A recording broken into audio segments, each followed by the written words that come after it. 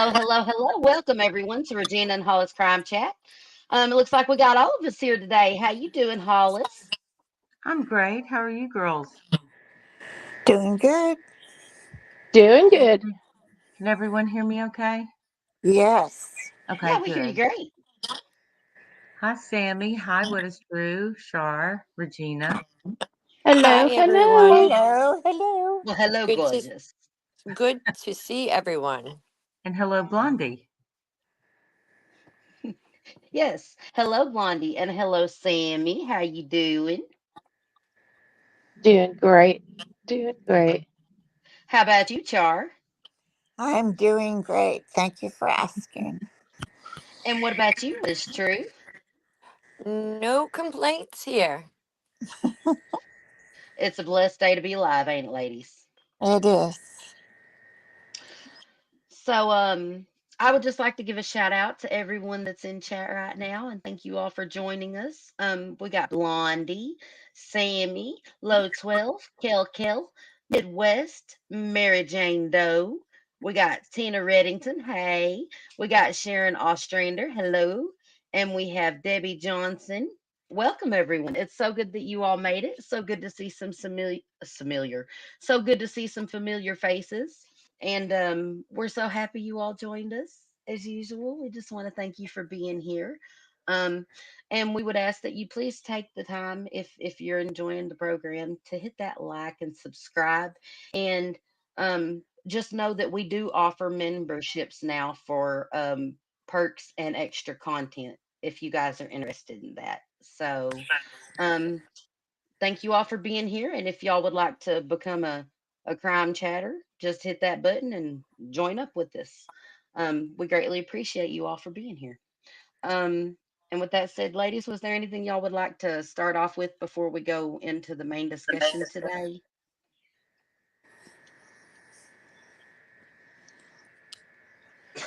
I say roll that beautiful footage. Yes. Okay, so if everyone would please take a look at their screen. What we're going to be talking about today is Sebastian Rogers. He is missing out of Tennessee. What's the name of the town? I forget. Oh, hold on a second. I'll just do this. Isn't it Hillsdale or Henderson. Henderson? That would be helpful. Yes. Well, what I have here is actually the missing persons flyer.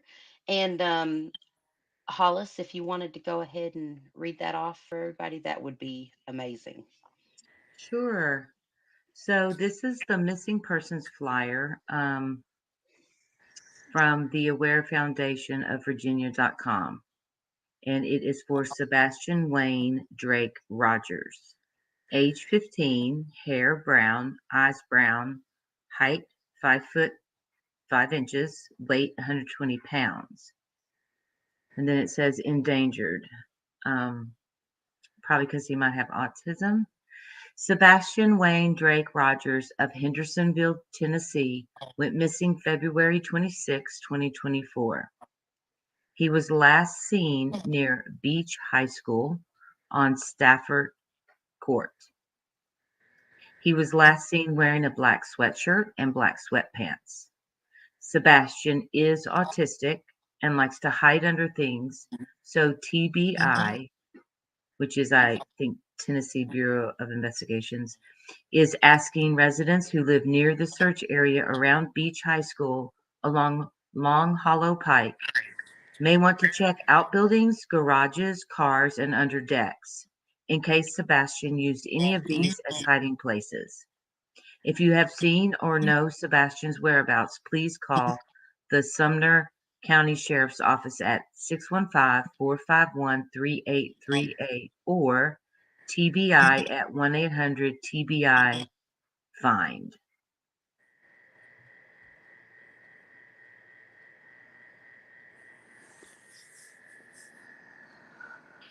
Thank you, Hollis, for reading that. Thank you, You're Hollis. welcome. Yes, it's just what I was fixing to get to. Thank you so much for reading that. I had my I had myself muted. Sorry about that. So this is Um, like literally a month. It's almost a 30 full days month. today. Ugh, yes, 30 days today, him missing. okay.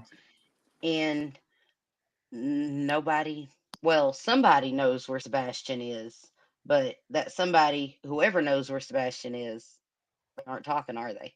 They aren't telling us where Sebastian is, at least. But Right. I have I have some things that I just wanted to point out to everyone that I have noticed and I've seen in footage and stuff between the different interviews, and we're also going to get into a little bit about a certain Facebook post um, and discuss Hmm. that a little bit that was posted by Chris Proudfoot, and we're gonna do some comparisons on some things right quick that don't make any sense to me, and I want to just get your ladies' takes on them after we go over them and see what you guys seem to think. Um, hey, Brittany. Oh, it's so awesome that you came and showed up, girl. Could the mods, if y'all would be so kind, put Brittany's link in in the chat and share the love. Oh, that's so sweet. I was going to say hi to Tina Reddington, Debbie Johnson, Mary Jane Doe, of course, all things serious, Brooke, of course, Kel Midwest, Sammy G, allegedly with Brittany J, Yankee Kyle, good to see you, And PJ.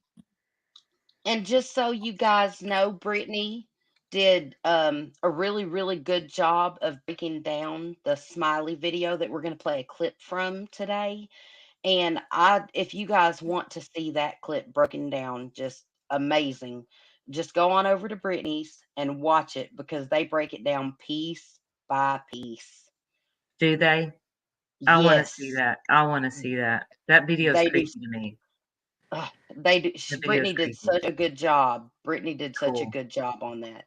So Awesome. yes, go over I there and think watch the full breakdown of it, you guys. We're not going to be covering that whole smiley video today. We're only taking certain parts out of it.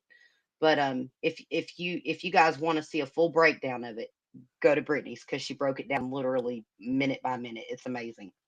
So go I'm going to ahead, go do Crystal. that later tonight. Yes. And I if y'all think haven't, show Brittany oops. some love while you're over there on the channel and give her a big thumbs up and subscribe. I think that revolving ever changing narrative with inconsistencies um is frustrating for me. Hey, PJ, Yankee Kyle, you guys go sub up to him too. He's got some really good content. Everyone in here has so much. Everyone's got so much to offer, and y'all know we're a place of love. So, um, after y'all, if y'all don't mind, go ahead and go check out Yankee Kyle's channel and sub up to him too. Hey, Angela, good to see you. You know Thelma what? And I Louise, want these people to call in hello. tonight because we're going to do call-ins. I want to hear what people have to say. This case really confuses me. I agree. I'd like to get some different perspectives Oh, um because everyone has something to bring, and I tend to see things better when I hear someone with a different perspective. It's very eye-opening for me. yeah, I like So the different opinions and perspectives as well because I keep bouncing back and forth, and I don't know where to put it all. So I'm There's so so excited much. about this live tonight. There's so much to go over. Like I highly recommend everyone go watch the full Smiley's video, and if you want it broke down really good, go watch it on Brittany's channel. Um, Tonight after you see the live, our live, go over there and watch Brittany's because she breaks it down even better. But for tonight, we're not going to be watching Smiley's whole interview because it is literally almost 4 hours. So so what are we go ahead. getting into right now, Regina? What are Right we going to be now, looking at? right now, I have a certain portion of the Smiley video that we're going to get into. So let's go ahead and get that started. Roll that beautiful bean footage. Y'all remember that commercial? I do. So let me pull up right here. All right. And we're gonna watch this part of this. And y'all take notes on what he's saying. Just pay attention to what So he's saying. I don't know how to say this any other way. And please forgive me because it's going to You're sound fine. like Say it. Say well, it. it's going to sound very jerkish, but I don't want softball questions. People wanted to ask me the hard questions. By golly, let's get these hard questions out. Uh, Sorry, but I just well, let me start. Okay. Have you ever had CPS called on you before? yes. Okay. Okay. And you don't have to go into it elaborate or anything like that. I just, that was the question that I had. And that happens, sometimes, especially when you have a child who is, has special needs and stuff. I've had it. Well, I'll be honest with you. I've had CPS called on me in 2 states, New Mexico and Tennessee. And so that include with Sebastian. Tennessee, West Sebastian, yes, ma'am. Okay. And in fact, Sebastian here, like I said, I got nothing to hide. So Sebastian went to school one day because we were at the house. He got in trouble. He didn't have a belt on. I was like, "Where's your belt?" He got it. Whack. Kind of got him. So he goes to I'd have school got and him. tells the teacher. They're mandatory reporters. So the teacher reports it. That afternoon, CPS shows up to the house while we're actually sitting down to eat dinner. Now, mind you, 15-year-old child, he's not real happy because he's in trouble, so he's being punished. So he shows, he makes a report. They come to the house, and the lady who comes to the house is the same lady we've had. She's had a case before. Now, the case that was before was something that didn't even happen, and it's like 3 stories that was shoved into one. And when they finally got it debunked, they were like, "Oh, he got so mixed up in telling one story, it mixed into 3, and it caused the commotion." Well, they canceled that out. So the one on me, she shows up, and I said, "Hey, how you feeling?" It's her again. She's like, "Oh, hey." She's, "Hey, I'm already don't." She's like, "Don't tell me anything, but I'm gonna tell you what I know happened." And I said, "Okay." She goes, "Blue, blue, blue." And she told me exactly what happened. I said, "Yes, ma'am." She goes, "Oh my God." I said, "Yes, ma'am. This is how it's been."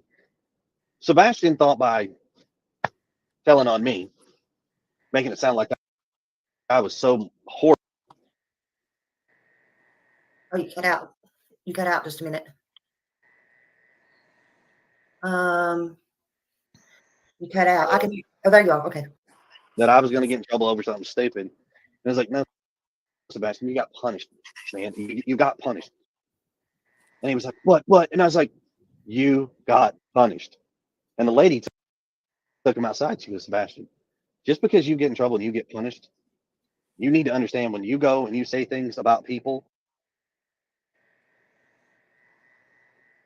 and you lie, you fabricate, you make it sound worse than what it is, sir, you can get in trouble for that." So that happened. And the lady was like, "I am so sorry." And I said, "No, he's just a child. He's upset.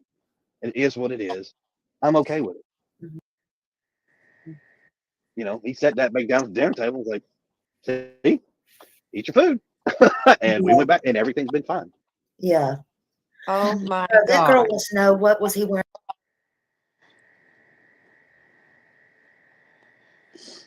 Did that man just.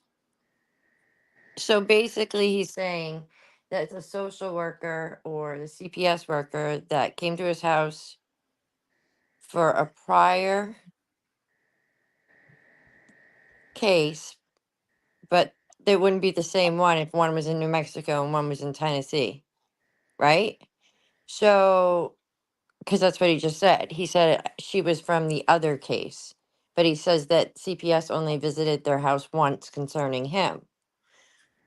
So basically, he's suggesting that the system failed because this woman just basically said, "Oh, you're fine," and he's putting blame on Sebastian. I Yes. find that disturbing.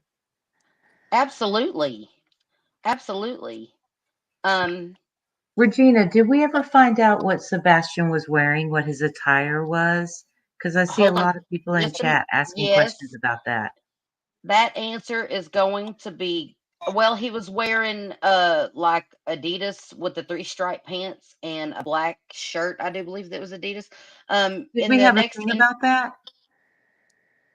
no, it's in Nancy Grace's, it's in the next interview, I do Oh, believe. well, I thought we had a thing about Sebastian's attire.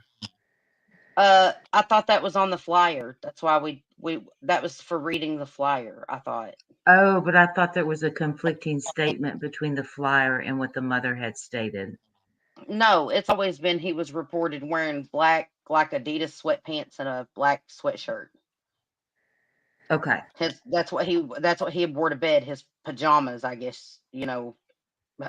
Whatever's Okay. comfortable. You sleep in. So All right. yeah. I just wanted to clarify that. I was getting confused. Well, I Okay. just wanted to point out that in his statement, he said that he's had calls on him in two states, one in Tennessee and Right. one in New Mexico. And they We're gonna only get came in out once for Sebastian, which would be this one. exactly. But just now, So, if you'll listen in the interview, he just said that it was called twice in Tennessee for Sebastian. right. He That's what I'm just said that. saying. He Yeah, did. He can't even absolutely. keep it. And there's like, what, 20 seconds in between statements? And they are conflicting, is what I'm trying to say. Like, he's his own Yes. contradiction. Yes. Which brings me to, now that we've played that, here's where I would like to get into the Nancy Grace interview, because it's all fixing to be more contradictions. It's amazing how many contradictions are in their statements and the things they add that they didn't add the first time and everything else. So, And it's a revolving narrative, ever changing. okay, we're going to listen to Nancy in high speed. Okay. February 26, Monday morning, 6 a.m. From everything we can tell, that is the moment that Sebastian's mom and stepdad realize he's gone. For just one moment, imagine that. You go in your child's room where you find your child every single school day morning and you wake them up, but at 6 a.m., he's not there. Can you imagine what must have gone through their minds? First of all, I want you to hear what his bio mom, Katie Proudfoot, says. Listen.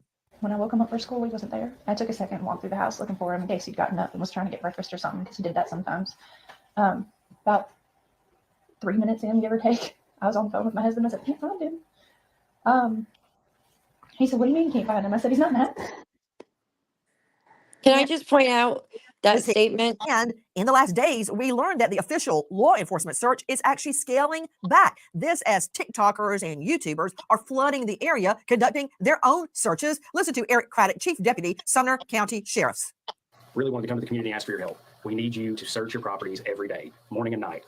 If there's a shed or a crawl space or up under your mobile home or a tarp that's in your yard, check it every morning and check it every night. Look for any details that something has been disturbed. If there's a shirt that was there today that wasn't there yesterday, notify us. You can really help us by searching your own property twice a day. Like I said, we're operating under the assumption that Sebastian walked off, and we really need your help to ensure that he is brought home safely.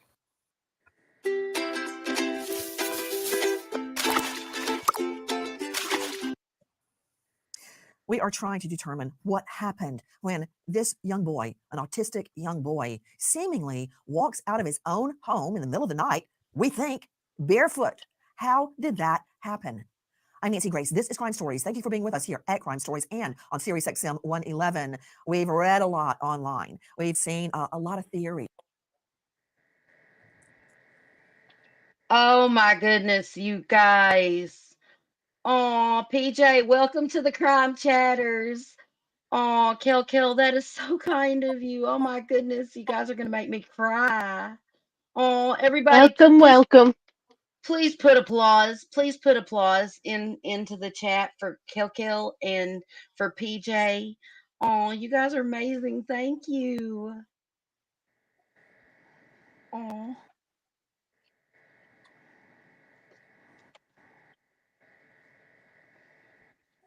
oh, you guys are gonna make me cry. Thank you. Thank you so much.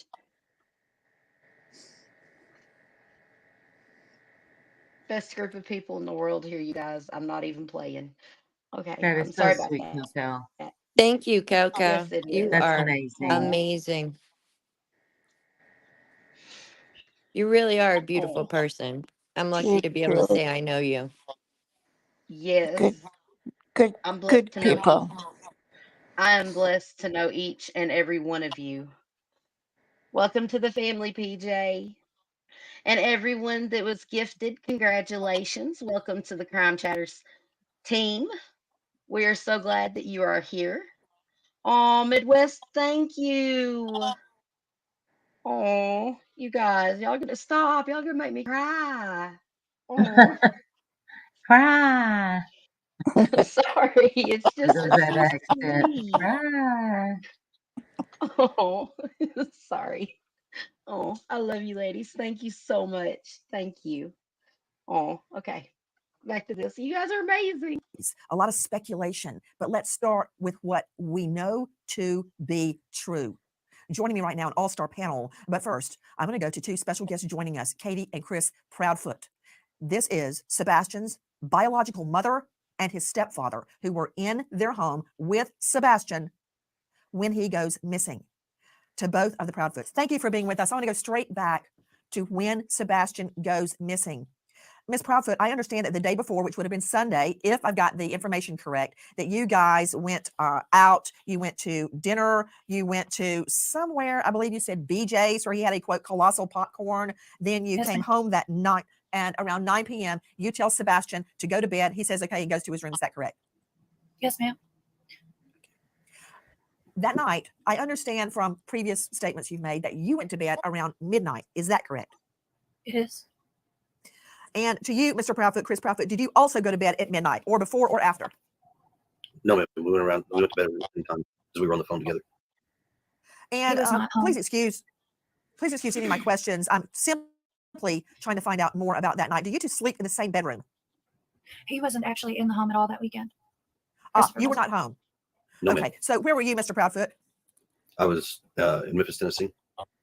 How far away is that? 3 hours and 37 minutes from doorstep to doorstep. And what were you doing in Memphis? Working. Where do you work? I'm currently working, or was working, at the St. Jude Children's Hospital construction project. Yes, I'm very familiar with St. Jude's. You said you were working there. Are you no longer working there? Right now, that's up in the air. Can I ask a Well, question? been gone ever since Sebastian went missing. So I understand. When you are home, do you two sleep in the same bedroom? Yes, ma'am. Yes, ma'am. Is this a 3-bedroom home? Yes, ma'am. As it relates to Sebastian's room? It's on the opposite end of the house. The master bedroom's on one side, and the other 2 bedrooms are on the other side of the house. Okay, so your master bedroom is on one side of the house and Sebastian's room is on the other side of the house. Is that correct? Yes, ma'am. Okay. Now, you have a 3rd bedroom that I believe you keep for your other daughter. Is that correct? Yes, ma'am. Is that Faith? Is your other daughter named Faith? Yes, ma'am. Okay. So where is Faith's bedroom as it relates to Sebastian's bedroom? It's in the back side of the house. Sebastian's bedroom is on the front side of the house. Okay. So his bedroom is away from Faith's bedroom and away from your master bedroom. Is that correct? Yes, ma'am. Is Sebastian's room on a top floor or a ground level? We have a ranch style house. It's a 1.5 story, so everything's flat, and then you have the bonus room above the garage. Okay. So his is on ground floor, right? Yes, ma'am. Yes, ma'am. Okay. That morning, was there any sign of a break-in through a window, a front door, a back door, a sliding glass door, anything at all? No, ma'am. Okay. No sign of forced entry. Was anything taken from the home at all? Not that we could find anything. We couldn't find anything missing. I want to circle back to Sebastian's shoes regarding if anything was missing.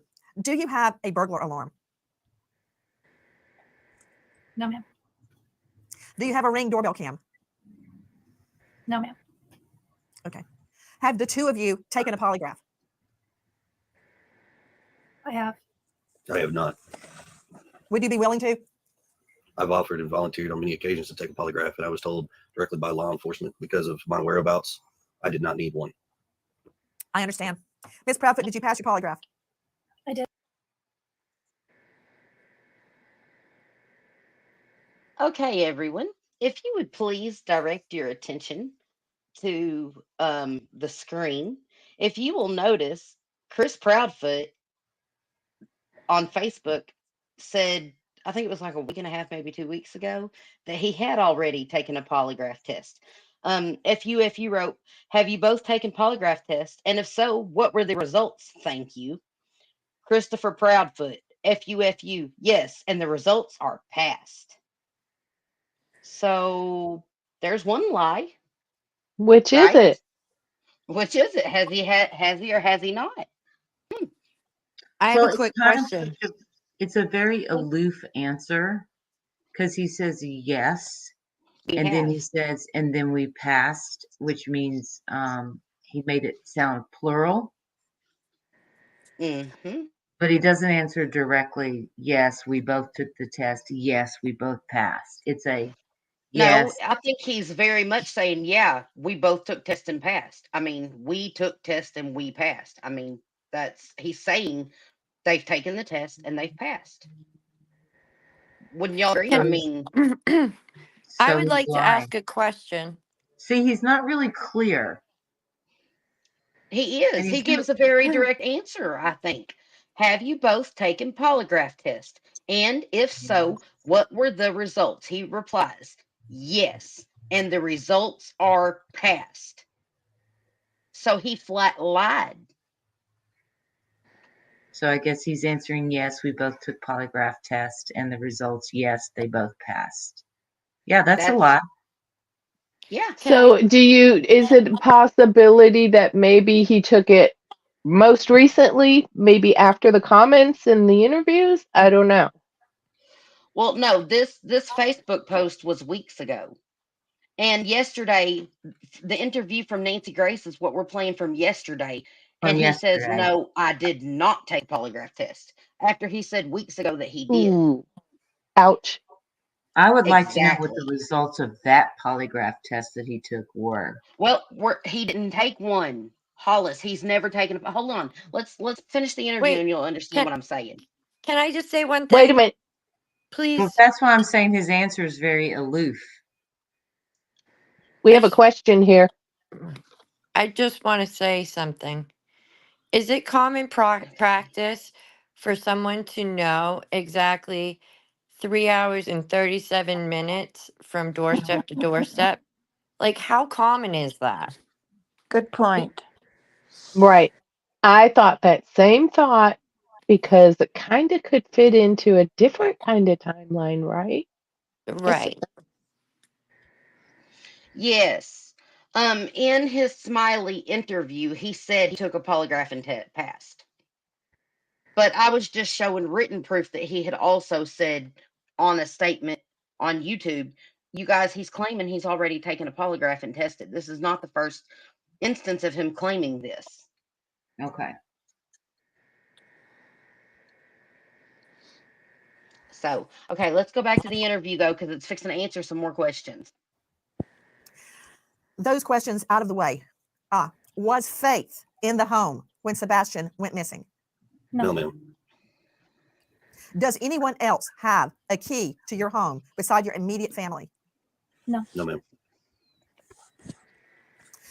That night, Miss Proudfoot, at midnight when you went to bed, what did you do until midnight? I had been reading a chapter that I needed to, and I had been talking to my husband on the phone. I was falling asleep on him, so that's when he told me it was around midnight. He told me to go ahead and put the dogs up and go to bed, and that's what I did. I got up, put the dogs where they sleep, and then I myself went to bed. Where do they sleep?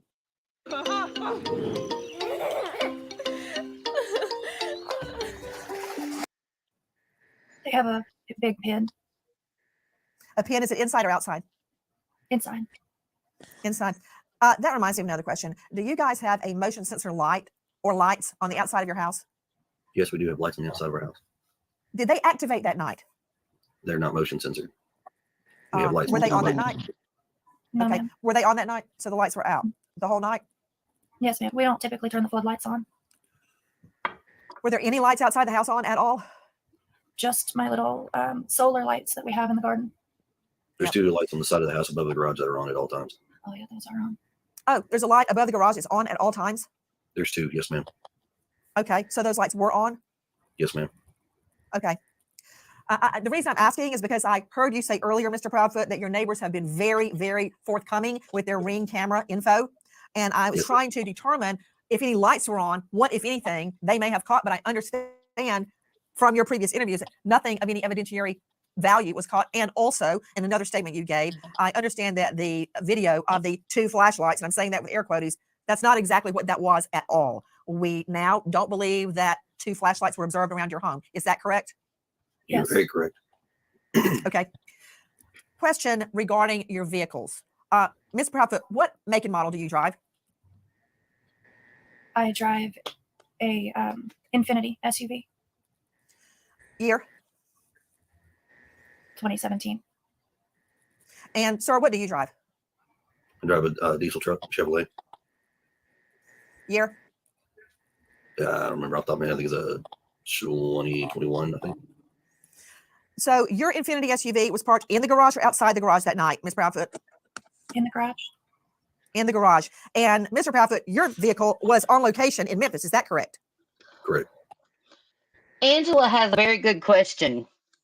How was she reading while they were on a 3-hour phone call?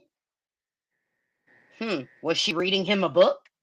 That's the only way I know you're going to be able to focus on reading and talking at the same time. Wouldn't y'all agree? That's a very good question. Yeah. I think that's weird that they put that in there also, the fact that she was on the phone. And one of the weird things about it is when she says, he told me to go ahead and put the dogs up and go to bed. Like, I found that to be weird. Kind of like demanding. Yeah. But yeah. I find it just odd. It was just an odd statement. Yep.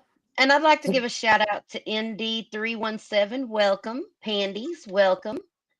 Paige, hey girl, how you doing? The lovely Paige.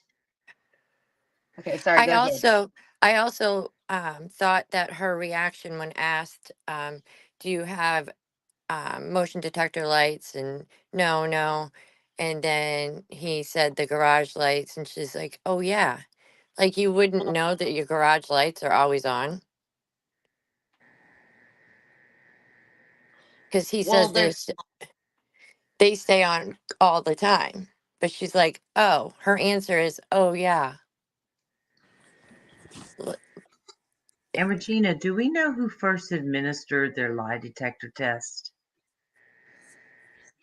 well, we're fixing to find out. Okay. The only person to ever take a lie detector test was the mother. So we're going to get into that. That's what I'm That's thinking. kind of the reason I want to finish going over this Okay. whole video. That was my question. That way we can discuss, because they contradict themselves a ton of times in this same video. I mean, it's just mind blowing.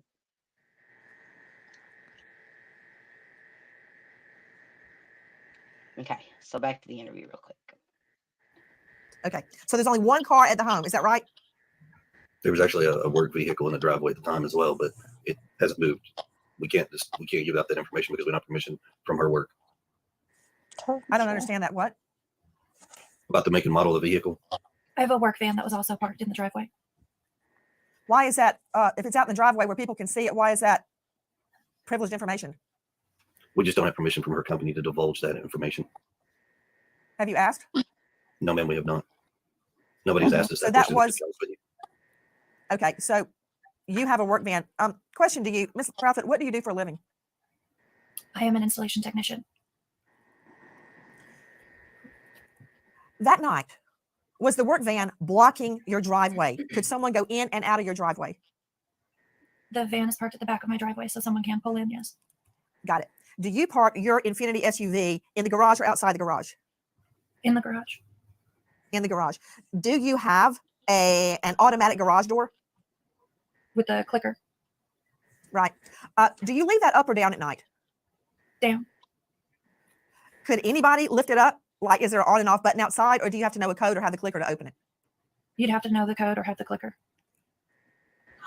Does Sebastian know the code? Not to the garage door, but to the man doors. This is why I stopped shopping on Amazon, and you should too. Don't spend another dime on Amazon. Not to the garage door, but to the house doors? The regular door, yes. So is there a code to get in your home, or do you use a regular key? There's a code. And he knows that code? Yes, ma'am. Question, I'm just trying to figure out how he would have gotten out, or if somebody came into the home. Could they have gotten through the garage door? No, unless they know the code or had the clicker, which they did not. Do you lock your doors at night? Yes, ma'am. Could he have left on his own through those doors? He could, yes, ma'am. But I heard in another interview where Mr. Proudfoot said he was not a, quote, wanderer. He didn't wander around. He never left the home before on his own. Is that right? Correct. We haven't had issues with him running or taking off in the past. Okay, let me ask you a couple of questions regarding the doors. Do you have any home surveillance, anything at all that would have given us an idea or a clue if the door had been opened or not, or a window? Not directly from our house. Well, then from where? That's what we were hoping, that neighborhood Ring cameras and may have picked something up. Gotcha. I want to go back to that night. You said you were up till midnight. You were reading something. What were you reading? A chapter for school. A chapter for school. Are you in school? I was, yes, ma'am. I've since dropped my classes for the time. What are you studying? Business administration. Gotcha. Where do you go to school? DeVry. So that night you go to bed at midnight after you've been talking to Mr. Proudfoot on the phone. You put the dogs away in a cage, a crate inside the home, and you go to bed. Did you check on Sebastian at that time? I did not. Okay. Do you normally? Not typically. Since he's gotten older, I've not been checking on him as frequently throughout the night because normally he's good to go in his room once he goes to bed. Earlier you had stated you heard a noise in his room before you went to bed. What time was that? Around 10 o'clock. 10 p.m. What did it sound like? Just a thud. A thud. You stated that you said, look, I don't care what you're doing in there. Go to bed. Is that right? I was on the couch, which is near his room, and I said, Bubba, did you fall out of the bed? And he said, no, ma'am. And I said, well, whatever you're doing in there, knock it off and go to sleep. So you heard his voice at 10 p.m.? Yes, ma'am. Do you have any idea what the sound actually was? I do not know. If he were to go out his window, what would he step on? Mulch and bushes. Did you say mulch or mush? Mulch. Mulch. Mulch. Okay. Got it. Has he ever gone out the window before? No, ma'am. Is his room on the front of the house or the back of the house? Front. Front. Do any of your neighbors' ring cams point toward your house? Could they pick that up? They do, but it's so dark that they can only see, after it gets so dark at night, they can only see certain things where there's light. I thought there were the two lights on. On the opposite side of the house. Okay. Can we talk about Sebastian's shoes? Why are you convinced Sebastian left without shoes on? Or are you? Well, the reason that came about is because all of his shoes are accounted for inside the house still. Are you positive? I'm positive. How do you know what clothes he was wearing? The clothes that we described are the ones I saw him in when he went to bed. That morning, you woke up at 6 o'clock. Is that the normal time you wake up? Yes, ma'am. Are you a heavy sleeper? Off and on. Do you take any medication at night that would make you sleep? No, ma'am. But you heard nothing? I did not know. So we know he is alive and well at 10 p.m. At 6 a.m. He's gone. You say he's never left before. Is that right?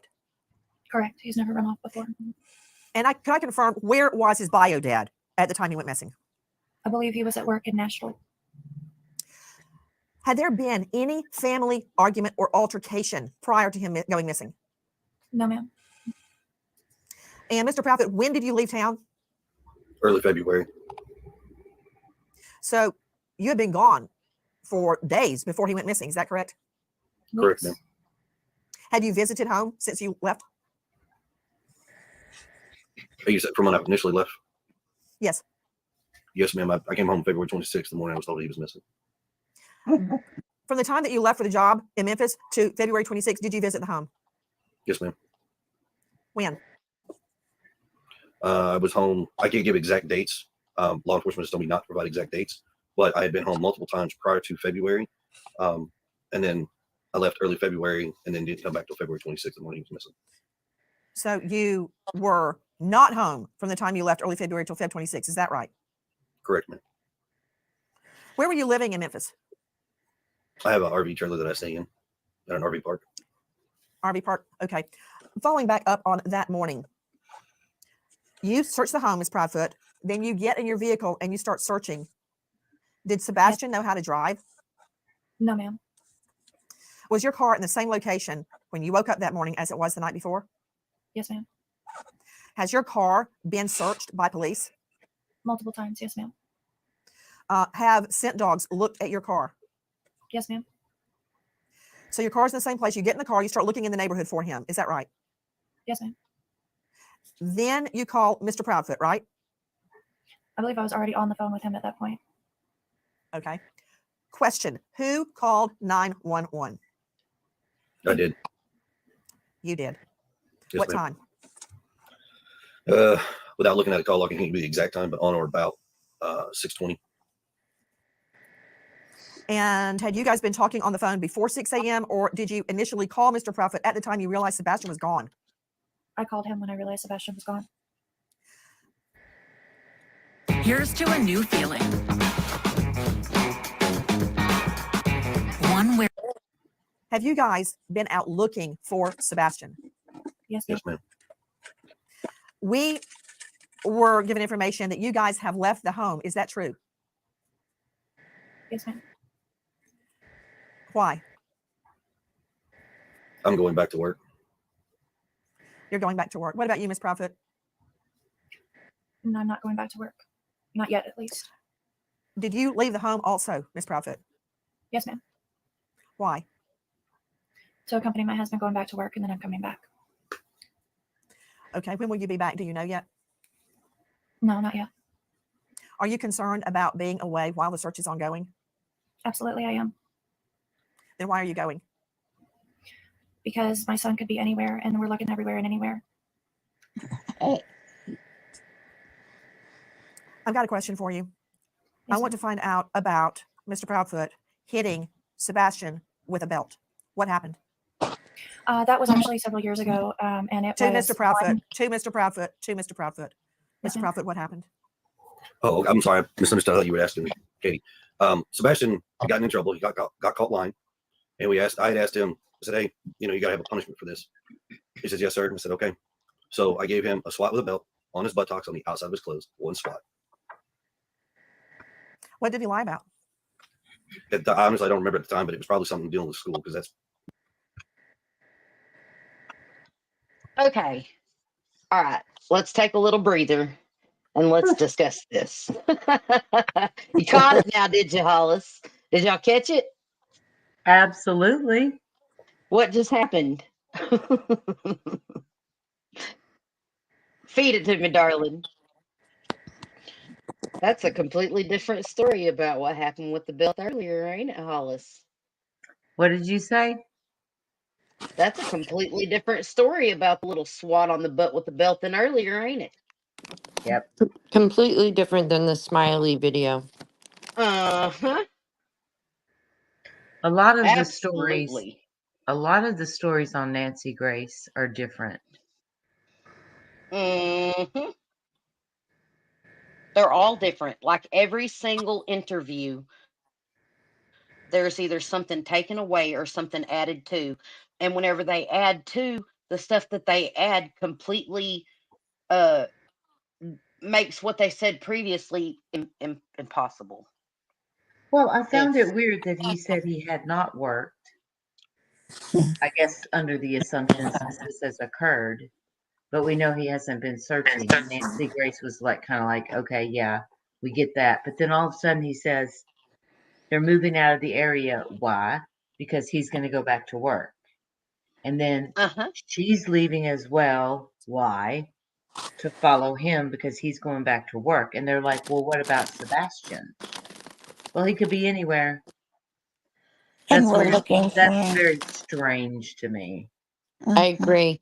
I would, as a mother, I would just send my husband away to go work and stay at home and search for my son. oh, beautiful. We love you. Not Take just your assume time. that he could be anywhere. Take your Well, time, That's beautiful, and do what you that's a got to do. bizarre We love you, statement. girl. We're praying you feel better. and later Sorry, on, Hollis. Hollis, it changes Can again. y'all hear me? It does. So Hey, can you guys hear me? Yeah. Can you hear Okay, just us? making sure. Yeah, I can hear you too. I thought I might have had a sound issue for a minute there. It's okay. Go ahead. So yeah, I mean, you can see the difference in she seems like I don't want to just assume something. She seems like she's been given a sedative to cope. Absolutely. She seems very monotone and just, but that, like always, an opinion. We all have them. I don't know if she is or she isn't, but he definitely said that he had not been back to work and insinuated that he didn't think he even had a job left. But now all of a sudden, she's going He's to got follow a him back to Memphis because he's going to go to work right, and not stay maybe. where your child in the Mm, town that your child no. was allegedly abducted from or is missing. It's just weird. I would stay on that front porch all night long. And no plea to either her child or said abductor if somebody did take him. We And I just so want to know, why would anybody think that's this child would be abducted? I'm finding that that's a pretty common occurrence lately with people assuming their children are taken and almost an excuse to not have to look, in my Right? opinion. Does this not remind y'all of Quentin Simon just a little bit? I mean, but The way the parents also are think acting? about this. What if Giuliani this kid Simon? ran away? What if this kid ran away and is just staying so low key? Well, I have a problem. I have a problem with that. My son's autistic, Hollis. You know my son's autistic. Right. And I promise y'all, my son won't go outside without shoes. Yeah, you're true. You're Not right. to mention, how would he be surviving without, you know, there's been storms, he hasn't had food, water, warmth. Where would he go if he ran away? Yeah. I, You I know, mean, I I would was, be, I, I, whoops, I'm sorry. no, go ahead, finish. I was You just go gonna ahead. say, I would be so happy if that is the case and he ran away. And the rest of us, including myself, have said things that may perceive them being guilty. I'm talking about CP and KP. I Right. don't know that they are, but I would gladly trade my thoughts of guilt for them to have Sebastian safe hiding somewhere any day. Exactly. Absolutely. But I have questions for mom, like, how much sense does it make that your child left without shoes? The thing that is bothering me is not knowing, did he wear his glasses? Because if he did, chances are he walked away because he put his glasses on. I mean, I'm just like really confused on what You're to right. really think. And as far as mama goes, mom should know every single thing about him, his habits, what he would or wouldn't do. If his glasses and his flashlight are gone, what's to say that because there's no shoes, maybe he wasn't lured by somebody tapping on his window? I don't know. I want mom to think, what, That's a very Sammy, this good point. doesn't make Sammy, any sense. Sammy, think about it like this. That's good, If Sammy. someone, the mom thinks he's been abducted, okay? But what kind of abductor is going to take the time to get a kid's glasses and put them on them and not put the shoes on too before they take them? Well, Only a I person, I don't believe. only a person that knew him and knew his habits might, might remember the glasses and the flashlight. Maybe. well, But not the shoes? I can see it simply being something I don't that know. if he awoke, I know I wear reading glasses now. I can't see without them.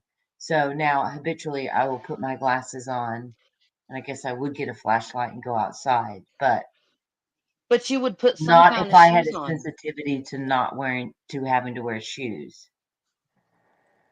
But if he's Autistic caught off children. guard, so if he's caught off guard, maybe he did fall asleep, he's caught off guard, something's at the window, is he going to get curious enough to maybe put on his glasses, get the flashlight because he's still in his room, he's not wearing shoes, and then something happens to cause him to go out there? That just doesn't make sense to me. If he's autistic and he won't go outside without shoes, Mom, that doesn't make sense.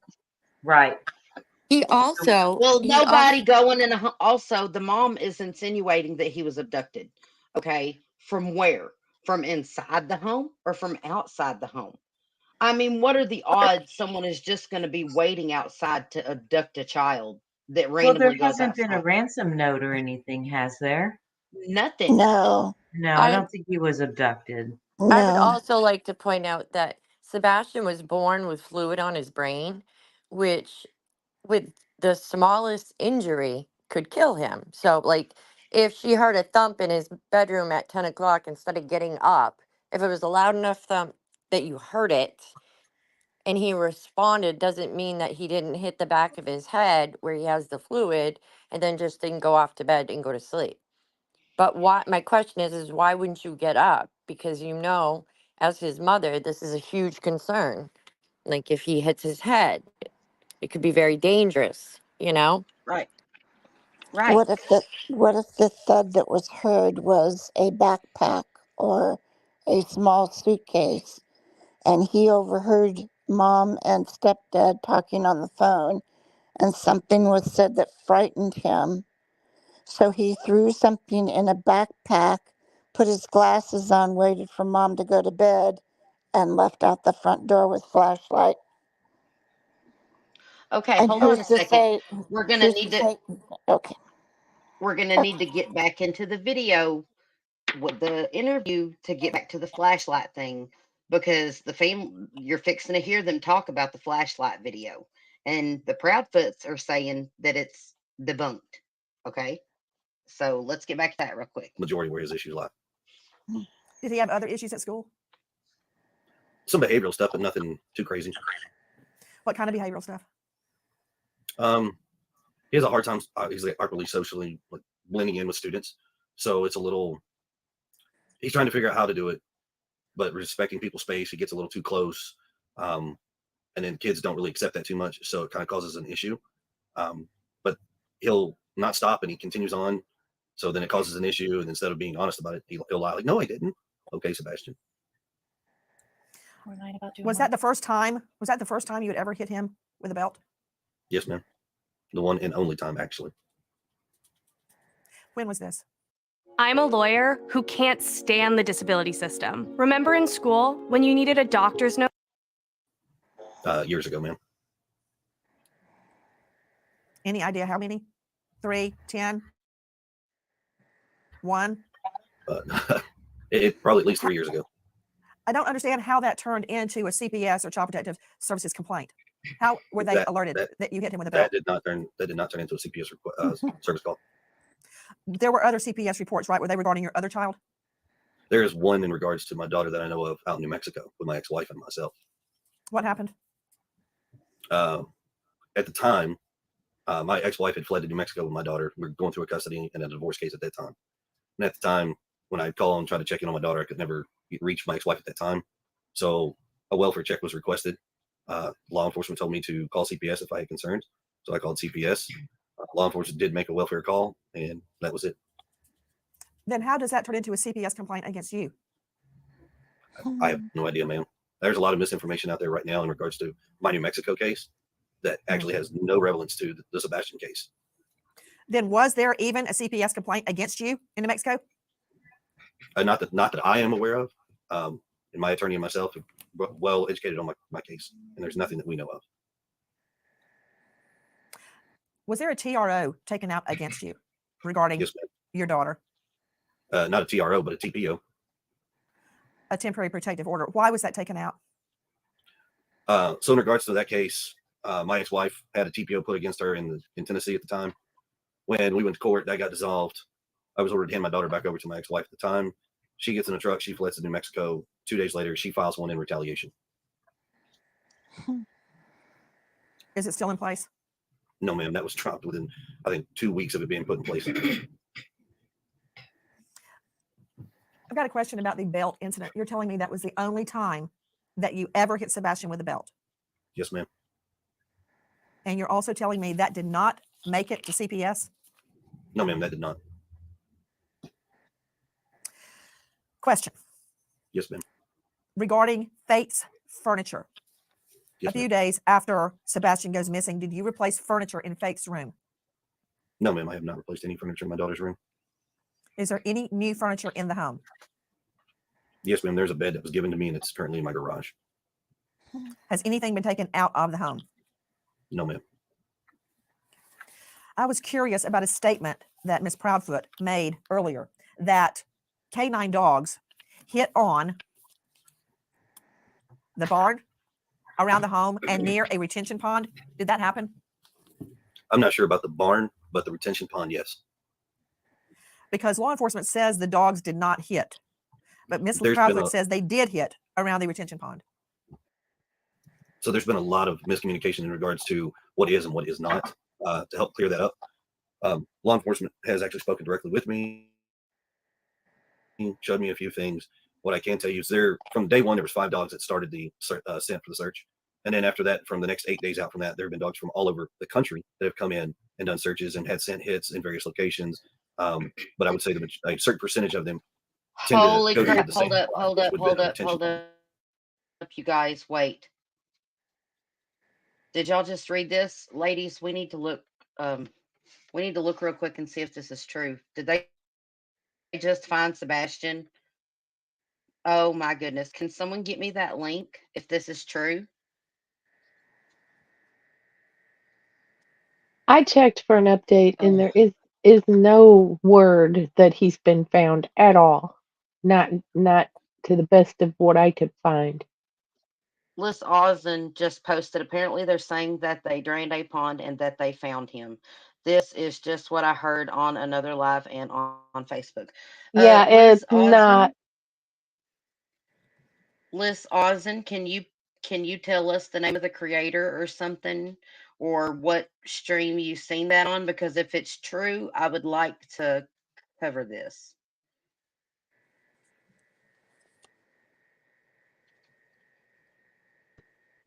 I don't think We just need that confirmation. I don't think that he's been found yet.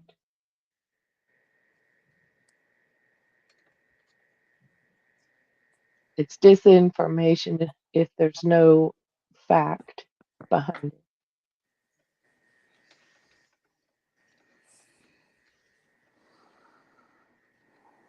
All right, let me look at this for a second.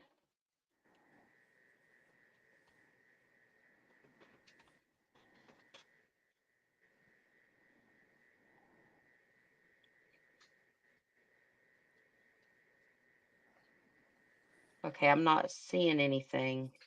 Me either. I just looked. I'm not seeing anything anywhere. Doesn't mean it's not true. I just can't find anything yet. Right.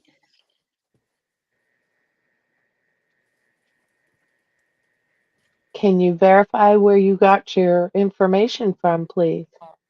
Yes, if you don't mind.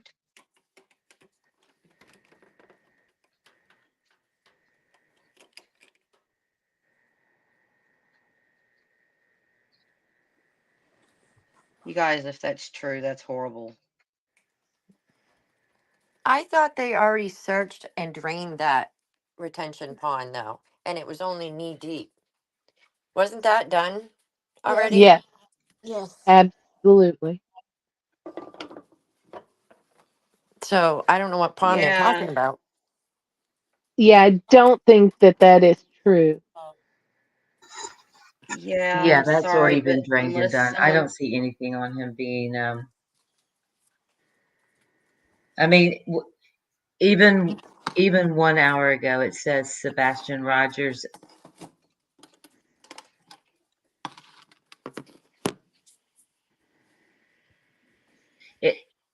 Yep. Carolina girl said they drained that pond before. If it's the one by their house, they've already had that pond Yeah, drained. it says an hour Okay, ago, so Sebastian Rogers update. Authorities logged 10,000 miles searched as father tries to keep up hope. And that was posted 1 hour ago from a news channel. And I don't Yep. see anything of them already finding. maybe we anything. can, Liz maybe we Liz can, Austin said 1 second. I'm looking for the live. Yeah. All right. Continue. Mm. All right. may, maybe, Char, you had something you wanted to say, honey. Go ahead. I just wanted to say that maybe if It someone happens a out lot. there has heard They something did that find we, the bones of Hollis. somebody from that dog hit the other day, but it wasn't Sebastian. It was another. It was actually where an individual Hollis. they found had been deceased there. But other than that, we don't know the real name of the person. Char, go But ahead. Char, go ahead, hon. if there is anyone out there that's heard something or read something, if you could call in and give us the source that you found it from, we'd sure appreciate it. Our phone number is down below. I can't see it because I don't have my glasses. are we all looking? Is that why no one's talking? Everyone's talking, Hollis. You have us muted.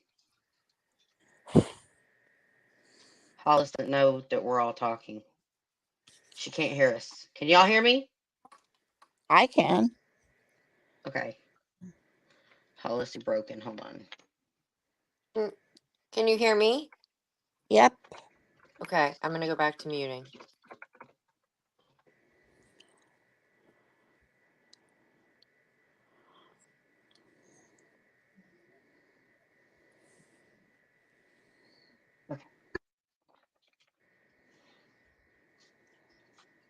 Oh, we lost Crystal. That's okay. We'll get her back. Well, now we lost Hollis. Okay, so let's go back to this and we'll see if anything breaks, you guys. There's Crystal. Let's go back to the interview and we'll just keep an eye out. So the law enforcement dogs did not hit on the retention pond. Is that what you're saying? No, I'm saying they did. There was at least 3 that I know for a fact that did hit on the retention pond. And the pond has been drained, correct? And there was nothing there. Yes, ma'am. They have walked it, drained it, and there's nothing. The retention pond was only knee deep anyways. On one occasion, Mr. Proudfoot, you stated that you and Mrs. Proudfoot have been, quote, vetted and cleared of foul play. That was stated on Chronicles of Olivia. Is that true? What do you mean by that? Yes. So after working with law enforcement of all agencies, they have actually told us that there is no foul play, no nefarious issues. We've been cleared of all wrongdoing. We are working extremely cooperative with all law enforcement agencies at any point in time that they've called, come to the house, anything. Was Sebastian angry or upset before he disappeared? No, ma'am. Not to my knowledge. What is your theory about where is Sebastian? I wish I knew where he was, to be honest. Your theory. I think it's possible that someone has my son. Okay, I just looked it up. I have done the work. Sebastian Rogers has not been found. That was all cap on Dolly Vision. I've already seen it. I've looked into it. It's not true. Sebastian Rogers has not been found. Yeah, I couldn't find anything. I just totally checked into it. It's all cap. Yeah. It's all cap. So yeah, disinformation, exactly. I could see how Lisa thought that, but no, Sebastian Rogers has not been found. That was a rumor, apparently. So I just went over there and checked it. I know where it came from. I know what it's about. It's not true. He hadn't been found. So that's I'm just cap. like, yep, that's cap. Okay. Okay. Moving on. Yep, moving on. Let's finish this interview. Right. Why? Because I feel like if he had been close to the house or had walked off, that we would found him by now with as many people as we had searching. Have you checked his social media? He doesn't have social media. Have you checked his phone? His phone has been thoroughly checked, yes, ma'am. Have you handed your phones to police, both of you? Yes, ma'am. Yes, ma'am, we have. Has police searched all of your devices, your laptop, your iPad, everything? Everything, yes, ma'am. Other than you, Miss Proudfoot, who is the last person that saw or heard Sebastian alive the Sunday before he went missing? 2 of his aunts, a cousin, and the staff where we had dinner. And that was at BJ's the night before or the bowling alley? So BJ's, and then we went to the bowling alley, and then after the bowling alley, we went to dinner before coming home. I want to follow up again on the dogs hitting. Earlier, Ms. Prophet had stated the dogs hit around the house, the barn, and at the retention pond. Is that correct? I don't know about the barn, but I do know that they did track to the pond, yes. Did the dogs also hit around the house? Yes, ma'am. On the outside of the house? Yes, ma'am. Were they scent dogs or cadaver dogs? They brought in both cadaver and tracking dogs. Which dog hit, a cadaver dog or a scent dog? Scent dog. It's all been scent dogs that have hit. The cadaver dogs have not hit on anything that we know of. What do you believe Sebastian was wearing when he disappeared? And would that have been what he slept in? Yes. So the clothes, the black sweatpants with the white stripes and the long sleeve black shirt, that is what he went to bed in. And the reason that I believe he was still wearing those clothes is because when we searched, I did not find those clothes in the house. So I have to assume that that's what he was still wearing. I'm sorry, I couldn't hear you. Did you say that's what he wore when he went to bed? Yes, ma'am. Joining us right now, in addition to Katie Proudfoot and Chris Proudfoot, the bio mom and stepdad of Sebastian, an all-star panel. First to Brian Trasher joining us, Vice President of the Cajun Navy, who has joined the search. Brian, thank you for being with us. Who asked you to join the search? Well, we had deployed a team up to Nashville, Tennessee last week in response to the missing college student Riley Strain. And we stayed up there until he was found. While we were in the area, we had a lot of people reaching out to us on social media saying that there was a young boy who had been missing for several weeks that was only about 20 miles away from where we were. So we talked to a few people, got some information, and decided to deploy part of our team that was already up there to Sumpter County to investigate and see what we could do to help out. You went on your own. Were you asked to join? We were asked to join. I'm not sure specifically who some of our people talked to, but we always. Okay, for everyone watching right now, I do need y'all to just know this is not the real Cajun Navy. This dude that's actually on Nancy Grace's life is the VP of the scam Cajun Navy. So I Can you just believe thought y'all might that? want to know that. Yeah, how does that happen? How does Well, that happen? JLR, JLR was on the scene and he was treated in such a different way from these guys than he's normally treated. And he noticed it and he caught on to donations and all this. Like he really shouted it out. It was really JLR that called them out on their fraudulism, if that's a word. And shout out I to had him for heard, doing that. and what's crazy is these guys are on here like, yeah, if you hear about the other Cajun Navy, that's not the right one. And these Right? guys are the fake ones. They're the fake ones. I These What think the guys are that world? frauds. I think it's crazy that not yesterday, the day before, they scrubbed their entire Twitter account regarding even the Riley Gaines case and this case. There's nothing. It's Hey, gone. Erica, good to see you, girl. Yeah, if Exactly. you watch JLR's video, he really is angry and mad at how he was treated by these people who were being fraudulent. And you can tell the way he knew the way he was treated was they didn't know who he was. Because JLR gets a lot of respect from the police officers when he's covering things. Because he knows how to stay back and he asks the right question and he's polite about it all. But these guys gave him such a rough time. And then he really dug deep into them. And no, they're complete fraudsters. And shame on them. Shame on them. That's Shame correct. on them. PJ said allegedly this group collected like 500,000 during Katrina and the victims got nothing. You know what? If anything comes Yep. out of this, Regina, That's let's it. make sure these people don't rip other people off anymore. Well, and Yep. to be honest with you, this is a distraction from the case of, they're like, they've taken away from the search for Sebastian. It's been halted and nobody went out yesterday other than the few people that disregarded, that have every right to search. But they've just halted things with their shenanigans, in my opinion. Mm-hmm. Well, it's also disrespectful to the victim and to the child and to the Yes, family. beautiful, Missy Ball. I completely It's really agree. disrespectful. Yes, I think that's probably what it is. And that's what's sad. You can't be taken seriously because of a few nutbags.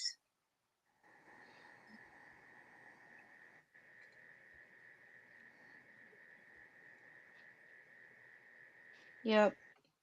But let's finish watching this interview. I just wanted you guys to keep that in mind that this is literally a fraudulent person.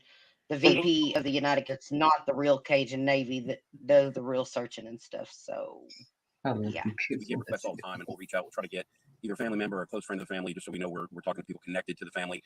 And somebody had reached out and asked us to join since we already had assets so close to Sumner County.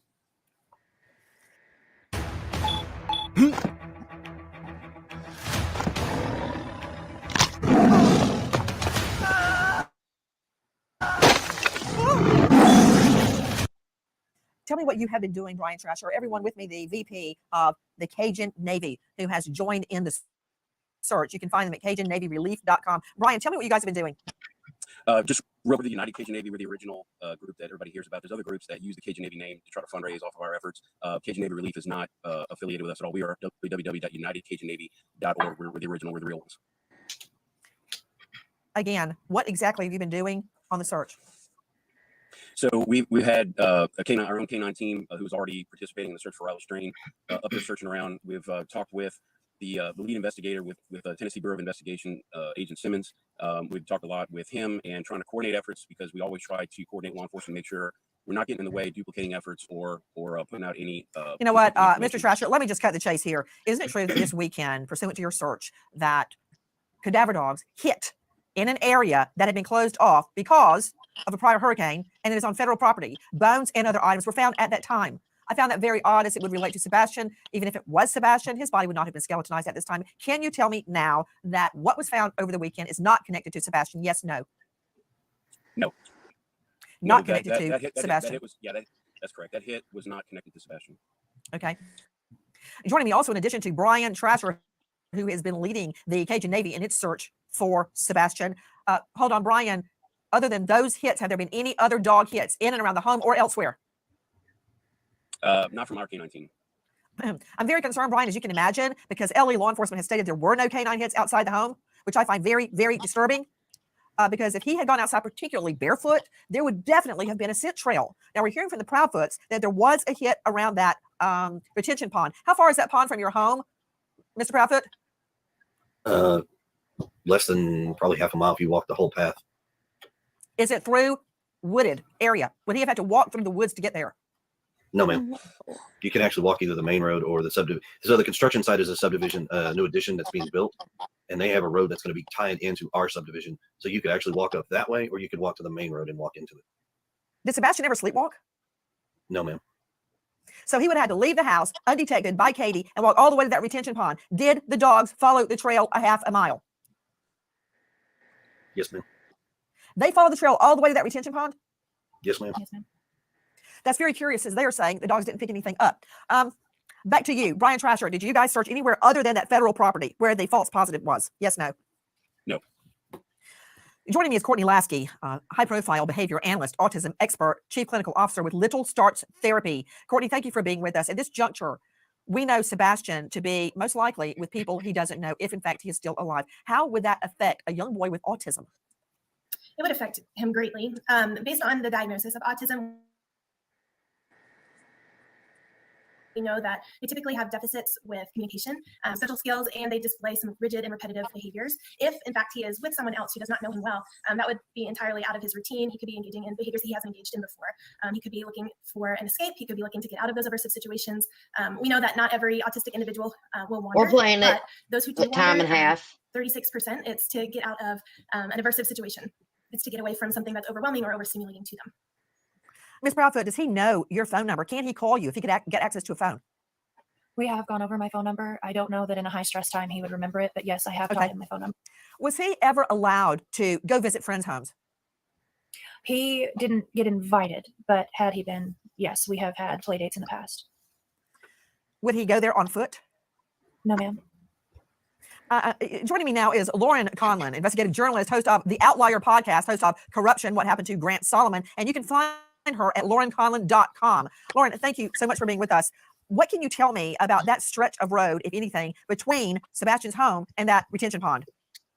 Well, look, Nancy, I mean, I think like everything else about this case, it is very confusing because the public hasn't heard much from the police. We haven't heard much from the Proudfoots, obviously, when it comes to that, or Seth Rogers. And now I'm learning a lot here as I hear Chris Proudfoot say, okay, we can't speak about this because of law enforcement. And now with the Cajun Navy coming in, I think a lot of us are very excited that they are going to basically canvass this road. And they are actually telling civilians to hang back. Nobody needs to search this anymore. You need to stop. You need to stop helping and let us work with law enforcement and take over. Now, I called the Sumner County Sheriff's Office yesterday because of all the misinformation going around. And I got to be honest with you, they didn't even know what was going on with this road, with the recreation search. They were either very elusive or they were very confused. But either way, it's very concerning because the people, as well as myself. Did y'all hear that? I think she's kind of calling out the Cajun Navy just a little bit there, ain't she? She sounds a little PO'd, if you ask me.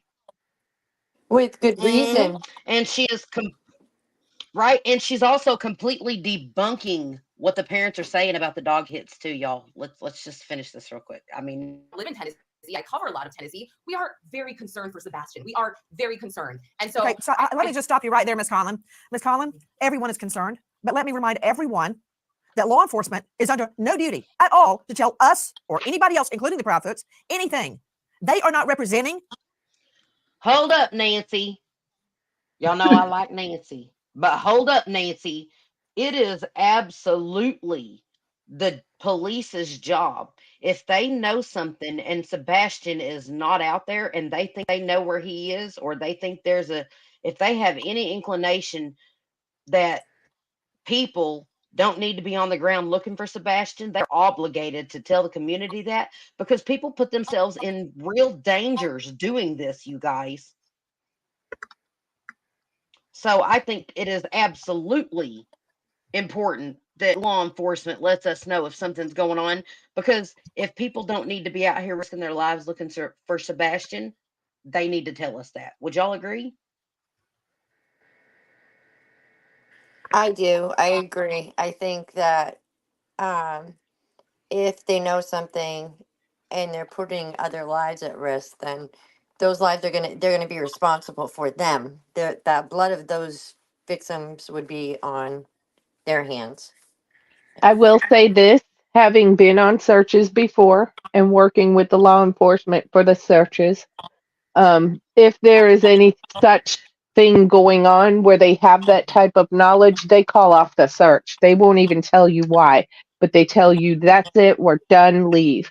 And then you find out, that the individual has been found, or that they have leads that are making our search unnecessary. So whatever. But I'm just saying, But see, that would be how they would operate. I think that this Cajun Navy has been nothing but a distraction. Absolutely. I agree. I agree. Okay, so that was all I had to say. Y'all know I agree with Nancy 99% of the time, but I do think that they have an obligation to tell the public if they need to quit looking for him. That's the only thing I was going to say.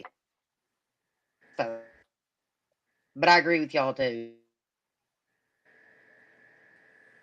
The Proudfoots, they are representing justice, and they will do what they have to do. The fact that they're not giving us a blow by blow is their business. Does it mean they're stymied? I don't know. Does it mean they know more than we think they do? I don't know the answer to that. But just because they're not releasing an ongoing investigative file is not a concern to me. At this juncture, I'm collecting facts in the best way I know how. Now, regarding that route from the Proudfoot home to the retention pond, is it your understanding, Lauren Conlon, that there were no hits by scent or cadaver dogs along that route? Correct, Nancy. It is my understanding there were no hits from the dogs. PJ. It is very confusing. It's confusing. Sometimes, Lauren, when we try to put together a puzzle, but we're missing a few pieces and we don't know what piece we're missing, you can't put the puzzle together. We're missing things from this puzzle. And right now, I'm on a fact-finding mission. I am pointing the finger at no one because I want to find Sebastian. I want to go to Dr. Jory Crossan joining me. And guys, again, please, Proudfoots, Trasher, Lasky, Conlon, jump in if you have a thought or you want to contradict, because a lot of this is elusive. We don't know everything. To you, Dory Crossan, joining us, former law enforcement, now faculty, St. Leo University, very well known psychologist and author of Operation SOS. You can find him at drjory.com. Dr. Jory, thank you for being with us. Many people have made much of the fact that when interviewed, the Proudfoots do not look at the camera, they look away, they don't cry, and they don't seem upset. Now, that may or may not mean anything. People can be very upset, crying, screaming, cursing. They may show no emotion at all. They may be numb by the time interviews are happening. I'm very different. When I talk about my fiance's murder or I talk about my dad's death, I still cry, even when I swear I'm not going to. But everyone reacts differently. I'm going to throw this directly to Mr. and Mrs. Proudfoot. Much has been made. I'll ask you. You very often look away, don't look at who's asking you questions, show no emotion. Much has been made of that. And I'd like to hear your response. I'm not judging one way or the other. I'd like to hear your response. So the fact of not looking at the camera all the time is because a picture of my son is sitting beside me, and I'm looking at him. As far as the crying thing, I have been crying off and on nonstop for a month. Many people have asked me, why did Miss Proudfoot not call 911 immediately? And here's your chance to answer that. Welcome, Because Cassie by the time I Wisher. realized my son was missing and I called my husband at that point, I was hysterical. I was at the point where I couldn't even form words anymore. And my husband is the one who remained calm enough to call them. And to be honest with you, Miss Grace, the way we live outside of city limits, so you don't call 911 because you get routed to a dispatching hub who asks what's your location, and then they route you to another dispatcher to talk to give this story. I cut all of that out and I called straight to the sheriff's department because they have jurisdiction of where we live. So sorry that I decided to bypass a few steps and go straight to the source, where they responded within 10 minutes of the phone call being made. This game, you're not ready. Miss Proudfoot, that evening, were you drinking? No, ma'am. Had you used any type of drug at all, even OTC, over the counter? No, ma'am. And you had no argument with Sebastian that night? No, ma'am. You stated you put the dogs away into a crate before you went to bed. Is the crate located near the exit, near a door? No, ma'am. Would the dogs have barked if there had been an intruder or if Sebastian had left? The dogs don't typically bark at me and Sebastian because they're used to us. Even if we get up, we come around, they don't typically bark. Strangers, they do tend to bark, at least for a minute or two to get attention. But no, ma'am, they don't typically bark at Sebastian and myself or Christopher. What kind of dogs are they? Morkies. Question, where is their crate located? In the area near my sunroom. Over by the In kitchen. your son's, okay, hold on. Is it outside your son's room? No, ma'am, not. Sammy, let's talk about this for just a second. I'm sorry. I'm sorry, when you were playing it and Nancy was talking and talking and talking in fast speed, that's all I kept thinking about was how hilarious that would be with Peanut and the old man and Ahmed. Yeah. I couldn't help it. It was a random thought. Oh my goodness. That's good stuff right there. Sorry. That caught me way off guard and I was like, we got to talk about this for just a second. That would be hilarious. That is funny. All right. Okay, back to it. I'm sorry. Sebastian's room. Son, yeah, yes, ma'am.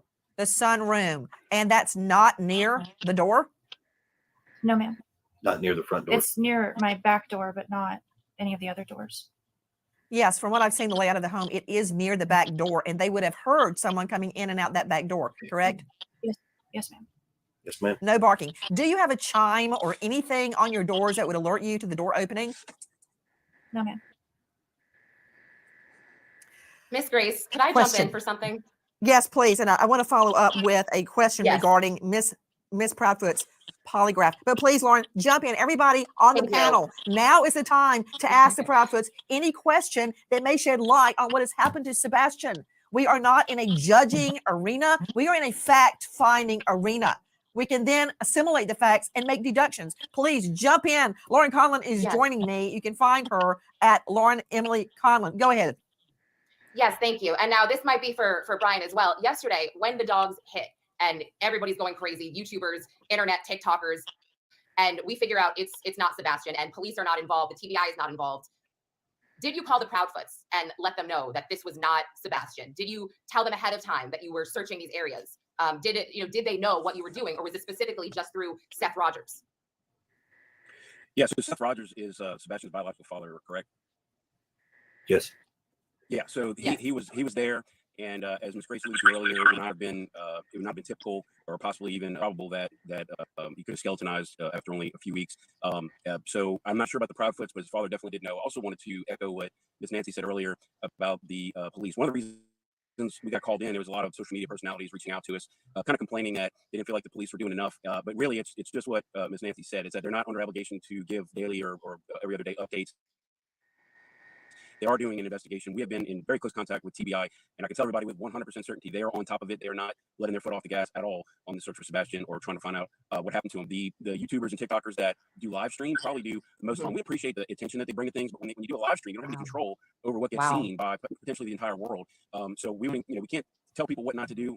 They have free speech. It's their own accounts they're using. Not helpful to do live streams during searches like that. If you want to do it, do a video that you can potentially edit later, so that we cut down on the amount of misinformation. That's why social media is not necessarily our house. We go in and do search and rescue. You have to trust the process like we do. We trust law enforcement is going to have this wrapped up probably very soon. Brian, however, I want to make sure that you are not encouraging citizen sleuths to stop looking, because I've had many cases where we put out the warning and they actually spot a missing person. I mean, I only have to point to Gabby Petito, whose remains were found in dispersed camping way out west by a citizen who had heard about the case. So, sometimes their information is wrong, but there is no way in HELL that I would ask them to stop. And I know that's not where you're headed. Yeah. No, we don't want them to stop. Matter of fact. But they did. They tried running JRL off. They've tried running other groups off. I mean, okay. What do y'all think?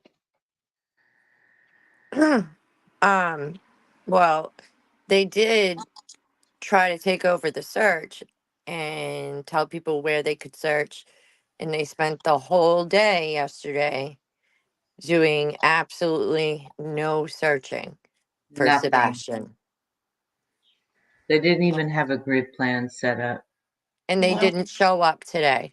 And kudos to JLR for outing them out. His video was priceless. For 30 minutes, he went point by point, based on his experience, why this crew was fraudulent. This 15-year-old boy has been missing for 30 days. And we have these people that are trying to pull strings and so they can be big boss on campus. And for what? It's not benefiting Sebastian. It's not benefiting his father, Seth. And and you know what? They did not find Riley's strain. A worker found Riley's strain. And I just, this whole part of the story, it just bothers me so much, because this is going to put another search party group in bad light, and there's a lot of good people out there that do these kind of searches for the right reasons. And now we're going to have to be second guessing ourselves with this now. This is what I'm taking from the United Cajun Navy. Yeah. I just think they've taken resources and time and effort away from Sebastian, in my opinion. That's all I got. I think it's wretched, personally. I think it's wretched. So, I agree. Tara, what do you think? I think that it's any time the spotlight is taken away from the child, is the time that the people themselves need to take a look at what they're doing to make a mess out of the search, because I'm telling you, I've been watching this, and it's been mostly women, I must say, searching, but these people have gone out there and spent days, all day long, carrying a backpack looking for this young man, only to be told to stop. It's It's of no, there is no sense to anything like that. There is no explanation that should be accepted. None. Oh, everybody, can we get a big round of applause in the chat? Oh, Miss Kathy, thank you so much, you guys. Y'all get, I'm gonna start tearing up again. I'm not playing. Oh, thank you, Miss Kathy. She Thank gifted you. 5 memberships, you guys. And if y'all received one of the gifted memberships, you guys be sure and tell Miss Kathy thank you. That is so sweet.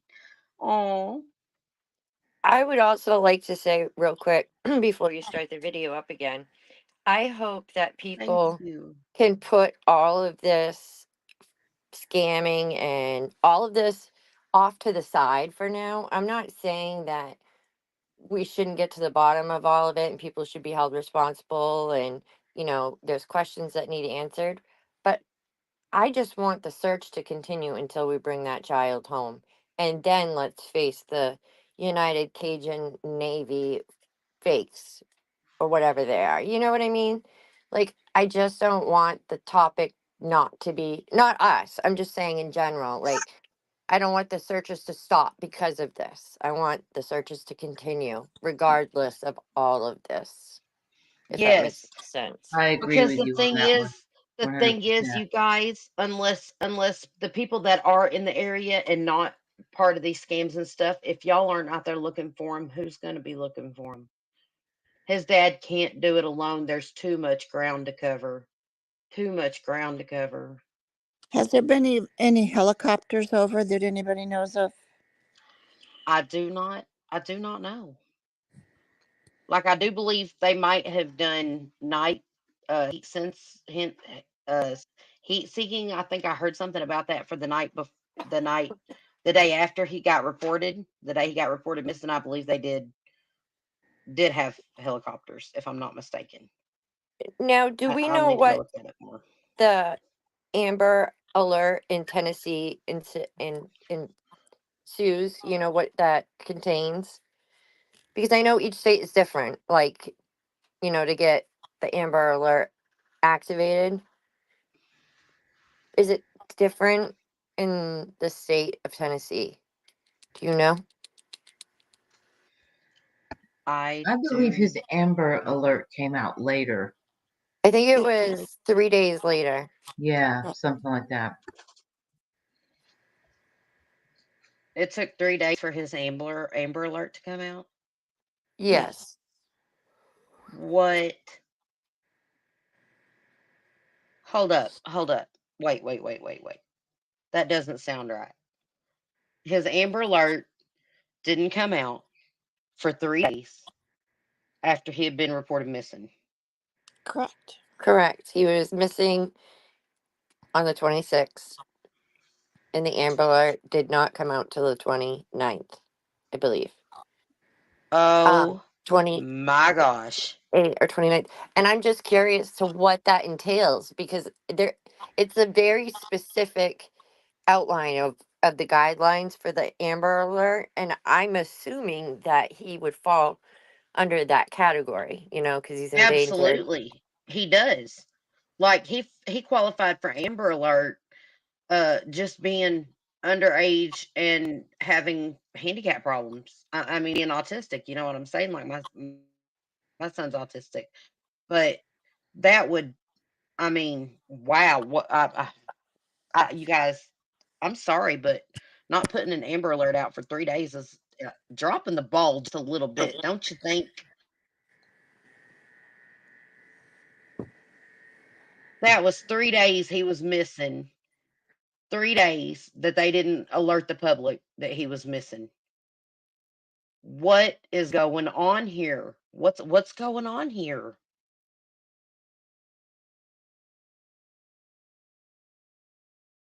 What What's do y'all going think? on? What's going on is injustice to Sebastian because I believe that Seth Rogers is motivated to continue searching because he has a pure heart and it's true love for his son. He wants to find his son. And I think that's commendable, and he's trying to be respectful and follow the guidelines and this because they have all this federal land that's involved. So I don't know. It's a travesty. The whole thing's a travesty. This little boy, I mean, he's 15, but he's still a little boy, missing for Oh, 30 days. 30 you days. guys, everybody, yeah, exactly. Crystal, I'm sorry. You guys, everybody put a round of applause in the chat for Miss Brazzy. Miss Brazzy, look at you. You ladies are so amazing. Y'all gonna, I'm serious, y'all. I've been tearing up this whole time. Y'all gotta quit. Y'all gonna make me cry on live. I mean, literally cry on live. Oh, no, thank you. Thank you so much. You ladies are amazing. Miss Brazzy coming out, gifted 5 more memberships, you guys. And remember, if you got a membership, to give Miss Brazzy a big thank you. Oh, Thank you, Miss Brazzy. We definitely have the best mods around. Low 12, Cal, Page, Midwest, Low 12, Miss Brazzy, Beautiful Messy Ball, oh, Kathy. Great people. Great oh. people. Amazing people. The best group of people in the world. And I know I say that all the time, but I only say it because it's true. Y'all are the most amazing, It's amazing. it says that Sebastian, the Amber Alert went out for Oh, him we love on you, Miss February Brazzy. 27th.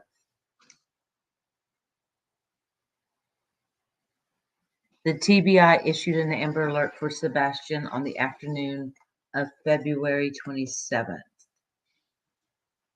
So it was the next day. Say that again, Hollis. The The dates. TBI issued an Amber Alert for Sebastian on the afternoon of February 27th. Okay, So so he they went did issue the Amber Alert the day after he went missing? yeah, because he I went guess missing that's on better. February 26th at 6 p.m., I guess, around that time. So guess Do they you waited think about 24 hours before they did the Amber Alert. that still doesn't make any sense because It's usually like still too within long. minutes, it's still yeah, that's what I'm saying. That's too long. Yeah, 6 a.m. is when she went to wake him up and he wasn't there. So within an hour, I think they would have called, right? Do we know? Supposedly they Yes, called at 6:20. They're around supposedly. about 6:20. But yeah, 6:20. But I do agree that's too long. Well, there's Too a long. delay in the Amber Alert for some reason. I don't know when she called him in missing, based on when the Amber Alert was issued. No, she called at 6 a.m. on the 26th or Okay. 6:20. Well, they It called. may be his age. They may think anybody 13 or over is a runaway and they wait 24 hours. But he's an endangered teen or considered.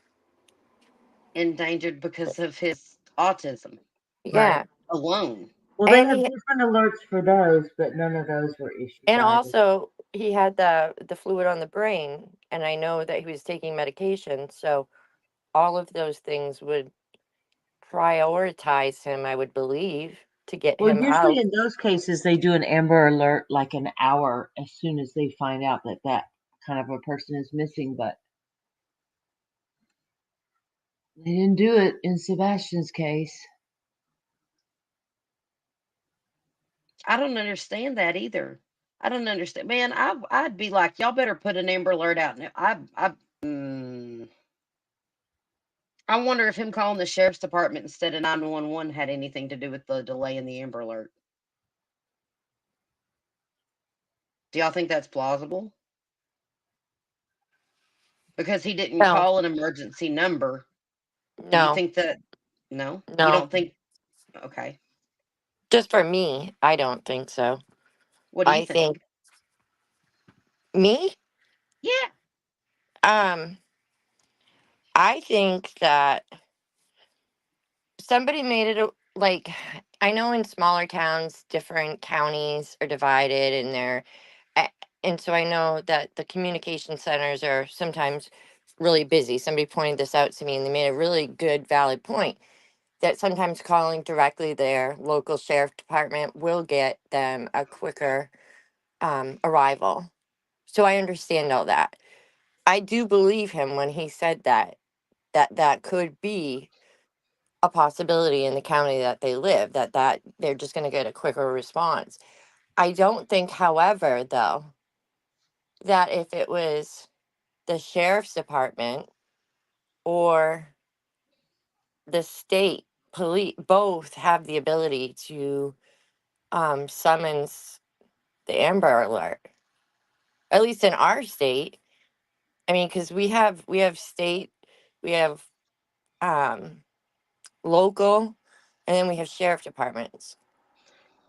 Hey, Trista, welcome to the Crime Chatters team. Thank you So I so don't much, know. you guys.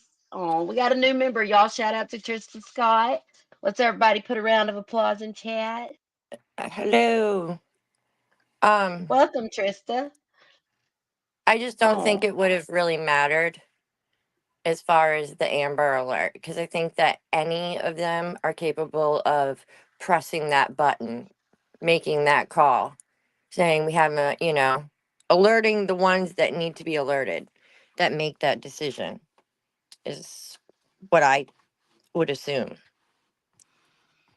I You know agree. what I mean? I So agree.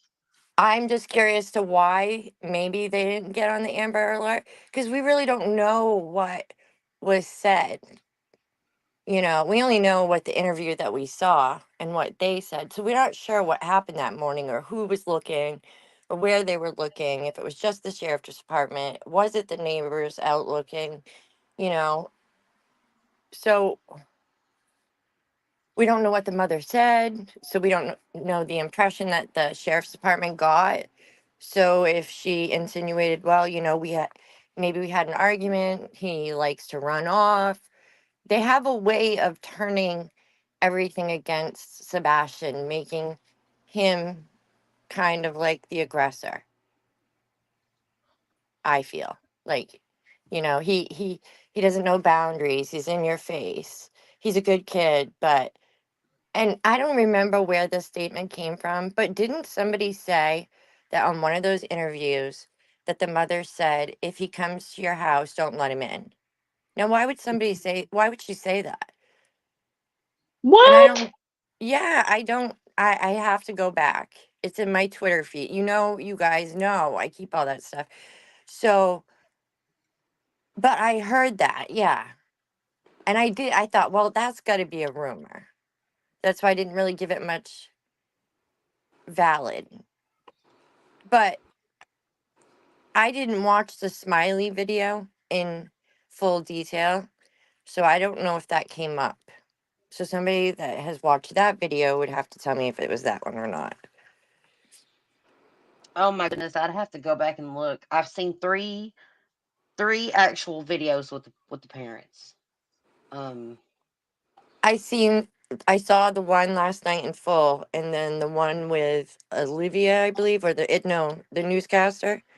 Was it mhm, Olivia?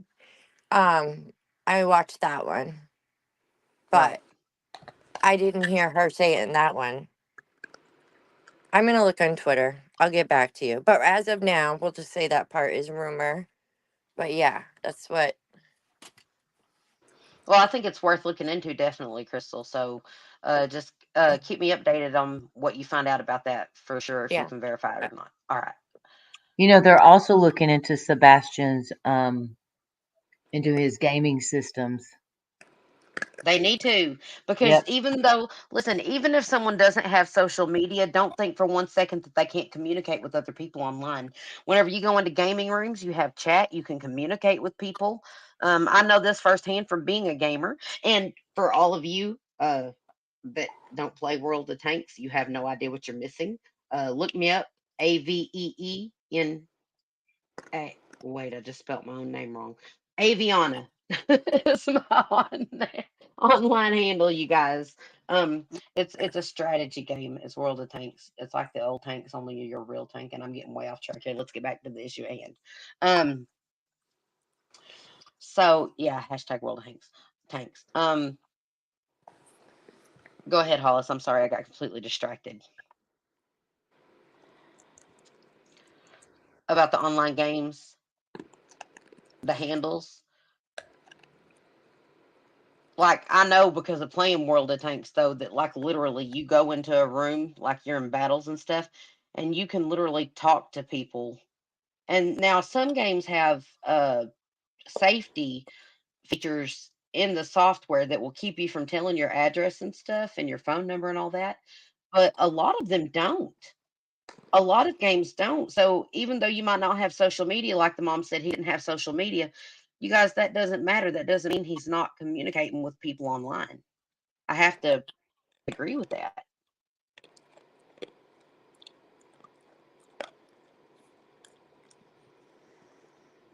I don't know what you're eating, but it sounds good and I want some. Yeah, who's eating? Yum.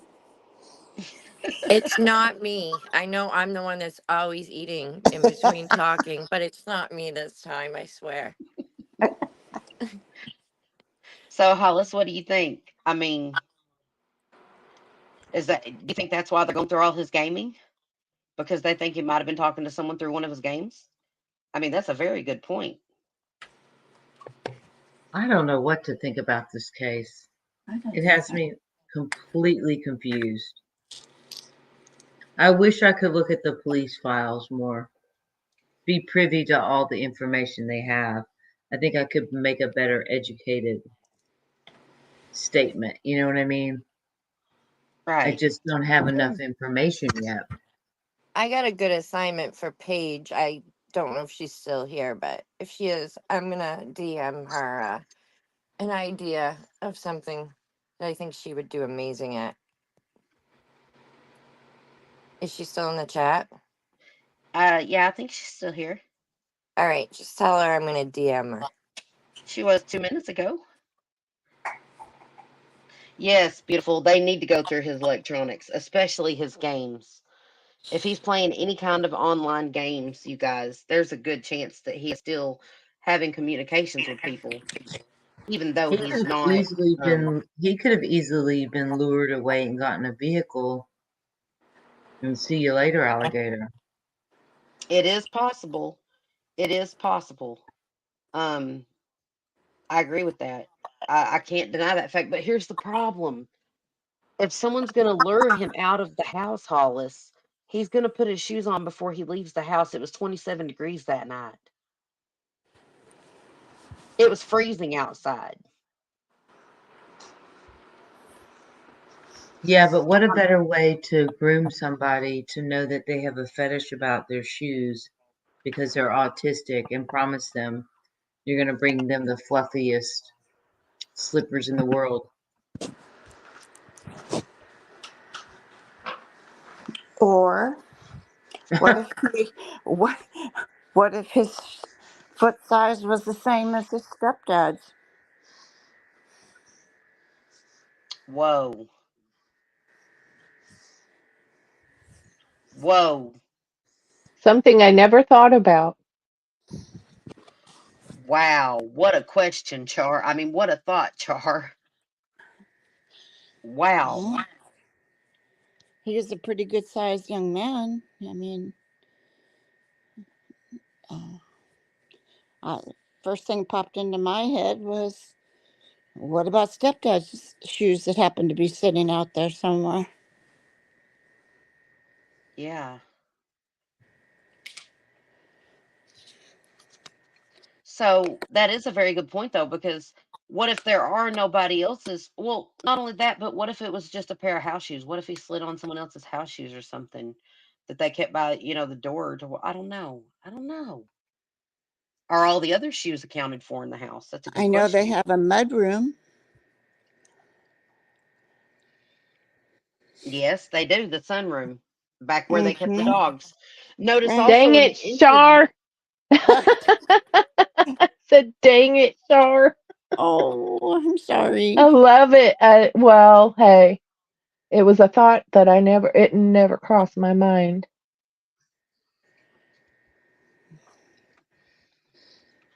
Wow. But here's the whole thing. Either he was lured outside and abducted, or he has wandered off on his own and disappeared. Or the unthinkable has happened and he has been a victim of foul play.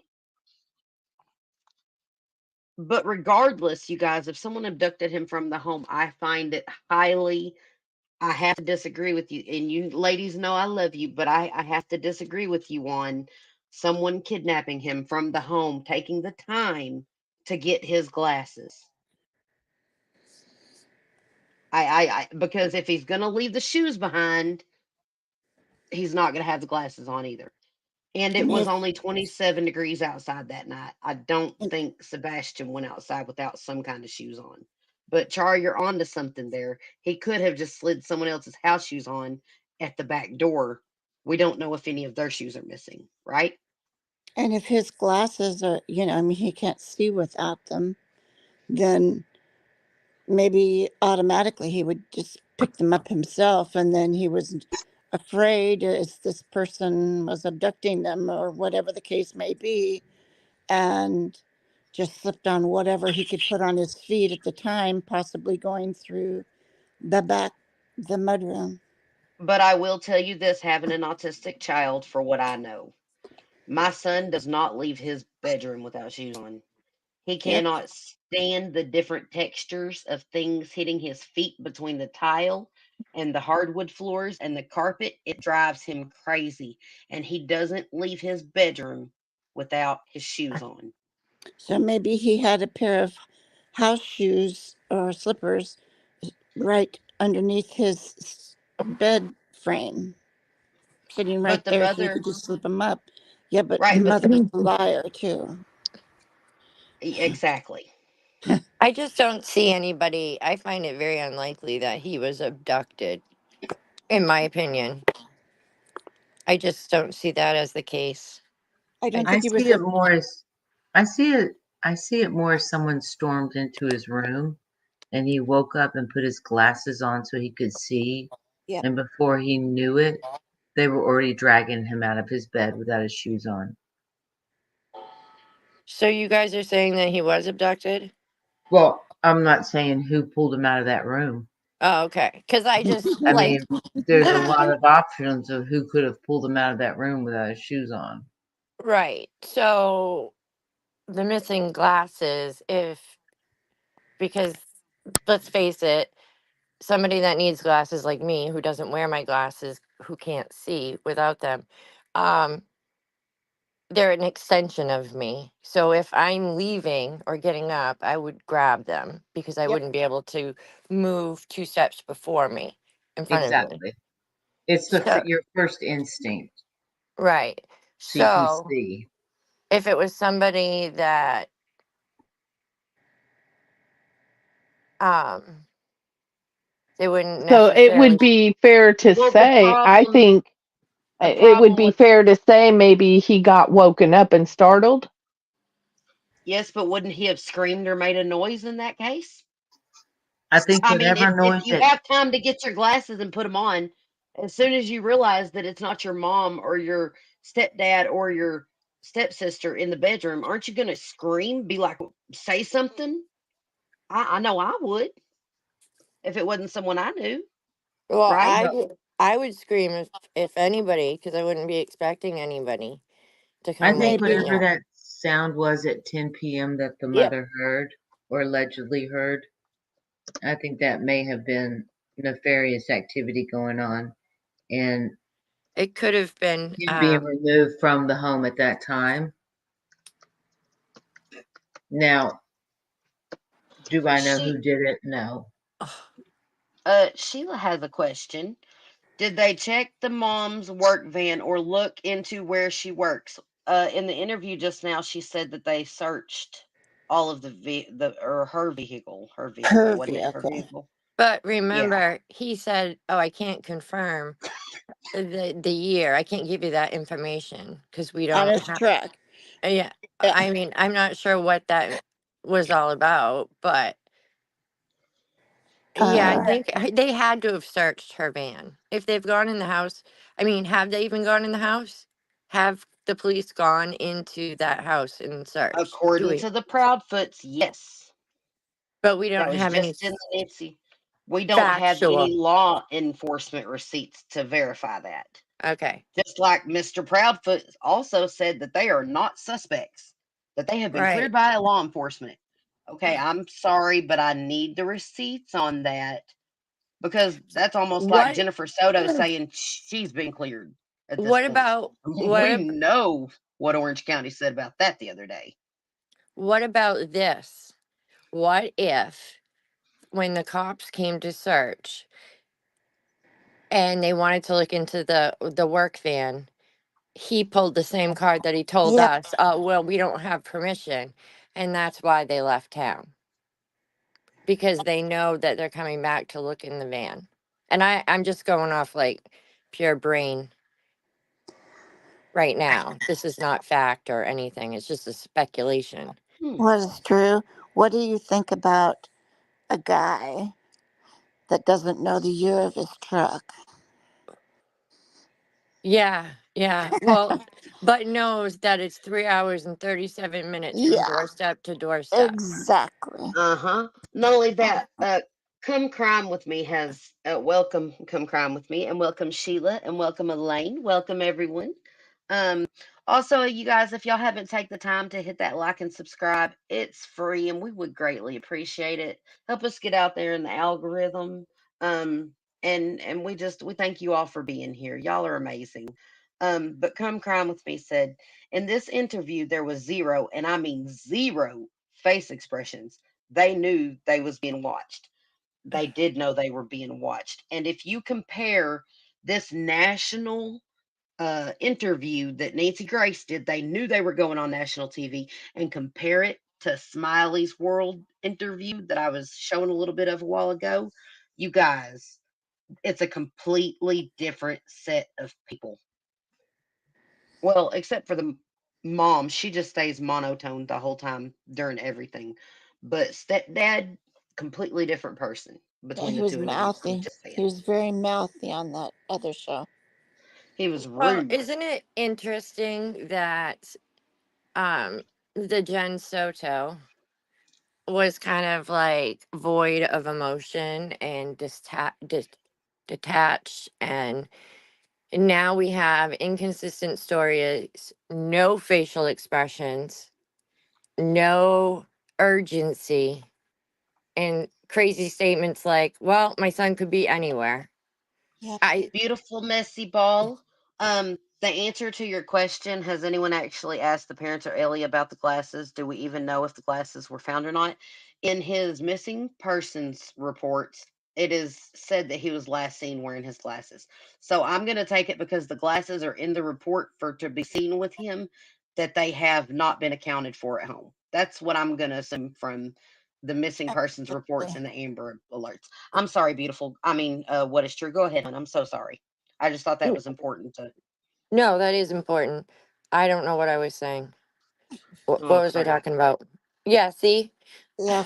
You were talking. You were talking about the lack of emotions in the Jennifer Soto Oh, yeah, as yeah, well. yeah, yeah. I just think that Katie is also allegedly very emotionless, detached, very withdrawn, almost like, I don't know. It's just very cold. I don't understand it because I mean, we all react in different ways, but for me, it's just that lack of urgency. And if you do think your child's been abducted, how come you're not making an appeal to the camera? You know, if you have my son, please return my son. If you know what happened to my son, you know, we need people to call, like, just something. Give us something. Give us something to believe in you.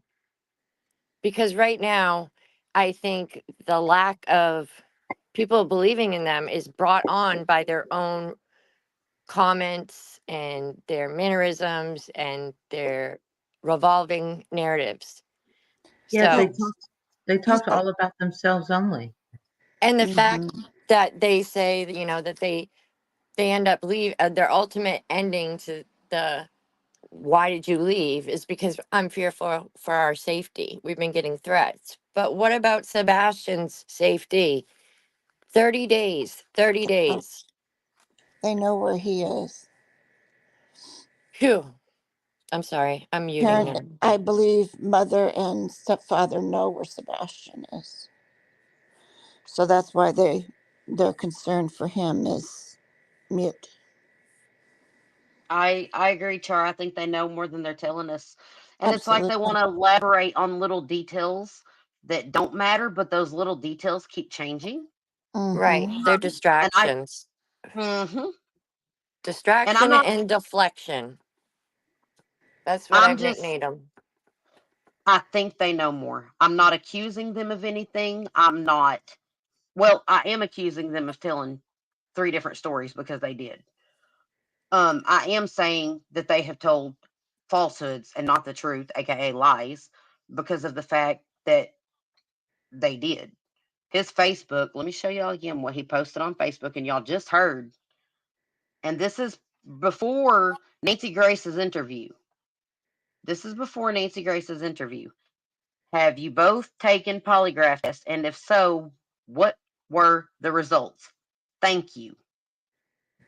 Yes, and the results are passed. He answered for both of them in a two-person question. He answered yes, and the results are passed. Mm-hmm. So he blatantly lied there. So we know he's a liar because just now on Nancy Grace he said what? He said that he hadn't taken a polygraph test. That only the Correct. mother had. Remember? Correct. So I mean, we know they're we know that they're lying, but what do they know? Are they the only ones that know where Sebastian is? Is Sebastian's poor dad never going to know? What a haunting thought. What a haunting thought. So law enforcement Let hasn't even come out and said anything like, we have thousands of leads that we're tracking down. Have they said no. nothing? Mm, I haven't seen law enforcement make any statements aside from Sebastian was missing. Has anyone else? seems so odd in this length of time that law enforcement wouldn't have. Please come forward. Here's our phone number if you have any tips. That kind of thing.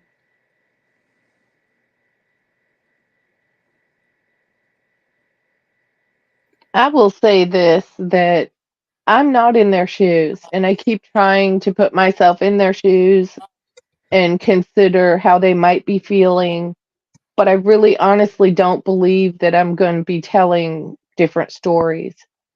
I might be beside myself, I might be distraught. I probably couldn't talk to anyone, but I look at them and I wonder, why in the heck can't these people ever just come out with the right straight facts all the time? Why is it always a discrepancy in your stories, and you're giving all these interviews in different directions and you're not giving the exact same answer for everything? Makes it feel like there's a whole lot more behind the scenes that you're hiding. It makes it look like you're hiding something. I agree with you, Sammy. It's like inconsistencies scream that they're lying. Regina, were you gonna play? Were you gonna play that Yes. the first ever video with their hands? No. Okay. No, I didn't have that one in the lineup for today, but we can go over that one maybe here in just a minute Later. because we're already getting at the 2-hour marker and we haven't gotten through the videos because we've been pausing. Okay. So let's Gotcha. get. I want to get through this last. I want to show y'all what a concerned parent actually looks like. And this is just a 5-minute and 16-second video. Okay, so now for more on the search for the teen and the concerns about what may have happened to that boy, we're joined by Seth Rogers, Sebastian's father. Seth, thank you so much for joining us. I'm so sorry for everything you're going through. We want to get the word out about Sebastian. Hasn't gotten enough national attention. Sebastian, I want to be clear, was with his mom and stepdad when he disappeared, but you're very close to Sebastian. Do you have any idea what may have happened here? I haven't been, I don't know. I mean, I got a phone call and a text message that I received after I got off of work stating that I needed to give the stepfather a call. I called him and he was like, Sebastian's missing. Don't be upset or anything, but you need to come to the house. I don't know what happened to him. Don't be upset or anything, but you need to come to the house.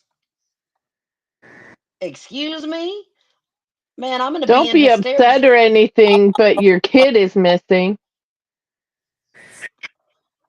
Wow. Exactly. I haven't seen him in over a month. I've been out here looking for him. Seth, I mean, what do they think happened? I mean, could he really have just walked away like that? It doesn't seem to make a lot of sense. It doesn't make a lot of sense. His shoes are still by the front door. His switch was there. His phone was in the kitchen. It just didn't make sense. It doesn't make sense. And I still can't figure it out. I've been looking everywhere, been handing out flyers, been just trying to keep up hope. And I've reached out to United Cajun Navy to sit there and see if they will help me. And they answered my call. Yeah, one thing I couldn't understand is why they were telling people not to search at one point. I mean, the shift went to the landfill. It was this investigation, and they're telling people not to search. I couldn't make sense of that. I mean, it made me want, do you have any indication that investigators may know that something bad happened here? They haven't told me anything, and they told people not to search, but I've been searching since that Monday. I can't just sit around and not do anything. I've got to find my son. Yeah, I understand. I would be doing the same exact thing as you, and I think everybody around America would be, and their hearts go out to you. Have you talked to Sebastian's mom, stepdad? You mentioned you had that conversation when they said, you know, he's gone missing, but have they been able to give any more information? I haven't spoken to them for at least 2 weeks. They're not talking to me. There are reports that they have packed up an RV and left the house that Sebastian disappeared from. Any idea why they would do that? I have no idea. I have no information. They weren't talking to me, so I was out here trying to find my son. Do you feel that they were taking good care of him? I've got information from podcasts that they were showing that horrify me.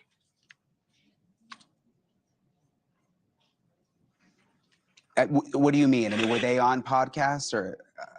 I'm sorry, I know this is upsetting, but I just want to understand. They were going on podcasts, and it was like, it's supposed to be about Sebastian. They wanted to talk about themselves. I don't get that. We need to get Sebastian's face out to everybody. Have them looking for Sebastian. This isn't about me. It's not about his mom. It's not about his stepdad. This is about Sebastian. He needs to be found. This poor man. Have they been searching at all? I mean, I know you're out there right now. Have his mom and stepdad been out there too? I can't answer that question. I don't know.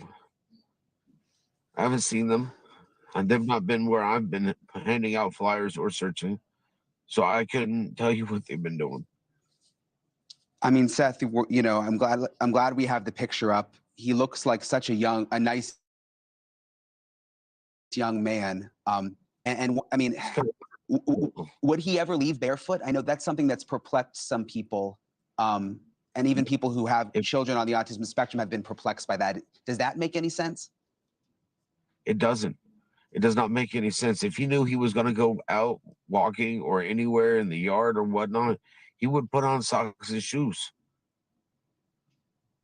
He had a horrible experience as a child with fire ants. He learned. It's always socks and shoes, or at least something on your feet to protect you from what's on the ground. Thanks so much for watching. Go to joinnn.com to find News Nation on your television provider. And don't forget to click the red subscribe button below to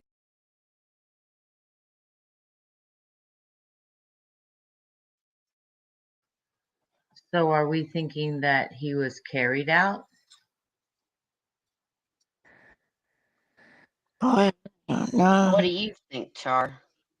I'm backstage. No, you're not. You're in here. Whoops, just You're live, Char. You're live, just, Char. okay, No, you're just fine. Don't worry about the okay. other one. Don't worry about the other one. What do I think? What do I think? I think that Yeah. that's a very good dad who wants to find his son, and he knows his son particulars. One of the things, and it's just a silly thing, I guess, but he would not go outside without socks and shoes. Just a little thing that hit my head. So I believe in this man a little bit more than the others because he's not concerned about himself. His only concern is his son, which is how it should be. I agree. Um, ladies, let's hear our Hollis, what do you think? What do you think after seeing everything? Um, what are your speculations on where Sebastian Rogers might be? I'm going to speculate that one of the adults had something to do with it, and he was carried from the house into a vehicle and then disposed of someplace else, and we'll eventually know all those details. Whether it was the mother or the father, I don't know yet. I need more evidence, but I do think he was carried out of the home, put in a vehicle, and driven away to be disposed of somewhere else. Do you think he was carried out because of the shoe thing, Hollis? Because of the what? The way he is about shoes? That somebody No, knew I think he him? was carried out because he didn't have, number one, because there's no scent of him walking away from the home. Mm, So I think he was physically picked up and carried out, and that's why he probably doesn't have shoes on. good thought. He might have already been deceased in the home before he was even carried out. That's a very good thought. Mm-hmm. I don't think he walked I out of just the home barefoot. right. If he has if he has autism and it's a really big thing for them not to feel textures, then for sure. And the dad said that even himself, and that's what everyone else says, then I can only surmise that he was carried out and probably already deceased. That's the conclusion I've come to, that he didn't leave that house on his own will. Right. The not having the shoes on, but him having the glasses not being at the home anymore is just it's too many. I Too can see many. him putting his glasses on at 10 o'clock because he hears a loud thud. But who made that thud might be the person that unalived him and carried him out of the house shoeless and disposed of him. But that's all I've got for now without any more evidence. I mean, it's just too hard to. I don't think he was abducted. Right. Uh, Oh, Sammy, what are your thoughts this far? What are your thoughts, girlfriend? What are your thoughts? Well, I for sure think that he was startled from a sleep. I do believe that he put his glasses on, and I do believe he got his flashlight. But anything after that is puzzling to me because I believe scent dogs would have hit on something had he walked out barefoot, just like Hollis said. But at the same time, if I was in this investigation, I wouldn't let any one of those three adults off the hook until I knew for a fact exactly where they were leading up to the moment mom discovered that he was missing because something is terribly wrong. And I don't think the law enforcement has gotten all the facts as far as these parents and where was everybody exactly and how can they prove it. I would want proof, not just a hearsay or any of that. And they need to be looking at any and all footage from any of the surveillance by the job site of the stepdad and the homes nearby his house because those cameras see at night. I don't care how dark it is. They have infrared lighting, which mhm. means they can see in the dark for specific distance based on the quality of camera you have. Still can see in the dark. I Correct. would never let any one of them off the hook till I absolutely could prove exactly where they were leading up to the moment he was discovered to be missing. Because I am not buying this BS. Now, I believe the dad is completely innocent. He looks like he is so beside himself, but I would still make him live up to that same standard.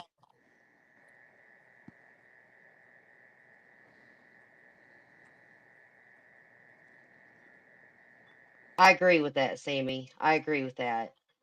And Crystal, what are your thoughts on it?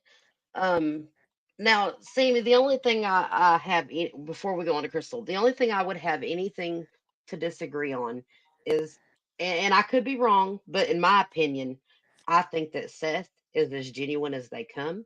I think he has nothing but concern with and trying to find his son. I cannot look at him because of what he has put out and the truths. Like, he hasn't come up with 300 scenarios. This man is out there every day looking for his son, has blisters on his feet, you guys. Blisters on his feet to where he can barely walk, and he's still walking, looking for his son to the point of exhaustion every single day. Absolutely. I would That only is what hold him to the same standard just simply because I'm thinking Sebastian is my key. I'm there for him. And I would want to make sure these people verify what they're saying. And I mean, absolutely prove it.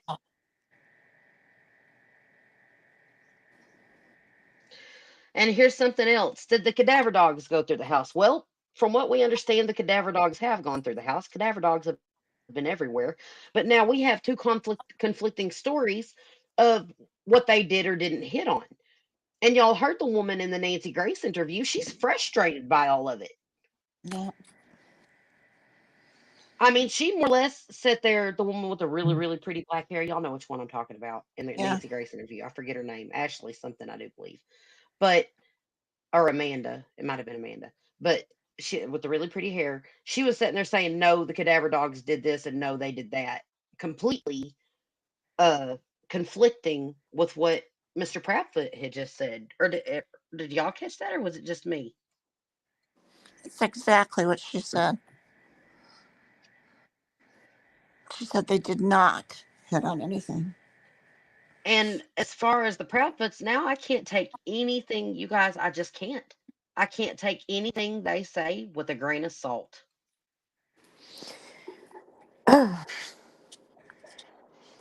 Do you want to know what I think? Yes. Okay. I think that someone is lying. I think it is the the inconsistencies throughout. the changing, the multiple contradictions coming from their mouths, their behavior, his behavior on Facebook. Those are all questioning behaviors to me. I think, and unfortunately, I would love to believe that he ran away and he's hiding somewhere. I would love to have that be the scenario. I don't think that's the case.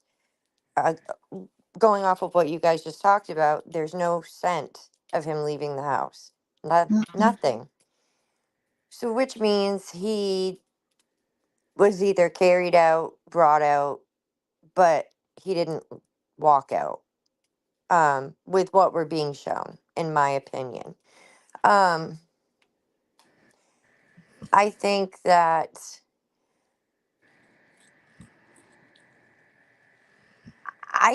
that he possibly, meaning Sebastian, could have been a hindrance. I hate to say that, but they seem very self-indulged just in the way they're speaking now when he's missing. So I can't imagine how it was living with that on a full-time basis. And I'm just going to say, I don't think that the stepfather had any right to ever put a hand on that child, regardless with a belt, with his hand, whatever. He Should doesn't never have put his that hands right on him. Nope. ever, I agree. because that is completely it for someone that doesn't have challenges.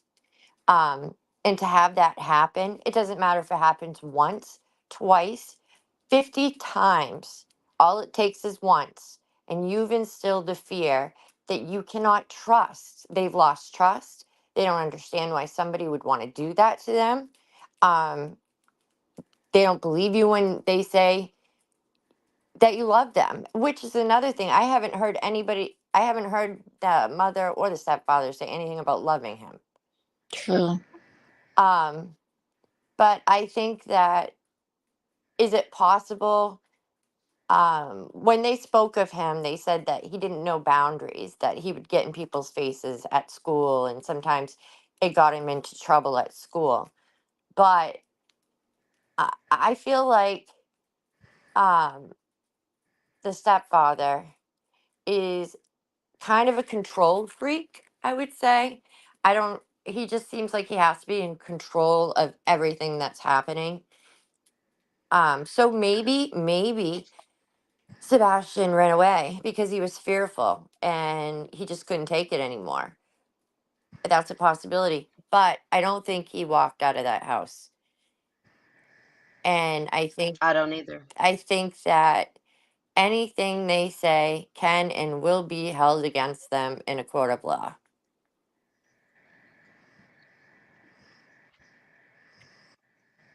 And that's all I got.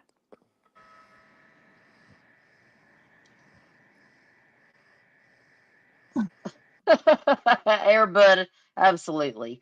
Um, Crystal, I think I agree with you the most. Out of all of us ladies, I think that I have to, because you guys, after all the lies that the parents have told, I can't I can't say that anything that they've said now is true. And I mean, except for Seth, I believe Seth, but I don't believe the Proudfoots, because on their own admissions, they're liars just from their own posts and interviews. If you combine the two, you got a pile of hogwash. I mean, literally hogwash. It's all baloney, Right. you know. And we can sit here all day and say, "Oh, well, that's just them being parents and worried about him and stuff like that, and that's why they're getting their stories mixed up." No, the truth never changes, you guys. The Right. truth is the truth, no matter what. You know, That's exactly right. you put lipstick on a pig, guess what? It's still a pig. It don't matter how much lipstick you put on it. And I'm telling you, something is sour here.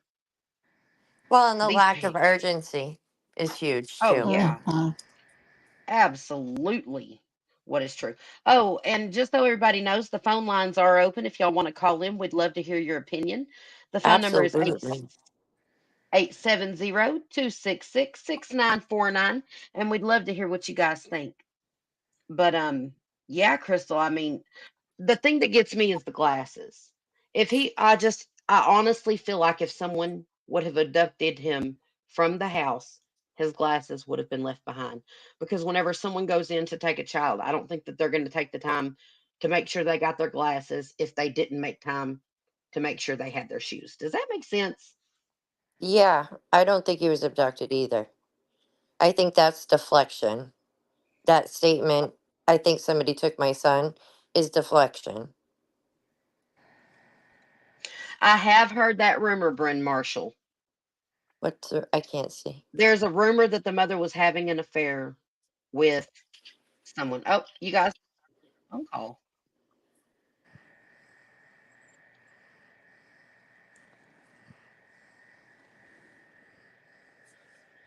Hey, beautiful. What do you think?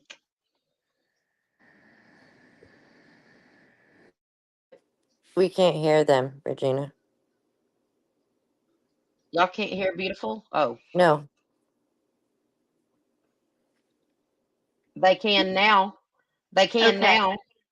So Yep. I've said it before in chat a bunch of times, and I'm going to say it again live in case people aren't seeing chat. It's really giving me Gannon Stout and Letitia Stout vibes. Just the inner, like the stepdad's behavior in the interview, and like the thud in the room, and she was home alone with him allegedly, and I don't know, and like they both were special needs to an extent and had like medical conditions. It's just, and like he wasn't there, but then he was there, and the story keeps changing. I just can't get Letitia out of my mind. And we don't know when he arrived and when he left. Did he drive him somewhere? Like, and the way he said in the Nancy interview that his lawyer told him not to say anything about time when he got home and left. That's shady AF. Beautiful. What do you think about him saying in his interview with Smiley story that there was 2 DHS cases on him about Sebastian while he lived in Tennessee, but then he goes on Nancy Grace and says CPS was never involved. That was just a lie that Sebastian. What do you think about all that? See, I didn't see the whole, I've only seen bits of the Smiley interview, so I don't know, but if that's true, like that's even more stuff. Like there's just so much that's just not adding up with him and mom. And I don't know if the mom thing is just because he has a history of abuse. Like we can't discount the fact, ew, gross, sorry, I'm cooking. We can't discount the fact that he has at least one CPS report with Sebastian and a TPO on one of his 5 ex-wives or 4 ex-wives, and this is the 5th wife from my understanding. So he's got a TPO on one of the ex-wives has a TPO on him and his daughter. Like those are things we can't overlook, and they're kind of a big deal. I absolutely agree with you. A lot of people aren't talking about that, but it's kind of a big deal. Can y'all hear her now? Yes, I could hear her. Okay, I thought I fixed it. Y'all been able to hear most of this time, right? Like it was only the first few minutes, the first minute of the call y'all couldn't hear. Correct. Sorry, I'm cooking, so I'm moving away from my phone a little bit. Oh, you're fine, beautiful. You're fine. I haven't eaten all day, and I slept all day, and I'm like, I have to eat or my migraine's going to come back. So yeah, those are my main thoughts. And like the glasses thing, it's just, there's a lot that's tough. And like, even if he were to walk out of the house without his shoes, he wouldn't have gotten far without somebody picking him up or going after him. And that's a big if, you know what I mean? Yeah. And I would like to point out nobody has been able to come forward and say they saw him.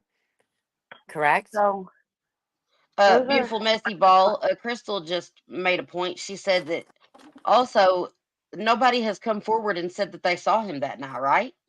Right. We only, all that we have heard is about the video with the weird flashlights, and God knows what that is. Right. Like, I find it hard to believe that nobody in that area has any better footage than that, too. That's also weird. And I'm sorry, if I have a special, like, I'm not one for Big Brother state and watching people and, like, putting cameras all around my house. But if I have a special needs kid that has a tendency to, like, wander off or be a little bit unreliable or whatever, I would have cameras outside my house just to protect him. Absolutely. Well, and But that's what her I don't job know, is. just me. That's what she does. I could be different. That's what Katie does. She installs security systems, I believe. Oh, is that what it was? I think so. Yes. She does Yep. installation. In the interview, she said installations, and she didn't elaborate because I don't think she wants everyone knowing it. And I would just like And to say, Bryn Marshall, welcome to the Crime Chatters team.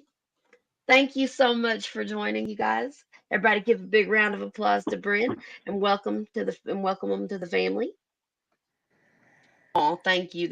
You guys are so kind. Oh, thank you. and I think that's why none of the cameras caught That's him. the I think he was majority of driven my away thoughts from the at the moment. property. But it's really like the Letitia South vibes are really what's like irking me the most. Well, didn't I'm Letitia surprised Staunch? more people haven't, like, on not just like here, just in general, haven't picked up on that. Like people who watched that I know watched that trial aren't noticing Letitia South vibes and Gannon South vibes. But you know, Yeah, because there is no footage of him walking around. There's been zero camera footage. Zero. And now the parents are saying that the night footage with the flashlights has been debunked. Well, and they that's said also, I mean, that is a possibility because that footage is, I mean, not that I want to side with those parents, but that footage is, you can't tell what the hell that is. right. I agree with you, beautiful messy ball. So I agree too. Hollis agrees with you, beautiful messy ball. We all do. for like the first time I saw that footage, to me it looked like two headlights moving really quickly. Well, to me, I thought it looked like one person with a flashlight chasing someone else with a flashlight, like waiting for them and then catching the beam of their light and then chasing them. That's what it looked like to me. It's hard. It's really like, it's impossible to tell what that is without it having any enhancement from like serious like FBI style technology. You know what I mean? Right. Now the father did mention about the oddness that he has So, a I don't know. daughter. He has a Sorry, daughter. It's rare for me to be this baffled and have very little to say. Right. Hollis, you'll have to tell me and I'll have to relay it to Beautiful because Beautiful can't hear you. Okay, ask beautiful messy ball if the Chris's daughter living in the home in the third bedroom, does she feel like maybe Sebastian was a nuisance to that daughter? Do you think that there was something going on in which the Proudfoot suspected Sebastian of being a nuisance to the stepdaughter of Chris Proudfoot, and that might have something to do with it? I don't know. Did she even live in the house? No. No, she didn't, but there was a bedroom for her when she would come and stay. And I believe that bedroom I was don't on the know. opposite Like, end of the I haven't house. gotten that feeling, like, because to me, because he only had the one daughter, right? Mm-hmm. Yeah, and there's a TPO Well, no, on he only her. had the one daughter that was allowed to have contact with him, right? Okay, so he has more than one daughter. Isn't that correct, you guys? He has more than one daughter. I have no idea. That I don't know. Well, the I'm daughter. not sure. I just I I know don't that know think what. if We don't know, I guess. I Whether just think he know it's only has the possible one he with has. the TPO or if he has another daughter. I just knew he had the Because if third he only has bedroom the for one when with his the TPO, then how could Sebastian have been any kind of threat or nuisance or any kind of anything to her? You know what I mean? Yes. Well, just But if he has another one, then, but it, from the sounds of it, he only had the one, but the way the information comes out of them, it's so hard to know anything for real. and I think that's what everyone's It's so problem is, not hard to right? know anything, period, let alone know it for real. Yeah, because Right. there's no law enforcement at all speaking. I'm so used to talking to you all. It's so weird to just talk to you and then have to have you relay it.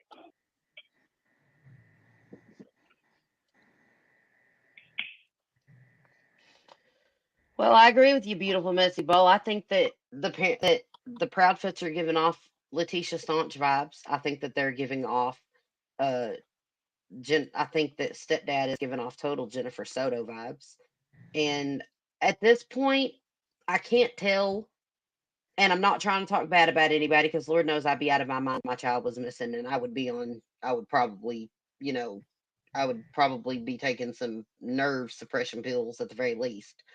Right, but you wouldn't take off and leave the house that your son with autism knows is home when he's missing and go live in a camper in an undisclosed location where he can't find you. Right? That And is something you 100% would not do. I'm glad you brought that up, beautiful messy ball, because here's the thing. The reason behind leaving, the mother's reason, whenever Nancy Grace asked her about it, was she was leaving Because because her the husband was going stepdad. to work. Uh-huh. But then we don't even know if stepdad, by his own words, has a job left. So what's really going on there? Right. They're hiding from the press, in my opinion. Yep. Absolutely. Absolutely. I think they're trying to hide from everyone. And I'm not trying to be funny, you guys, and this is speculation, but it wouldn't surprise me if the phones haven't already gone out the window and some burner phones been brought in to replace them. I want to know if Aw. they've run any kind of GPS data history on that truck of his, on her car. I know they searched her car or her vehicle, whatever she had. And I also want to know if they've looked into whether he's gotten any rental cars Ah, very during good the time point. he was missing. Because Very that's good what point. Letitia Stout did to move Gannon's body. Yeah, Very good point. you're right. Wow, beautiful. Yes. Elaine, thank you so much. Oh, Elaine McKenzie says, keep doing what y'all are doing. Oh, thank you. Thank you so much. You guys, Thanks, y'all are such a Elaine. blessing. You guys make me Airbud cry. just gave $1. Thank you so very much, Airbud. So I will get off the horn and let somebody else call in because I talk to y'all ladies all the time. But that was the first time, I made the Letitia connection once before, and then it kind of fluttered from my brain, and then just came back to me again when you were playing the interview. So I wanted to get that out there. Well, Well, thank you for calling in. What is true said, thank you for calling in, and I'm so glad you did. And you've got some very great points, and I think that you're really um looking at every side of it. So just before you go though, I want to ask you a question. Mm-hmm. What are your Sure. overall thoughts? What do you think happened to Sebastian Rogers? Or let me ask you this. Do you think he'll be found alive? Unfortunately, I don't. I hope that they do, but my gut is telling me no. And the way that the stepdad has been evading, and we don't know where he's been a lot of this time. He could be anywhere, and it could be something similar to Letitia, where he moved him and then they moved him again after they took off in the camper. Because with Gannon, I mean, the weather it's not as cold over in Tennessee as it was during the time that Gannon went missing in Colorado. But with Gannon, and trigger warning, mods, but with Gannon, she moved his body that day or the next day and put him in a suitcase in the snow, so his body froze, and then in a rental car. Well, she used the rental car to move him, and then she ended up taking the frozen body in a van and driving him all the way across the country to Florida. Oh, Airbud, thank you for the super sticker. You guys, everybody put a round of applause in the chat for Airbud. Thank you so much, Wlat. We appreciate you. And I see you. And yes, I will fix that as soon as the stream ends. You let Wlat Harris know that he'll be able to come in here and chat again. So yes, thank you, Airbud. You guys are amazing. Like the support, the love and support today. I can't say thank you enough, you guys. Y'all. And I also want to say, Regina, to you, congratulations on your monetization. Oh, thank you, beautiful. But it's not just me. You all, we work together to get here. So thank you for everything you do, beautiful. You're all of you ladies. I can sit here and talk till I'm blue in the face and try to say thank you to everyone and and you gentlemen too. I can try till I'm blue in the face to say thank you, but you'll never know what it means to me because it means that much. Well, I enjoy doing it. So it's Thank all sleuthing I would be doing anyway. I enjoy doing it for you. You ladies are a great team to work with. Well, we enjoy having her too. I mean, she Love is amazing. You are an amazing girl. Crystal, Char and What is True just said that we're glad to have you because you're an amazing you're amazing, and Char said you're an amazing girl. Well, thank you. You're all amazing.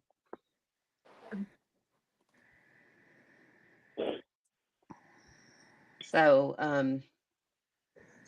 thank you, beautiful, and thank you everyone else too, and all I the don't mods know. as well. All the other mods. I'm Yes. a mod, Oh my but all the goodness. other mods.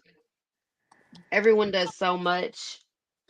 Low 12, Midwest, Miss Breezy.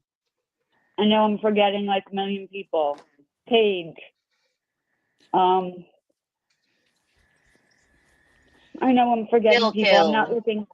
Telltales. Miss Brazzy. I know I'm forgetting people. Sammy, I'm Low not 12, looking at the chat Midwest. right now. It won't come up on my TV in my living room. Kathy.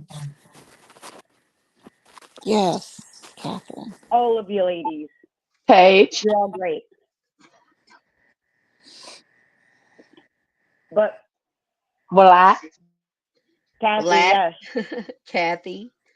Yes. So all right, well let somebody else get in and all righty. We love you, beautiful. Thank you for calling in. Love you, mean it. Okay, bye. All right, bye. Oh, everybody give a round of applause for beautiful Messy Ball for calling in. What a great call. Of course, our calls are always wonderful. Excuse me. And the phone lines are open again for anybody that wants to call in. Um, the phone number is 870-266-6949, and we want to hear from you. We want to hear from you guys and see what y'all think. Ladies, after that call with beautiful, what are y'all thinking? I personally think that her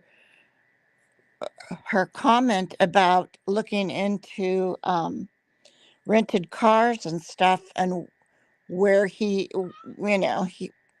if he was at work or not, is an excellent point. But we don't, you see, we have no clue what the police are looking into because they are, they may get upset for speculation, but it's due to them that there's speculating going on. The most they've said is look at your yard 2 times a day, look around your yard, which is a good suggestion. But yes, I believe the car rental suggestion from Beautiful was an excellent point. Yes, it was. I think she brings brilliant observations to the table. And She does. insights. Yes, she really does. She's a good girl. It was a good call. Thank you, Bessie Ball. We love you. Love you. Who's going to be the next caller? Airbud, you're funny. Tell Airbud to call in. Yeah, call him Lat. Yeah, I like him. What He's do you fun. think about the case? Yeah. Give us the rundown of what you think's going on. Does anybody know how old Chris Proudfoot's daughter is? No. No. No. Gotcha. Okay. Because she would be staying in that room when she comes to visit. I was wondering if she was a teenager herself.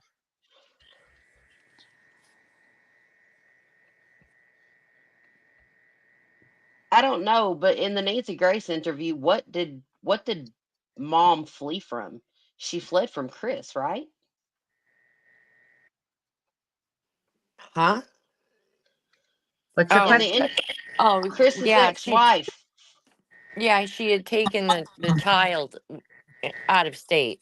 That's what he said. And then it was all it was kind of wiped away for a misunderstanding. See, I haven't and that's awful.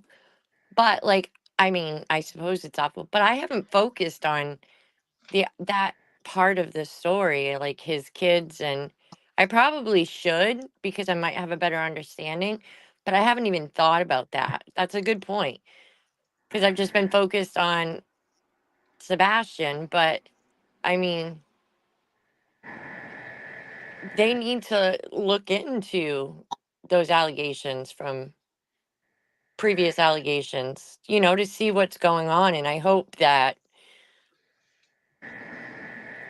if anything nefarious has gone on with that situation, that it's looked into.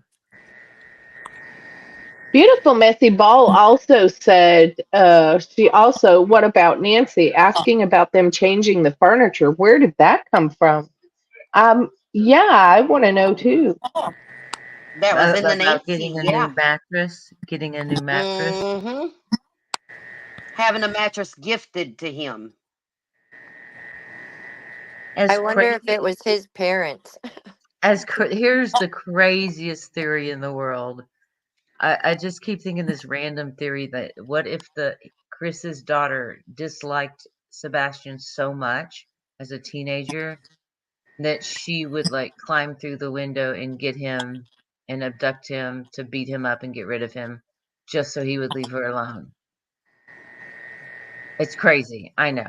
Absolutely crazy. Everybody, if I could just get some hearts in the chat for our lovely mods.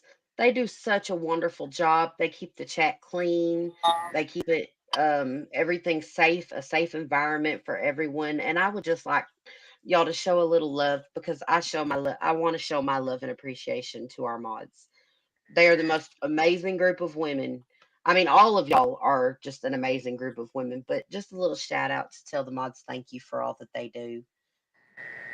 Good to see you, Blondie.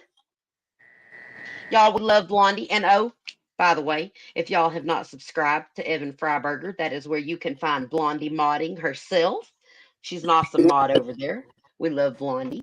And Evan Freiberger probably covers more tornadoes and more warned storms than any other YouTuber on weather you can find. He's amazing.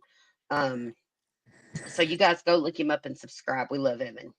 And that's another point. I'm glad you brought that whole thing up. There's been how many storms and tornadoes that have gone through that area since February Oh my 26th? goodness. So Oh if my this goodness. young man is out there, hiding, because like Shar said, the TBI has only said check your outer buildings, your backyards in the morning and the evening. And that would suggest that it is possible that he could be hiding and lost. But again, 30 days. Oh, Oh, we got a phone call. Let's see here. Call from Blondie. Hey, Blondie. Hi, beautiful. Welcome to the chat. Welcome to the call. To the panel. To all of us. Welcome. Thank you. I have so many questions and I'm just blown away by all of this. But my main concern right now is why hasn't the LE came out and said, Chris was at work, we have his login, we know where he was. Why haven't they released, like, we have the records, mom was at home on the phone, like, to give us more of a general idea of a lockdown. Like right now, they've pretty much just went, yeah, we're doing the best we can, and like leaving it alone. Another thing is because he was special needs doesn't mean that he was low knowledge. He just had to behave differently than we did to cope in society. My daughter is 22, special needs on the high end of the autism spectrum, won't go outside without shoes, will not go and get dirty. Right. So to hear so many people saying that, oh, well, infantilizing him, making him seem like he was so much younger, and he may have had trouble with basic everyday things, but to hear them at 15 talking about him like he's 5 really makes me upset, because he knew that at the end of summer or the beginning of summer, he was moving in with dad. So all he had to do is make it the next 3 months with this BS, and he was free and clear. So the whole running away situation doesn't make any sense to me, because he saw freedom. He saw his end game. He knew that dad was just around the bend. So I have so many questions that nobody's touching on, nobody's answering on. Like, we know he has medicine. We know he takes medicine. He's on the spectrum. Let's ask the real questions. Like, you know what I mean? Like, where was she? Where was he? Because if he was 3 hours away, that's 6 hours. We've seen his truck. His truck's a dually. The neighbors would have seen it. Somebody would have said, hey, we saw his truck in the neighborhood when he was supposed to be gone. So there's so many questions that aren't being answered, and we're just getting the runaround. So that's my 2 cents on the whole case at this moment. It's so infuriating to see this, because in my opinion, I have always leaned towards the mom. I just can't figure out why. I can't figure the whole situation out. And so it's just really frustrating. I don't know if you guys in chat realize that she's an ex-MMA fighter also. Yeah, Blondie, did you know that the mom is an ex-MMA fighter? I had heard that.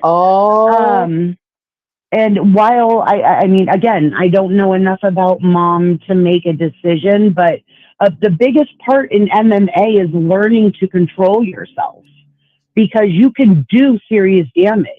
One wrong kick and you're ending somebody's life.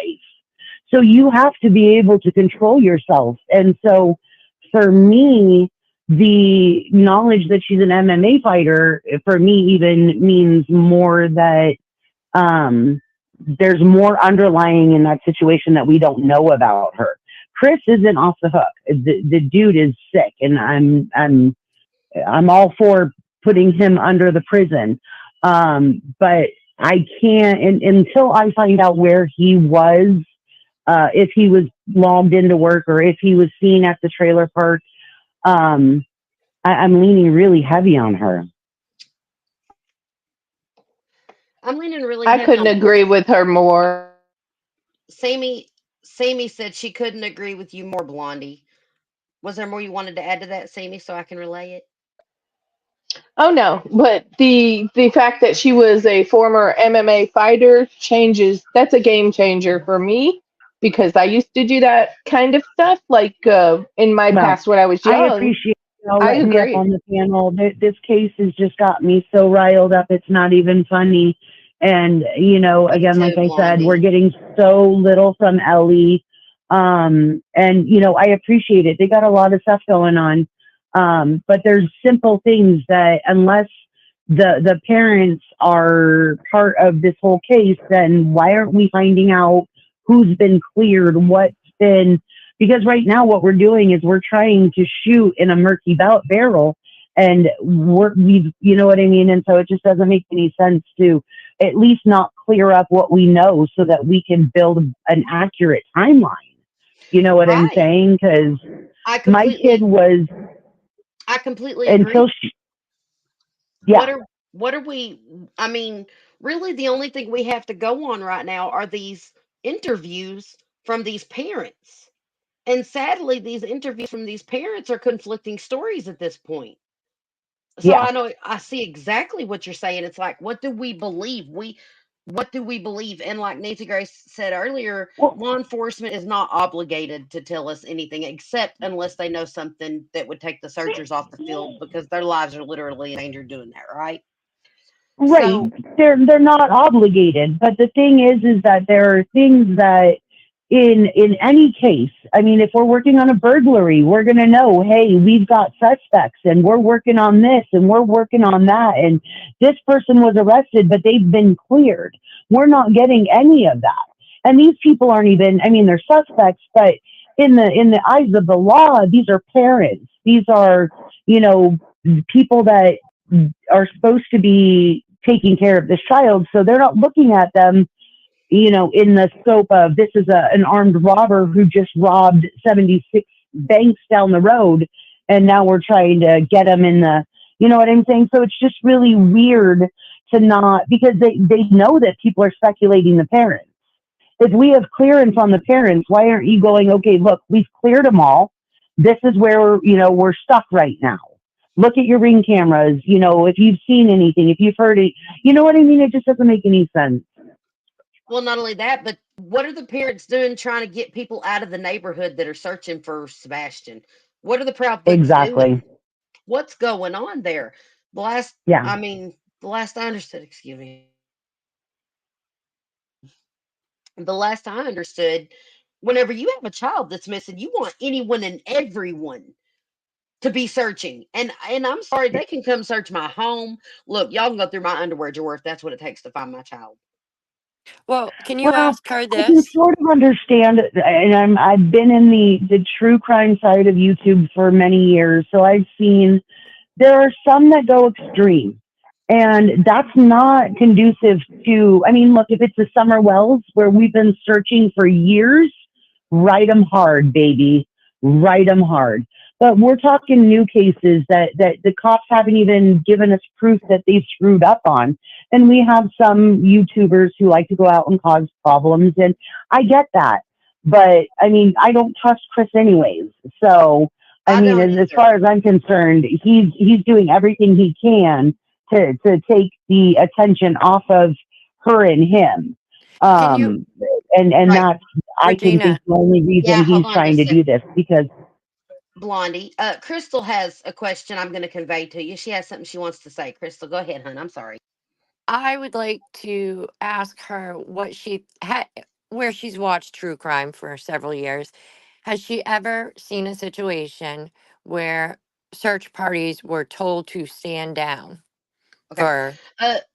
Crystal said she'd like to know where you've seen what other channel you followed on YouTube True Crime for your, and because of the reason she's asking is because when have you ever seen searchers ask to stand down looking for a missing child? Right, Crystal? Is that Yeah, I want to know if okay? she's ever seen that. I have never, by the parents, ever heard of this. And again, like I said, I don't trust this man. The minute he said that the medications his son was on and how many pairs of shoes at the house were a HIPAA violation, nothing that man said mattered to me. And I'm not throwing shade at any YouTubers. I'm not trying No, I almost create a rigmarole. I'm not going to do that. Blondie, I'm just Blondie. saying yeah. I almost fell out of my chair laughing when he said HIPAA violation. I Yeah. couldn't help it. I mean, it's not like she's saying, let me see your doctor's orders. Let me see his diagnosis. Because look, I'd like to know. I mean, they said he was diagnosed at 8 years old. If he's 15, they've had 15 years of learning his ticks and quirks and what makes him work. So, we're asking about medications. Does he take like an Ambien to sleep? Does he take, the other one, the over-the-counter melatonin? Do you give him, those things aren't HIPAA violations. Those are your medical information that you can offer to give people an idea of what was going on with your child. My child used to take melatonin before we were prescribed a sleeping medication for their autism because it is difficult for them to shut their brain down at night. So they do need a little extra help at night. And I have no problem saying, yes, I gave my child their melatonin every night at 9:30 p.m.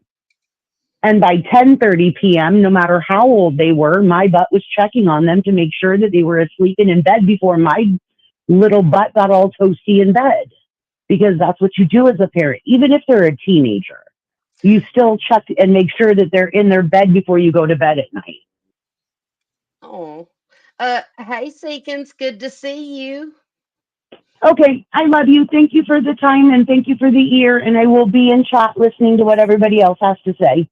Thank you. Blondie, you're amazing. Thank you for calling. Crystal said thank you. No problem. And again, congratulations on your monetization. Woohoo! Thank you. Woohoo!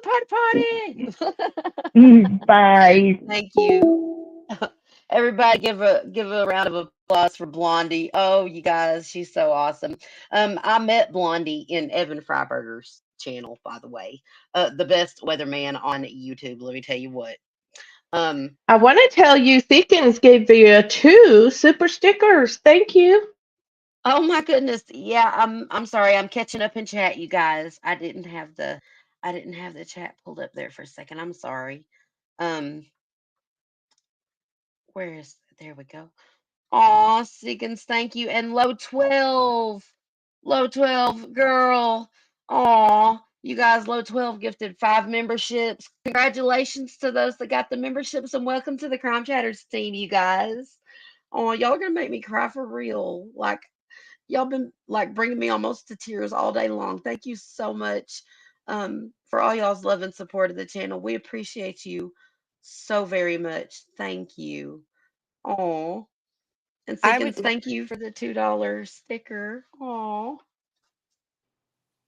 go ahead, I Crystal. I'm hope and sorry. I hope we get another good caller. Blondie was great. She made a lot of valid points. So next caller, call in. Yes, you guys, the phone lines are open at 870-266-6949. Call in. We would love to hear what you think so far with the case. Oh yes, beautiful and Blondie. Oh, look at that. Both the BBs were amazing callers. Amazing callers. And I agree with almost everything they said. Like and it literally goes like if you look at the timeline of the interviews and stuff, the discrepancies in it are there. They're blatant in your face. You can't miss them anymore. You know what I mean? So, but I agree. I agree with both of them. And I think that I agree with a lot of the things that you ladies bring to it and the insight and stuff because really that's all we have to go on are the parents' interviews, right? Yeah, I mean, this one's just really stumped us all. it's been hard because there's been a lot of back-to-back missing kids. Yeah. It's an epidemic. By stepfathers, dads, and moms. Yeah. I just can't. None of this makes sense of this case. Something I don't else see him. also, I just don't see right? him ever wanting to leave on his own accord. So it screams foul play. Yeah. I think the only options at this point are that he has been abducted to some degree, whether he was abducted from the home in bed or outside because he went outside without shoes on. But I just find that so hard to fathom, having an autistic child that, from everything I've drawn from Sebastian, acts a whole lot like Sebastian.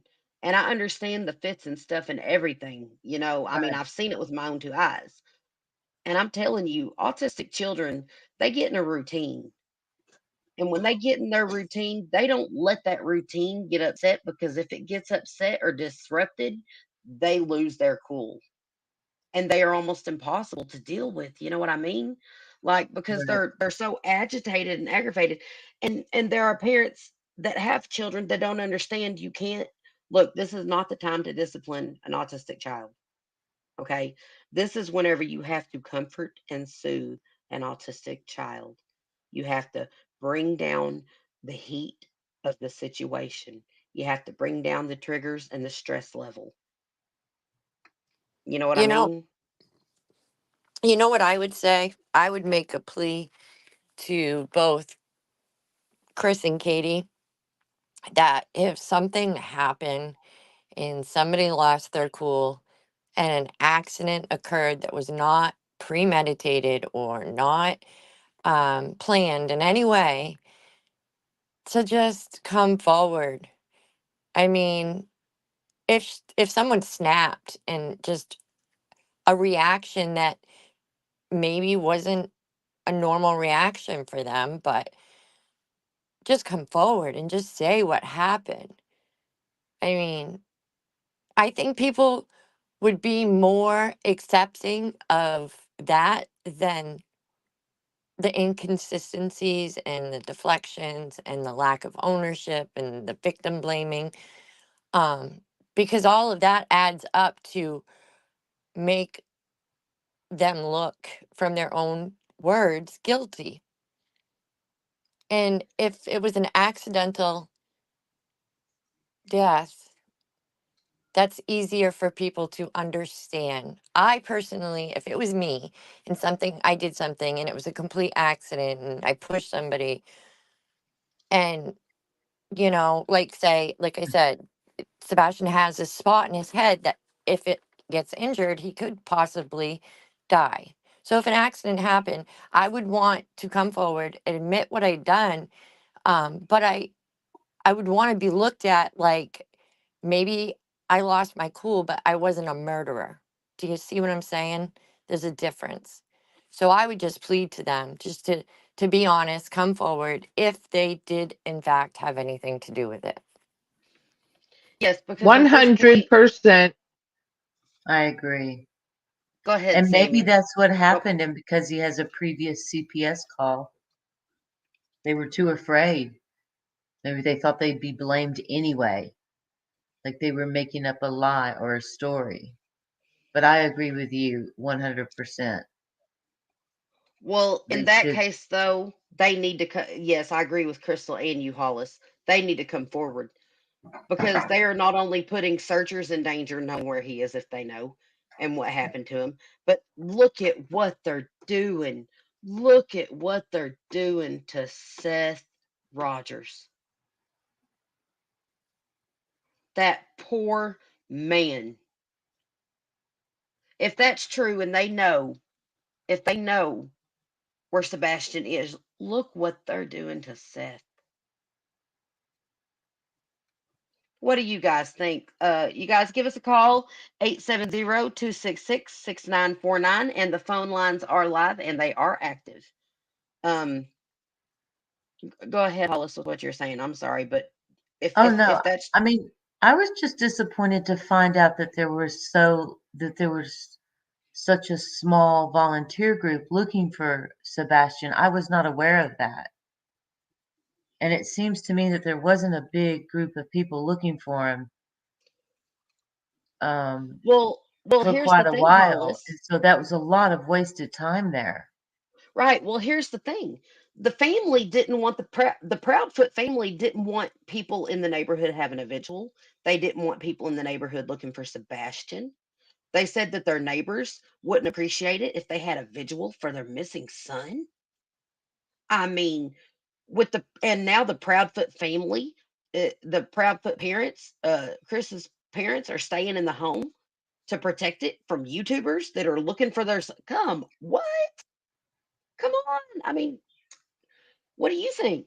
I mean, make it make sense, girl. Make it make sense. I don't get it. It's just bizarre behavior. It's really bizarre behavior. It looks suspicious. It does look suspicious. Oh, and I will say, if you go look at Facebook posts about Sebastian and Chris, they overlap during the time that yes, Katie was married to Seth.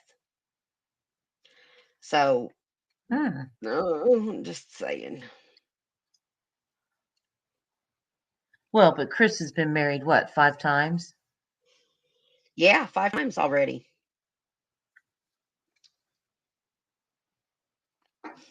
Congratulations to everyone that got the memberships. Y'all remember to tell Lolo thank you so much. We love you, Low 12. Oh, you guys, y'all are amazing. I got like tears in my eyes and I'm not even playing. I don't think we're going to know much until they find Sebastian.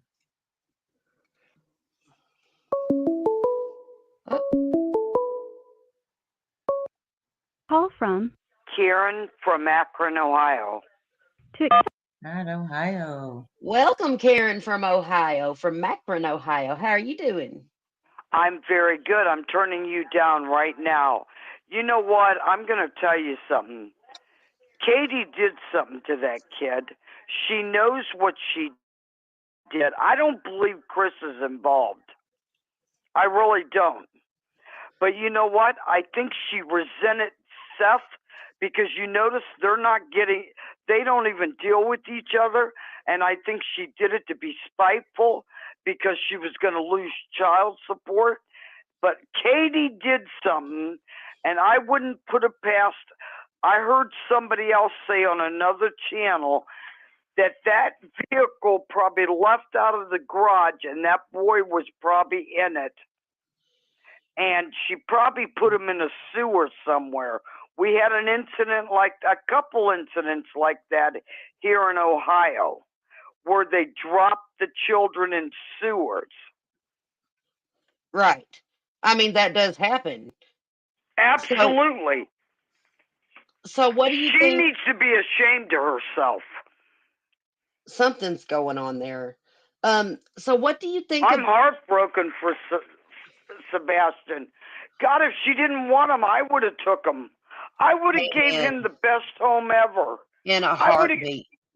Yeah, my kids are in their 40s. I have a daughter that's 42 years old that's disabled. She gave me and my husband the run of our life. But you know what? We did our best and we got her raised and we was able to make her to be able to be on her own. Right. And we're blessed because she had one child and she was an excellent mother. She was considered high, low, mild, retarded. But you know what? She owns a home. She's done it all because we worked with her. Even though she was a pain in the butt, we worked with her. And we got her to be somebody in life.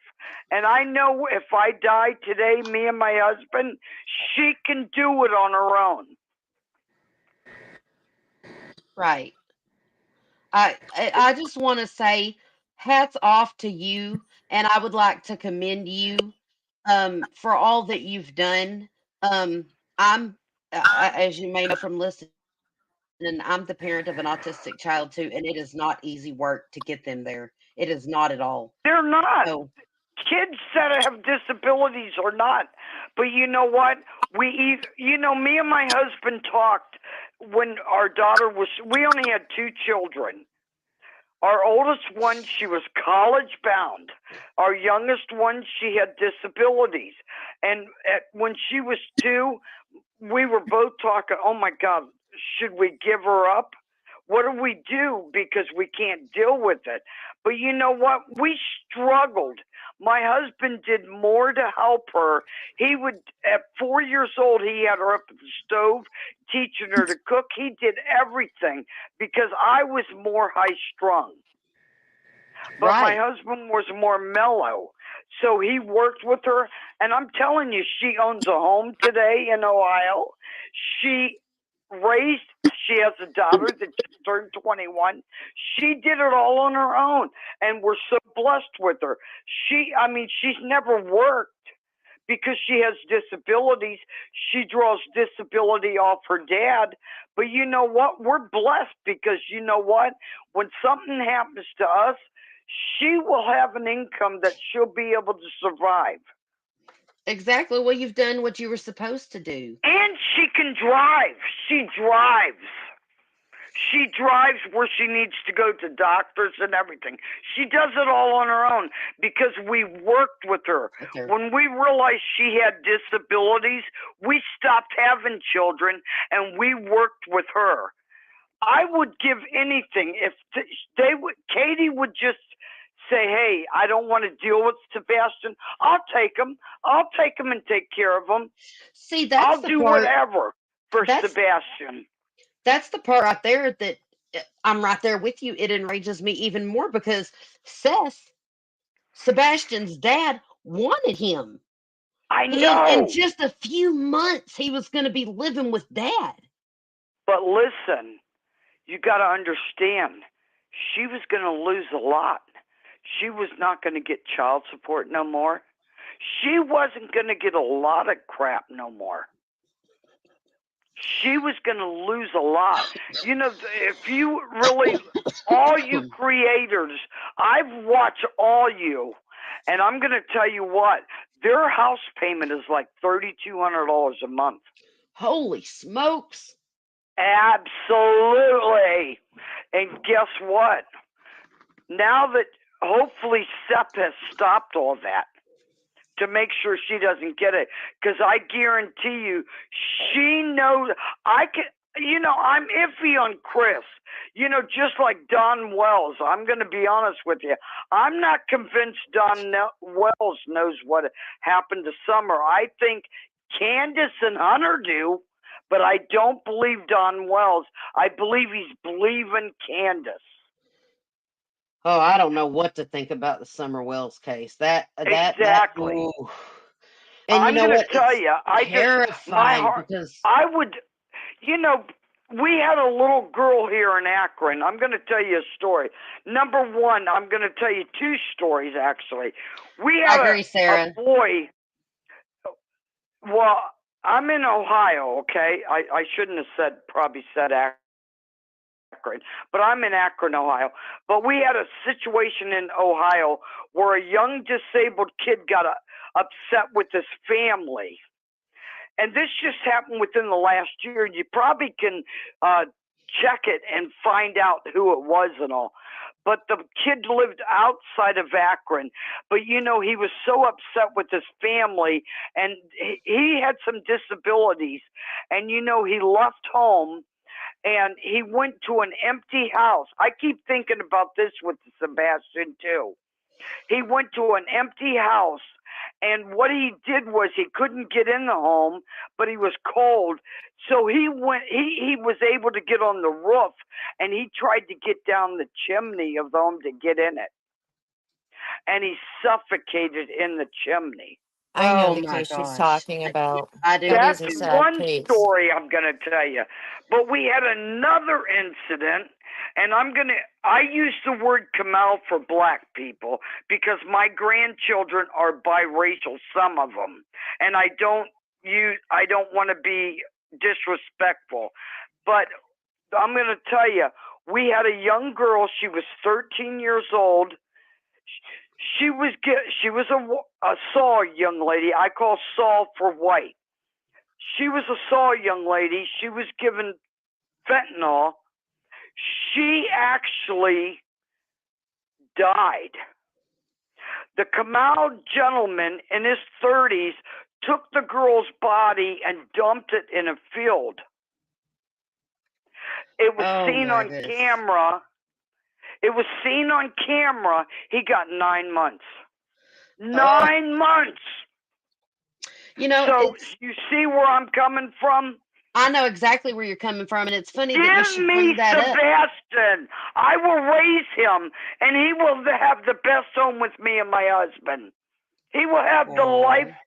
I mean, we would take him to zoos. We would do just like we did all of our grandchildren and our kids. We'll give him the love that he deserves. I mean, just Katie, get the hell, get your head together. Somebody wants Sebastian. Anybody would take him. Can But you reach out she and give killed this him. caller a hug He's dead. for I'm me? sorry. I hate to say it that way. Allegedly. Let me say the word allegedly. But that little boy's gone. And he'll never be found because she's vindictive. Look at her face. She is very vindictive. And you know what? Chris did not want that boy around his daughter. And they just, he was in the front of the house, remember? They kept him from the other bedrooms. They kept that kid from, they wanted nothing to do with that kids. And Katie resented Seth. If she was any kind of a woman, she would have been like Gabby Petito's parents. She would have been right there beside Seth, fighting for the love of her child. She don't care about that kid. She doesn't care. But God, I would take him in a heartbeat. I would love to have him. I believe you, as I know a lot of I us would love to have him. Do you know the love we could give a little boy like that? I do, because my son is like that. I know what they're Oh my capable of. God. They're amazing, amazing Can people. can you imagine? You know, you don't have to spend money on him. You just got to show him love. I wish I could reach You out and just hug gotta, her. you take them by the hand and say, let's go for a walk. They would love it. Crystal, what is true, said she's one of our panelists. She said she just wishes she could come up and hug you. Oh, you know, I wish I could hug Sebastian right now. It's so heartbreaking thinking about little Sebastian. I have been watching this from day one. I started with the Riley case, and God bless, they found them. They found him for the parents. You know, his family seemed like Gabby Petito's family. This family, the only one I have any love for is Seth. I'm right there with you. I 100% support Seth. I feel so. Did you see him last night? Yes. You could see the tears in his face. He kept wiping his face. All he wants is his son, his only child. I completely agree. That's all he wants. He wants his child. She knows where that boy is, and I think he's in the sewer somewhere. And I think somebody said that vehicle left that garage because she kept her vehicle in the garage. She knows exactly where that boy is, and she'll never tell because she doesn't care. Because she was losing all the money for him. She was losing the money. She was, gonna and lose money. It wasn't just child support she was going to be losing. If Sebastian drew Social Security like my son does, and my son just graduated and Well, everything, hold on a minute. Now, but all his stuff is his now. Go ahead. I will. You know what? I would agree with you there, but that might not be true because it's according to her income, and she obviously had a really good job. So I don't believe Sebastian did get the SSI. I do not believe that. You don't think so? No, I don't believe Sebastian did because she had a good job. And they go according to the income. Because I remember when I didn't know anything about SSI, and me and my husband were working. My neighbor come over and said, "Do you draw anything for your daughter?" And I said, "No, what are you talking about?" And she taught me about it, and I did apply for it, and at the time I could draw it. But see, the problem was I would not get raises at work. So I asked SSI to keep the check and wait till she turned 18 so that my daughter could get it when she was 18, because I would lose all my raises and they kept taking the money, so I didn't want the money. So I do believe that she might not have got nothing at that time for Sebastian. So she was only getting child support. But when he turned 18, she would have got it. Right. I do believe that, because they go according to the parents' income, and it would have, because Chris was in the home, and they had a $650,000 home. Wow. You see where I'm coming from? So I don't believe she did draw anything for him. But why hasn't the school come out and spoke? I want to know that. Why has the school not come out and spoke and said anything? That is a good question, but at the same time, I also know that the school is under obligation of protecting a minor, and at this point, I wonder if the minor laws and protecting his information would be why they haven't come out and said anything. Well, I don't think they're know allowed. about I that, don't think because they're let me allowed. ask you this question and then back me up and say I'm wrong. If the school is under obligation, why has it came out that when he hit the kid with the belt, at the beginning when he told about it, he said the boy went to school and told the school he hit him with the belt, and they called CPS. Right. Now, Well, the but other that day was, when he talked to but Nancy, but the he thing said different. The boy lied.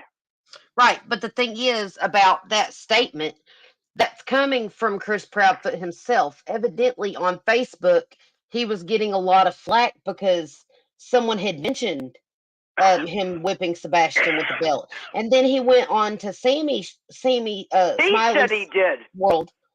He admit, and another Right, he thing said he I did. got a That's question. why we know it. The school hasn't come out and made any statements whatsoever. Now, I have another one for you. And you know what? I want every YouTuber to check this out, because I've been watching every YouTuber, Hey, because I'm Jason. retired now. Huh? Sorry, I was just giving a shout out to one of our peeps, Jasunki, Jason. Hey, how you doing? Sorry Hi, about that. Jason. How you Continuing. doing, sweetheart? Okay, I'm going to tell you what I want every one of you guys to look at. And I want you to analyze it like I'm bad at analyzing everything. Now, am I allowed to say another YouTuber's name? It depends on who. Justin, for all. Yeah, you can say that name. Okay. I like him. Justin he's for all right. all posted pictures of the Chris's arms with marks on them. Yes, and that was actually brought up during the Smiley interview. The Okay, Smiley's I World want interview. you to do me a Ooh. favor. This is what I did, and I want everybody to do this. Look at those pictures Justin posted, and then look at. It looks like a bite on Sebastian's near his teeth. elbow. Yes, it does. I Look completely at agree with Sebastian's you. front teeth. You'll see the divide in them and everything. It was Sebastian fighting him. Am I right? I do have to say it does look like a bite mark from someone with teeth that Look are at gapped in the front. Sebastian's teeth sizes on the front top teeth and the divide in them. You'll see it. It's Sebastian fighting him. So something happened. Something happened. Well, also, in the interview, Stepdad was supposedly in Memphis the whole weekend, but then he was in and out, remember? in I the see. Nancy That's Grace what I don't interview, understand. and He, the cops said he ain't allowed to tell what times he was there and what times he wasn't there now. So his story well, changed again, first of all. okay, I got another question. Am I allowed to mention another YouTuber? It starts with the D, Dolly. Yeah, we had someone come in from Dolly's channel a while ago that had heard something on his channel that wasn't true, that Sebastian had been Okay, found. But yeah, you can say yes, Dolly. yeah. So it was not true because I heard that tonight too. Because I mean, I watch you guys day and night, 24/7. Because this case Oh. is so. I'm so heartbroken for little Sebastian, but I do believe he's close to that home, and I think they need to start from the home and look at that sewer in the front of the house and start down the sewers. Well, I think that's a very valid point. And I agree. I think he's somewhere near the home. That's why they don't want anyone near that house. So Well, that's why they're in Mississippi now. Why is the TBI allowing them to leave the state of Tennessee? Are they leaving the state? Yeah, Dolly they did in debunked that the interview. rumor. Yeah, they're in Mississippi at the Yogi Bear campsite in Mississippi. What is going on? TBI in Tennessee. I'm going to tell you. I'm going to give you a demonstration of something. I'm just going to be. I'm 64 years old. 1 second. Go Papa ahead. Sal. Papa Sal. Oh my goodness, Papa Sal. It is so good to see you. Welcome, you guys. Papa Papa Sal. Sal. Papa Sal's in the house. Hi, Papa We love you, Sal. Papa Sal. We love you, Papa Sal. How are you, honey? Now listen, I'm 64 years old. When I was 18 years old, I came to Tennessee to meet my real father because I had an issue with my mom. I was upset. Me and my brother was 17. We went to Tennessee and we went to stay with our real father. We arrived there in the Woodbury area. And his exact words to us, if anybody asked you anything, you tell them you were on vacation. Dude, we didn't even know you. How in the hell could we be on a vacation for 18 freaking years and 17 years? That's the first time we ever met you. Right? You get what I'm saying? I get what you're saying. Wow. They're very secretive in Tennessee and all the dirt they do. I would never go to, I hate saying that, but I would never go to Tennessee because I think it's dangerous there. I agree. I think it's dangerous. Yeah. Yep. Because they're very private. They live in hollers. I mean, we went up on a mountain down to the house, and it was down such a hill. I mean, my brother only stayed 2 weeks, 3 weeks, and he ended up, when my real father went to work, he walked out of Tennessee through the holler, and somebody picked him up, and he goes, "I'll be back for you, Karen." Hey, Nana, good to see you. You know, so I'll be you back gotta for 'em. understand, it's dangerous. Right. Tennessee's dangerous. Yes. And the police there don't seem to care. They defend it all. Because somebody should have been already arrested in the Summer Wells case. Well, I will tell you something about local police department and police departments in general. Y'all go watch auditor videos. Go watch some auditor videos. Just go watch. Sounds good. Go watch Lackluster, or go watch We the People University, or go watch Long Island Audit. Just go watch any three of them. I gotcha. It's amazing the corruption auditors are uncovering in Oh, I believe it. I believe it. Because things just don't make sense. I mean, I should be talking about Sebastian, but with the Summer Wells case, I think if it wasn't Hunter and Candace, I don't blame Don. I think he's stuck in it. He don't know what the hell happened. Or Summer was sold off to Utah. Think about what her name is. Which one? Summer. Her name is Summer Utah Moon Wells. I believe when she was born and they realized she was a girl, they knew where she was going. That's why part of her middle name is Utah. Wow. I've never heard. Think about that one. Yeah, I've never thought about it like that before. You could very well be onto something.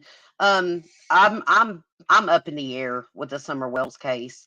But I think that her family, or I think Dawn and Candace Wells know exactly where she is. I'm not iffy. I'm not even considering Dawn. I think Candace and Hunter, if she was not sold off to Utah. I think Candace and Hunter. I think that the girl caught Candace and Hunter doing something, and when Candace went in Priceless grocery store, and she said she was only there 5 minutes, but Hunter said she was there an hour, I think something happened then. Right. It's possible. I mean, there are a few cameras around in that area where Summers went missing and stuff, so we may never actually get answers on Summer, but I am praying. I'm praying that we get answers on Sebastian. I want answers for Sebastian so bad because he's such a precious young man. Isn't he precious looking? Yes. And anybody would have took him. His smile there. His smile does it all. It's just like my son. That picture of him with his glasses, wearing the optimism. My son has a red optimism T-shirt, and the way he's just with his and his smile. I can't help but see my son. You know what I mean? Like absolutely. But this is my last words before I hang up with you, Katie. You need to be ashamed of yourself. Tell what you did with your son, even if you got him in hiding. Tell, because you know what? You are going to be haunted the rest of your life. That young man deserves justice, and his dad deserves to know where his child is. Yes, I absolutely agree with you. Ooh, we got another caller. I feel caller. so sorry for him. Absolutely. We appreciate your call so much. I got someone else calling, so I'm going to go ahead. Okay, honey. Take care. And you guys, I love all you guys. God bless. We look forward to hearing from you again. Thank you, sweetheart. Bye. Blessings. Bye-bye. Call from Salvatore. Papa Sal in the house. Papa? Oh, I got to call him right back. Y'all give me just a second. No. Where did Papa Sal go? Papa Sal? Oh, no, he hung up. Papa Sal, call back in. I was answering your call, love. Oh, I thought he was live with us, you guys. I'm sorry.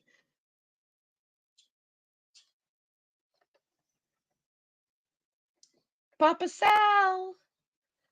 That last caller, she was a good soul. Yes, she was. Yes, she was. She was spot on about a lot of stuff. And you could hear the emotion in her voice. So this case is affecting a lot of people. He's becoming America's son. That's really what it boils down to. There's a lot of people that care about Sebastian, truly care, and want to find him. Hey, I think I might be able to call Papa. Oh, here we go. There he is. Call from Papa Sal. Papa Sal. How are you guys doing? Oh my goodness, doing great, Papa Sal. It is such a pleasure and an honor just to hear from you. How have you been? Thanks for having me. I've been good. The last couple of months since Christmas, I haven't been too good, but I'm good now. Everything is finally over. I think I'm in good shape now. Oh, well, I'm glad you're feeling better. That's good to know. I heard you had been ill, and I just want Yeah, you to know my prayers were with you. I was praying for you, Papa Sal. And I it is love you just, guys. oh, it is such, it just, it's such a blessing just to hear your voice. Do you know that? You know, I got your. Thank you. I got your text, and I was a little nervous to call in. Believe it or not, I kind of got the jitters. I figured it's going to take a little while for me to get my feet wet again. You know what I'm saying? We're just happy to hear your voice. But I'm glad I found you, and I'm glad that I'm here. I'm glad. I hope you guys are doing well. I hope your channel is doing good. And if I could do anything to support it, I will. You're here, aren't you? I'm here. You're here. When That's are you all we guys need. on? Every night, every other night? I just have. I talked to Paige, and Paige told me you guys were going to be live tonight. So I figured out, let me give it a shot. So I Googled your site, and I seen you. Just, oh, good. Let me check it out. But it's because of Paige that this all happened, to tell you the truth. Paige, thank you so much. Thank you. And Papa Sal, thank you for listening to Paige because we love you and we missed you. And Paige is going to have to send you a link to come to the Discord because we want you there and we miss you and we love you. It's just a small group of us girls that work on the channel, but you're welcome there, Papa Sal. We want you there. I can't thank you enough. And Paige told me you guys had a Discord, and I'm still new at this stuff, believe it or not. I didn't know that every channel had their own Discord, and I asked her today if you guys did have a Discord channel, and she said yes. But yes, please send me a link. It'll make it so much easier for me to join up. And tell them we're in talk a lot, so we actually I have haven't been conversations. listening to that other channel Papa at all. Sal, Crystal just Yeah. wants you to know that when you come in there, you're going to be able to talk to us because we're in the talk room all the time, all of us. So. Oh, It's good. not That's typing. my area. Yeah, I love that place. Yeah, tell Papa Sal it's almost all voice chat. To be honest with you. Papa Sal, it's almost all voice chat on our Discord server. Sometimes we get a group of women 10, 11 deep in there just tearing away. Good. And Good. we have a few gentlemen. We have Viprin. We love Viprin. And we have Eddie. We love Eddie. And they come in and chat. So. No, I'm not. I don't think I know Eddie. I know Walt. Yeah. That I know Walt. I love him. He's fucking out of his mind. He's fucking great. We love Walt. He's out of his mind. But I love him, But Right. yeah, there's nothing more than I like than to be surrounded by a bunch of women. So I'll be in there, Well, he'll be in. Oh, well, we've missed you, Papa Sal. So what are you thinking about? What are you thinking about the Sebastian Rogers case? Let me tell you something. It's terrible. It's so sad, and to think that he's been missing for over a month. That skinny little boy. I fear the worst. I mean, there's I don't think there's any way they're gonna find him alive. And as much as I hate to say that, but I'm speaking the truth. As for his father or stepfather, that guy Chris, I don't know. I got mixed feelings about him. But I do. I pray every day that they find him, just like I did with what's his name? They just found him. They found him in the river. Riley Strain. Yep. Riley, yes, poor Riley. I feel terrible. The way he was walking that last hour of his life or whatever, he was out of it, man. You could tell he was. wasted. And his poor And you mom. could use. I said it from the beginning. I was telling my son, I go, "There's no way. This kid probably fell in the river, and it's a big drop down to the river too. So Yep, and they yeah, found him in the water too, Papa Sal. You were right. You were right to they think he was in found the him. river. Yep. Yeah, yeah. And now I'm hoping that I feel so bad for this little guy. When it comes to kids, it makes me sick. It makes me sick to think that somebody has done something to them. Now, I'm not saying that in this case. I'm just letting you know that's how I feel in general. When it comes to kids, don't fuck with me. Do not fuck with me. And I hope I could curse on your channel Well, you're because not that's my supposed to, Papa Sal, but I'll let it slide for you. Oh, yeah, he's that's my good. second language. I gotta watch what I say. I think we We all love you, feel that Papa. way. We I I all think love we agree. you. do. Yeah, absolutely. Yeah, So, I love you guys, and I will be around. So I just wanted to stop in and say hello to everybody because it's a lot easier for me to say hello talking to everybody than it is for me to type everybody to say hello. But Regina, I do miss yes. everybody. Low 12, Hollis, Aw. you, uh, please Tiff. tell Papa Sal I that don't Char miss said Paige hello. because I talk to her every other Papa every other Sal, day. Excuse me. Papa What? Sal, you can't hear her because we can't hear her because she accidentally come in on another line again. But Oh, Char said hello. Char by the beach. Oh, Char. I love Char. I miss her so much.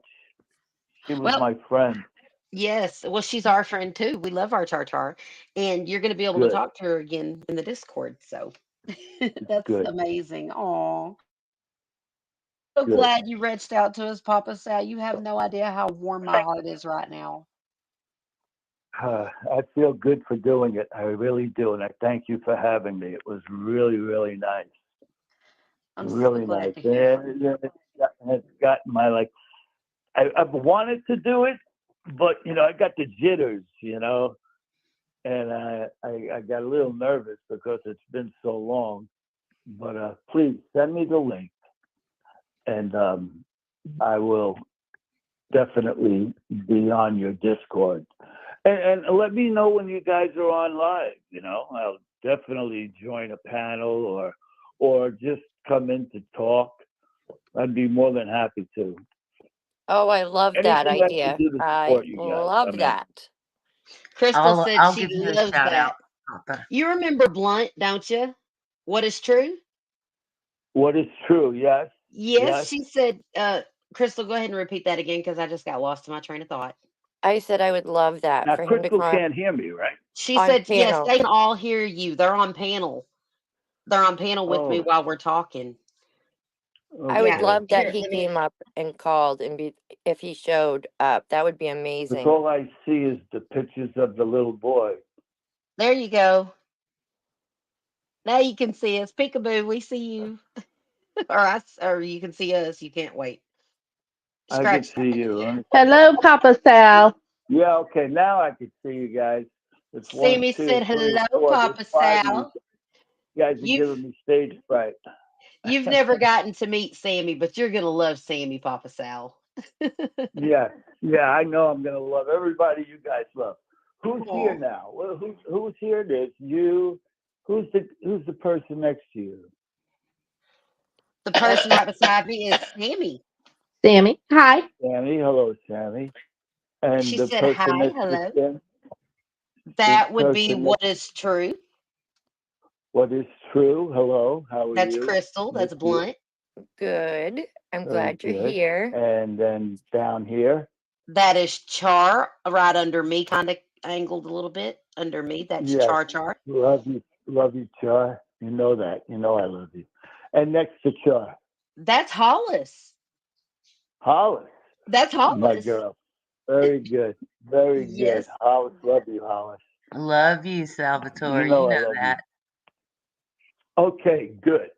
Good. So I got to remember how to do all this stuff. It's been a while. So I got to remember how to do it.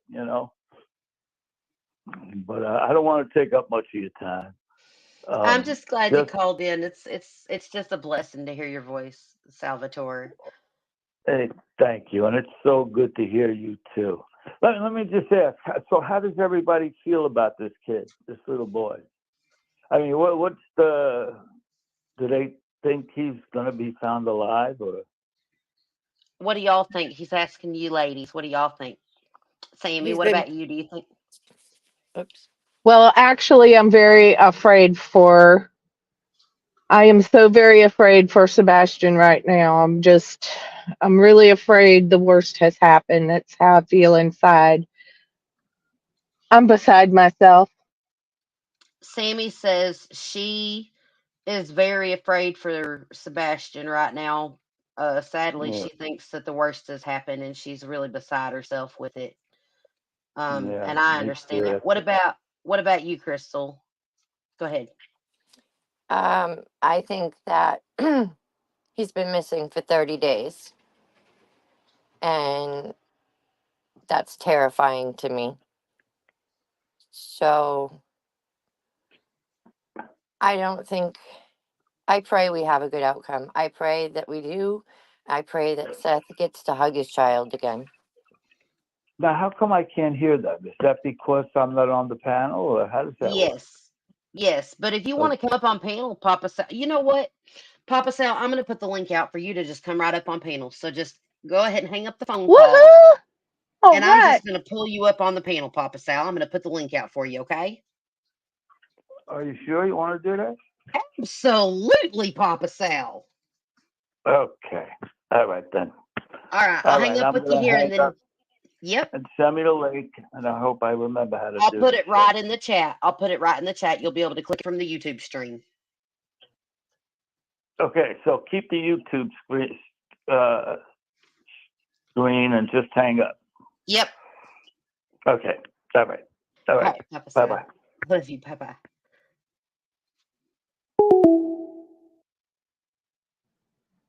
There we Yay! I'm Yay! Papa excited. Sal. Oh, I love I've Papa been Sal. so worried Sweetheart, about him.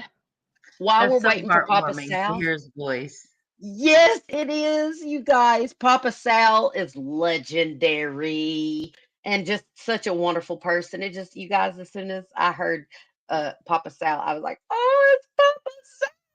Salvatore. Oh, it's just so exciting. I'm sorry. It I is. think we, It's a great, great feeling to having Papa Sal come up. This is amazing. It's like old times. Jason, don't tell me you live in a holler in Kentucky because I like hunting and I heard y'all have some good hunting in Kentucky. Let me post that link again, Papa Sal. There's the StreamYard link. I put it right in the chat. Now, Regina, is there a way that you can unmute Shar on your end, or is it Shar's No, end? it's her again. She's going to have to completely shut her phone down again because she's been coming in under two people, right? Oh, There's Papa absolutely. Sal. Papa Sal in the house. Hi, Papa Sal. How are you? Am I in here? You are in Yay! here. Unbelievable. I didn't want to put my picture up there because I look like shit right now. So I figured let me just get up here and talk to you girls. Oh, I Wow, love it it, is. Papa Sal. Where'd Sammy go? Sammy drop. She'll be back. Okay. I'm here. I'm here. Oh, okay. It dropped your picture. That's what happened. So There we go. everybody's doing good, right? Yes, doing Yes. so good. It's so How have you awesome. been? I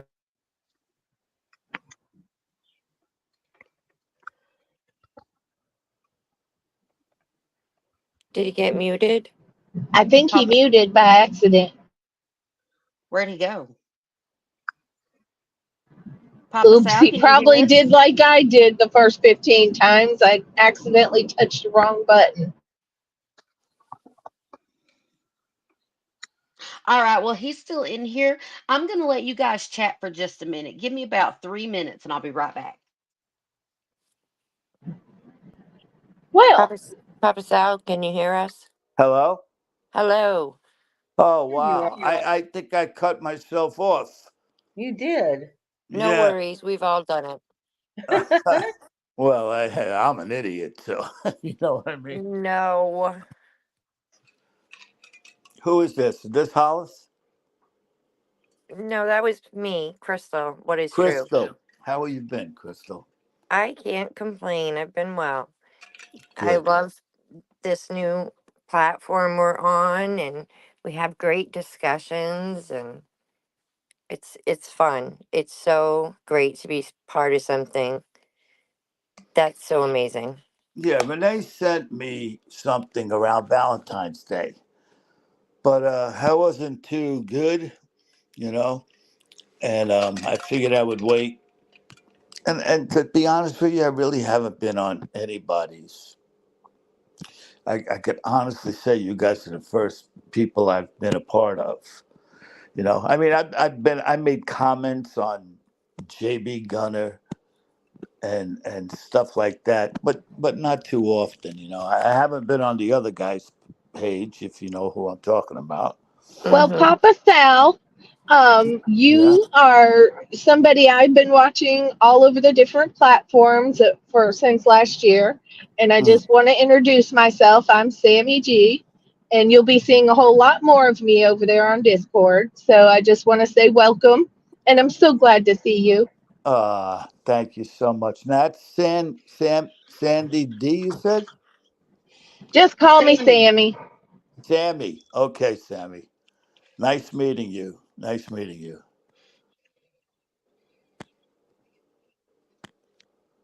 It's good to have you, Char, Papa Sal. Yeah. Thank you so much. Char, you It have is your nice to microphone have you. muted, hun. Or Sammy, you do. My bad. I was trying to unmute Sammy. Char, I'm Now, driving. Char, who's driving? Char, can you hear us? You're unmuted. What's it doing? Let me see if I can fix her. Nope, I can't fix her. I told her to do exactly what we had her do before. Yep, because she So keeps opening multiple We're StreamYard having tons of streams. fun. We're having fun over here. Yes. Yes. Well, Papa Sal, uh do you think that one or both of these adults could be involved in this situation? I hope not. I really hope not. I mean, like I said, don't mess with the kids when it comes to me. That Leave the kids really, alone. yeah. Don't Yeah. mess with the kids. That really upsets me. Really upsets me. I can't express how much it upsets me when you mess with the kids. And to see this little skinny little kid, I mean, it was like that girl that put the kid in the suitcase. What the hell's her name? Uh, Oh, I Letitia remember. Staunch. Letitia Staunch. Letitia, the devil. I mean, she gave uh, Lilith. She's like right up there with Lilith, the devil. You know, Right. she's unbelievable. That lady. It made me sick. There were times I couldn't even watch her. You know, and it's disgusting. She stabbed him. She shot him. I mean, he's a little kid, another skinny little kid, and that just pisses me off. That really gets me crazy. I hope these people have nothing to do with it. I really do. But if they did, they need to have enough love and compassion in their heart to tell Seth the truth. If they don't owe anybody else the truth, they owe Seth the truth. That's Yeah, that's how I yeah, of feel. course. And didn't that the Chris well, who is he? The stepfather or the father? Chris is Chris the is the stepfather. stepfather. The Seth is stepfather. the dad. Right. Seth is the one looking for the kid. Right. Yes. Chris isn't really looking for the kid, and he had a couple of child abuse Uh-huh. cases in other Uh-huh. states, right? Two other Yes. times, two different states. So it Two kind different of put, children, two different yes, states. yeah, and it puts that in your mind, like, wow, like, what if this guy did do something? I mean, and I heard him on an interview on the phone. He's acting like nothing ever fucking happened. I mean, he doesn't. He acts so. He's proud of himself and stuff like that. That's how I got from this guy. And it's like, come on, dude, go out and look for the kid. Go look for the kid. I heard that they were having a steak dinner or something that night, or it was a phone. It was an interview on the phone. I don't know who I was listening to. It might have been JLR. I'm not sure, but they this guy just didn't sound like somebody that was. He was very cavalier and and Hey, Eddie. Good to see you, friend. I'm glad you made your way over here. Eddie That is was our friend. probably that. All Was it? things serious. He's Was amazing. it the Sorry, go ahead. stepdad, Salvatore? how you doing, Eddie? How are you?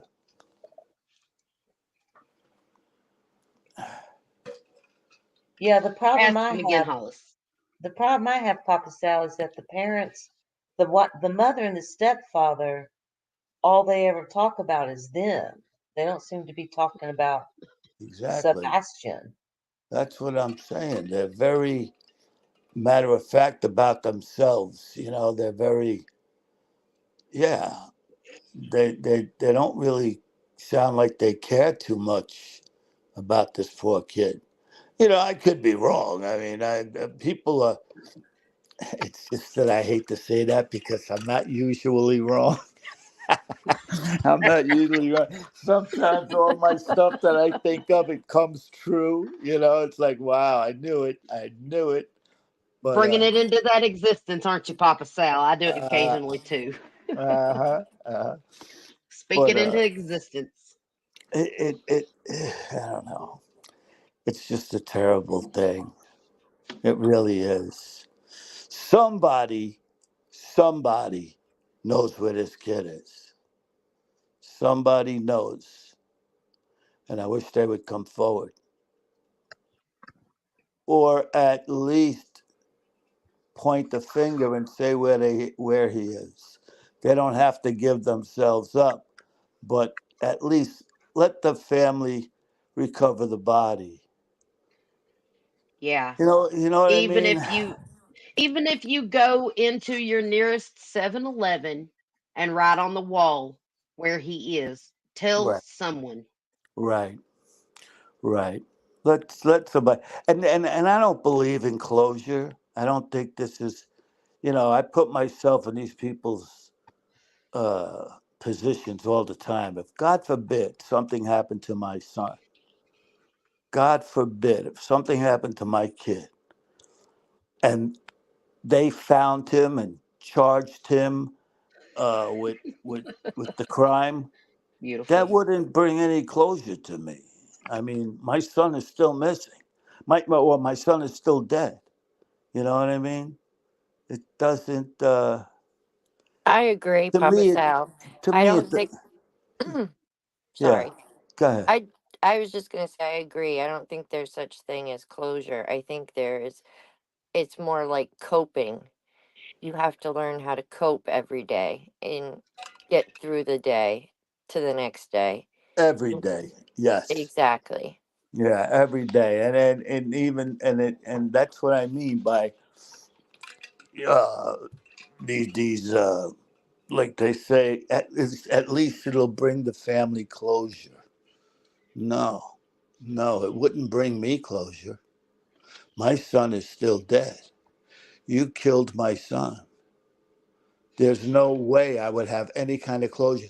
It would be I every kind of day, every week, every month, every hour thing trying to cope, like you say, I with. agree with you, Papa Sal, with almost all of that.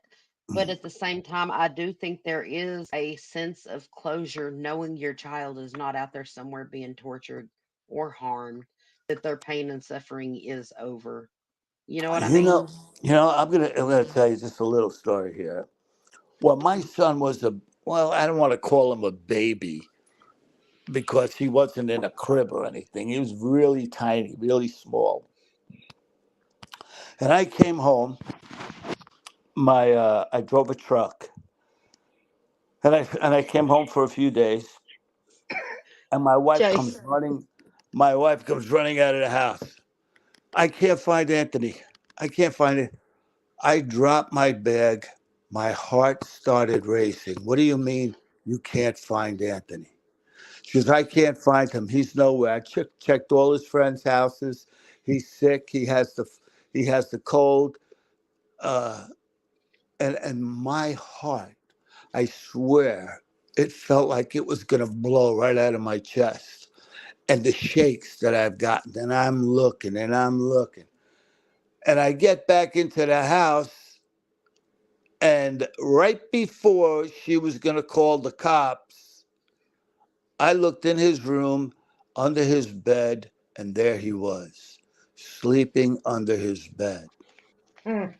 Don't ask me why he was doing that. Like I said, he was sick. But the relief, oh, Yes. oh, I Yes. couldn't breathe. I was like, oh God, you know, I was, I couldn't be mad at him because he was so small. But Welcome, Karma Libra. Welcome. Sorry, I was just giving a shout out. You guys, yeah, welcome to everyone in the chat. By the way, if I haven't said hello to you, welcome. Thank you all for being here with us. Um, we're just talking about the Sebastian Rogers case now. Um, and we have Papa Sal on panel. Woohoo! Salvatore in the house. I can't And believe you're saying we that. we have Sammy G, and we have What Is True, Hollis, and Char. But Char's having some technical difficulties. We're trying to get it worked out now. But she's here. Wow.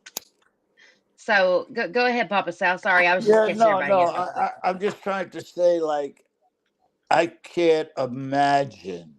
I cannot imagine the fear of, being gone a 24-hour day. I was just looking in a half-hour window for my kid, and I was sick to my stomach. So I can't imagine 24 hours, then 48 hours, a week, a month. Forget it. Forget it. I Just wouldn't know some what. Yeah. Just Uh, I know exactly what you mean, Papa Sal. I'd lose my mind. Like just in the uh, 20 minutes my daughter was once missing, I had the cops there fanning out, searching for her. I was beating on the neighbor's door, screaming at the top of my lungs like I was a mad woman, and I did not care. I did not care. All yeah. I cared about was my kid. That's all. And it turns out she was in the bushes right behind the house. She climbed out the bedroom window and was playing in the bushes. And she Yeah. was less than 20 feet from the house. But in that 20 minutes that Right. she was missing, I about died. Yeah. Yep. Papa So, Yep. Sal, Yes. Shar can't get in, but she wanted me to give you the message that she misses you and she loves you. Tell her I love her with all my heart. Well, she can hear you. She just Oh, can't, good. you can't hear her. Char, I love you. You know that, Char. You've always been my girl. Jasunky, Jason, Yeah. Kentucky, our very own Jasunky, one of our very dear friends. Let me tell you what, don't worry about anybody having any bloomers in a bunch over a holler boy because we them holler boys.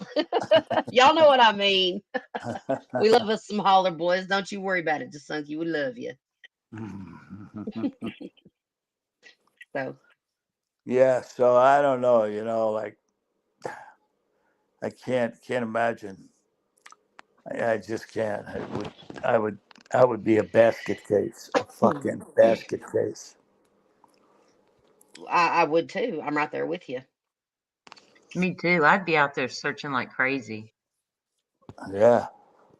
And it's funny because, everybody on our neighborhood, for some reason or another, I get a bad rap. I'm a New York Italian, la, la, la, la, la. They think that, this guy's a tough guy, Char. a mob guy. Huh?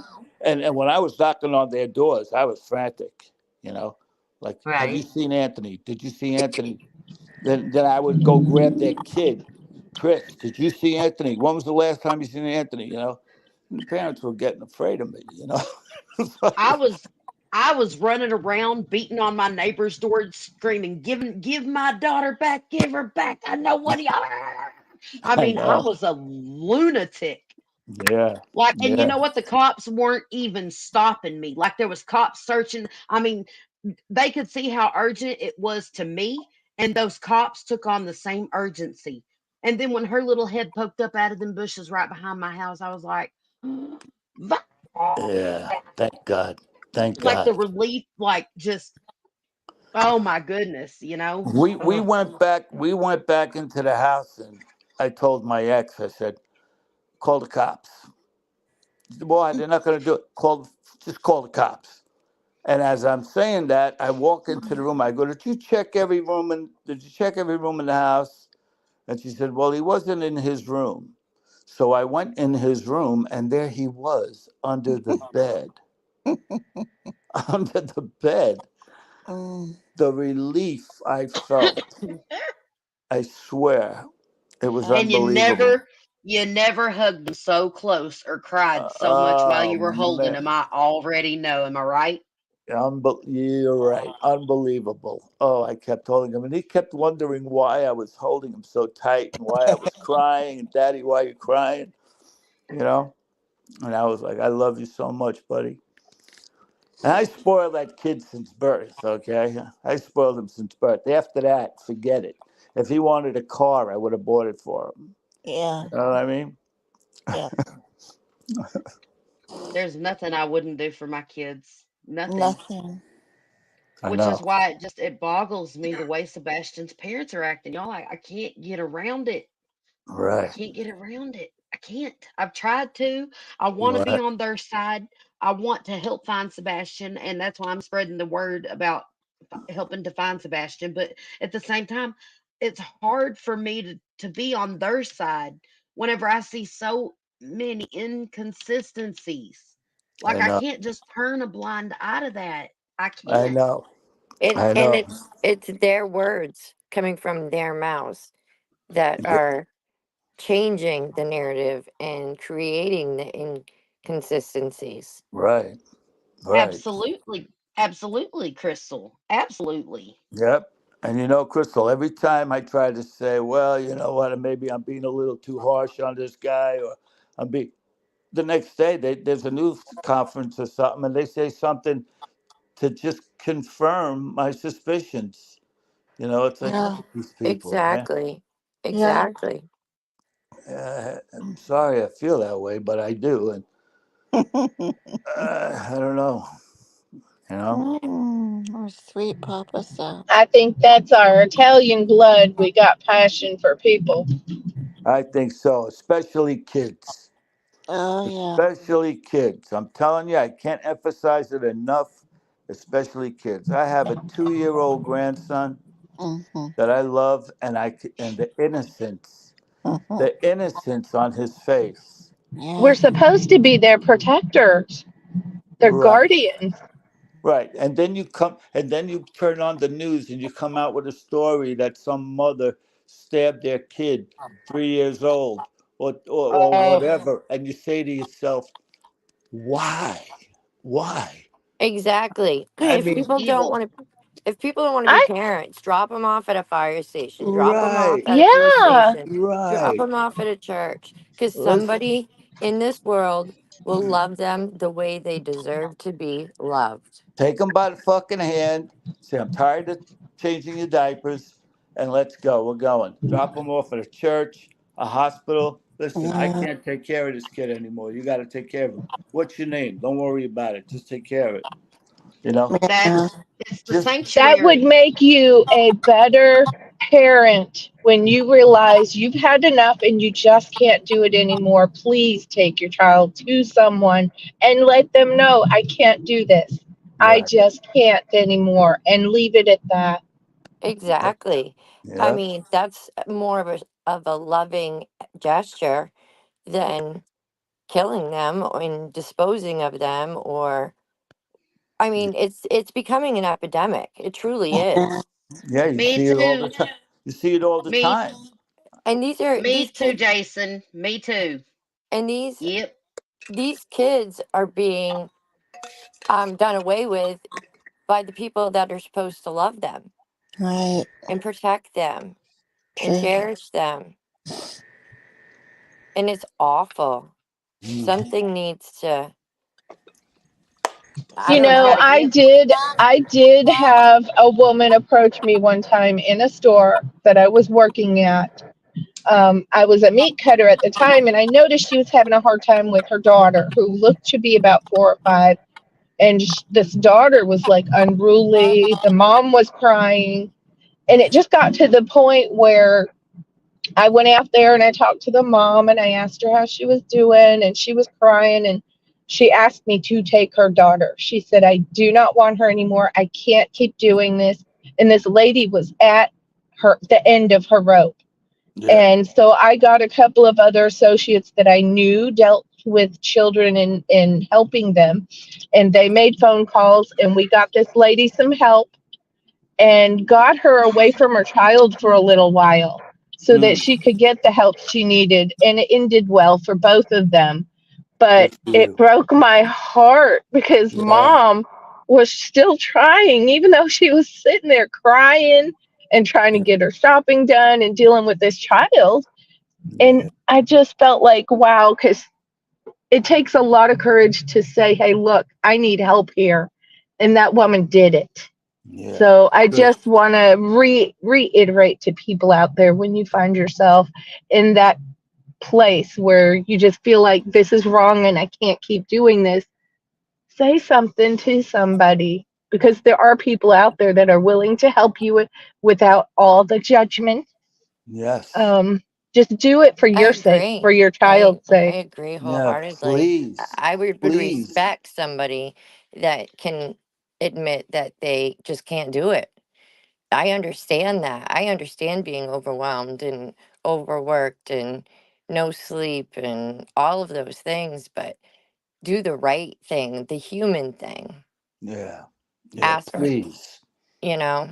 Please don't. There's no reason to go to extreme like that, and that is extreme. I mean, just look, just take the kid, please. I can't do this.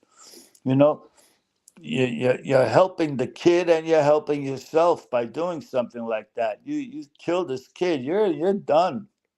You're done. You And you know. would have, Sammy, real quick, you guys. Sammy gave me a link earlier. Listen, while we're talking about it, a lot of parents out there might have children that they're struggling with that they don't understand. And it can be difficult because there are so many different levels on the autism spectrum. Okay, and there might be challenges people are facing with their children um, that do have autism, and parents not even know. So I would just like to take a moment to give this resource real quick. Sammy, did you want to read this resource, or Hollis, did you? I Hollis, are would you Good. there? probably prefer for Hollis to read it. I'm in on my phone right now.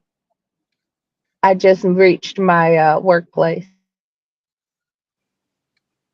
Hollis, are you there? You know, I almost forgot that this kid There she had is. autism. You know, so all the more I could see Check your them. DMs. Check your DMs, Hollis. I just sent you the link to pull up to read it. Regina, you'll have to for me. It's probably closer. What, Hollis? You broke up, love. Oh, are you there, Hollis? Oh, yeah, I'm here. I can't read it off the screen. I'd have to have it on my phone. Oh, okay. Well, I sent you the link in Discord, but if you can't, Oh, that's okay. so Regina, before Hollis starts reading that, Yes. it's getting late and I'm getting tired. So I am going to bow down for the night and wish all of everyone in chat, thank you for showing up. The great, fabulous mods. The panel, it's so wonderful to speak to Dr. Sal, Papa Sal, Geez, I told you I was tired. The But last thing you want is me as a doctor. Trust me. but I would Dr. like to Love. say to everyone, remember, share a smile, save a life, be safe, and Sweet dreams. Have a great night. thank We you. love you, Crystal. Love Good you. night. What is Good night, true? everyone. Get some rest, fam. We love you so much. Good night. Thank you, Crystal, for everything you do. You're Thank welcome. you. Night. Good night. Okay, I can read this now, Regina. I have it. These are the Awesome. signs and symptoms of autism spectrum disorder. Yes. Autism spectrum disorder is a developmental disability caused by differences in the brain. People with ASD often have problems with social communication and interaction, and restricted or repetitive behaviors or interests. People with ASD may also have different ways of learning, moving, or paying attention. It is important to note that some people without ASD might also have some of these symptoms, but for people with ASD, these characteristics can make life very challenging. The social communication and interaction skills. Social communication and interaction skills can be challenging for people with ASD. Examples of social communication and social interaction characteristics related to ASD can include avoids or does not keep eye contact, does not respond to name by 9 months of age, does not show facial expressions like happy, sad, angry, and surprised by 9 months of age, does not play simple interactive games like pat a cake by 12 months of age, uses few or no gestures by 12 months of age, for example, does not wave goodbye, does not share interests with others by 15 months of age, for example, shows you an object that they like, does not point to show you something interesting by 18 months of age, does not notice when others are hurt or upset by 24 months of age, does not notice other children and join them in play by 36 months of age, does not pretend to be something else like a teacher or superhero during play by 48 months of age, and does not sing, dance, or act for you by 60 months of age. Wow. Excuse me for a second there.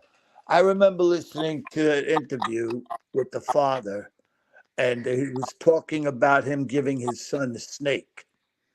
They had snakes. They were, which I can't see. I know Paige is going to kill me for this, but I don't like snakes.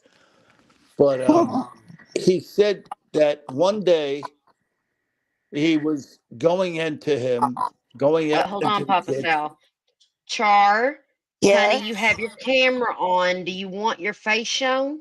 Oh, no, I don't care. It doesn't matter. I just wanted to say hi to him. Hello, love. Hi, sweetheart. I miss you, Hi, my Char. sweetie. I miss you so much. Oh God, I miss you How so have you much. been? I've been okay. I've just been concerned about you, my friend. So It was a concerned.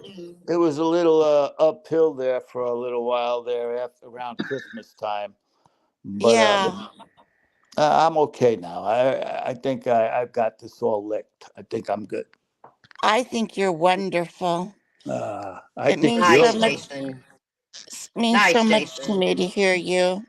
Uh, It I does. thank you, Char.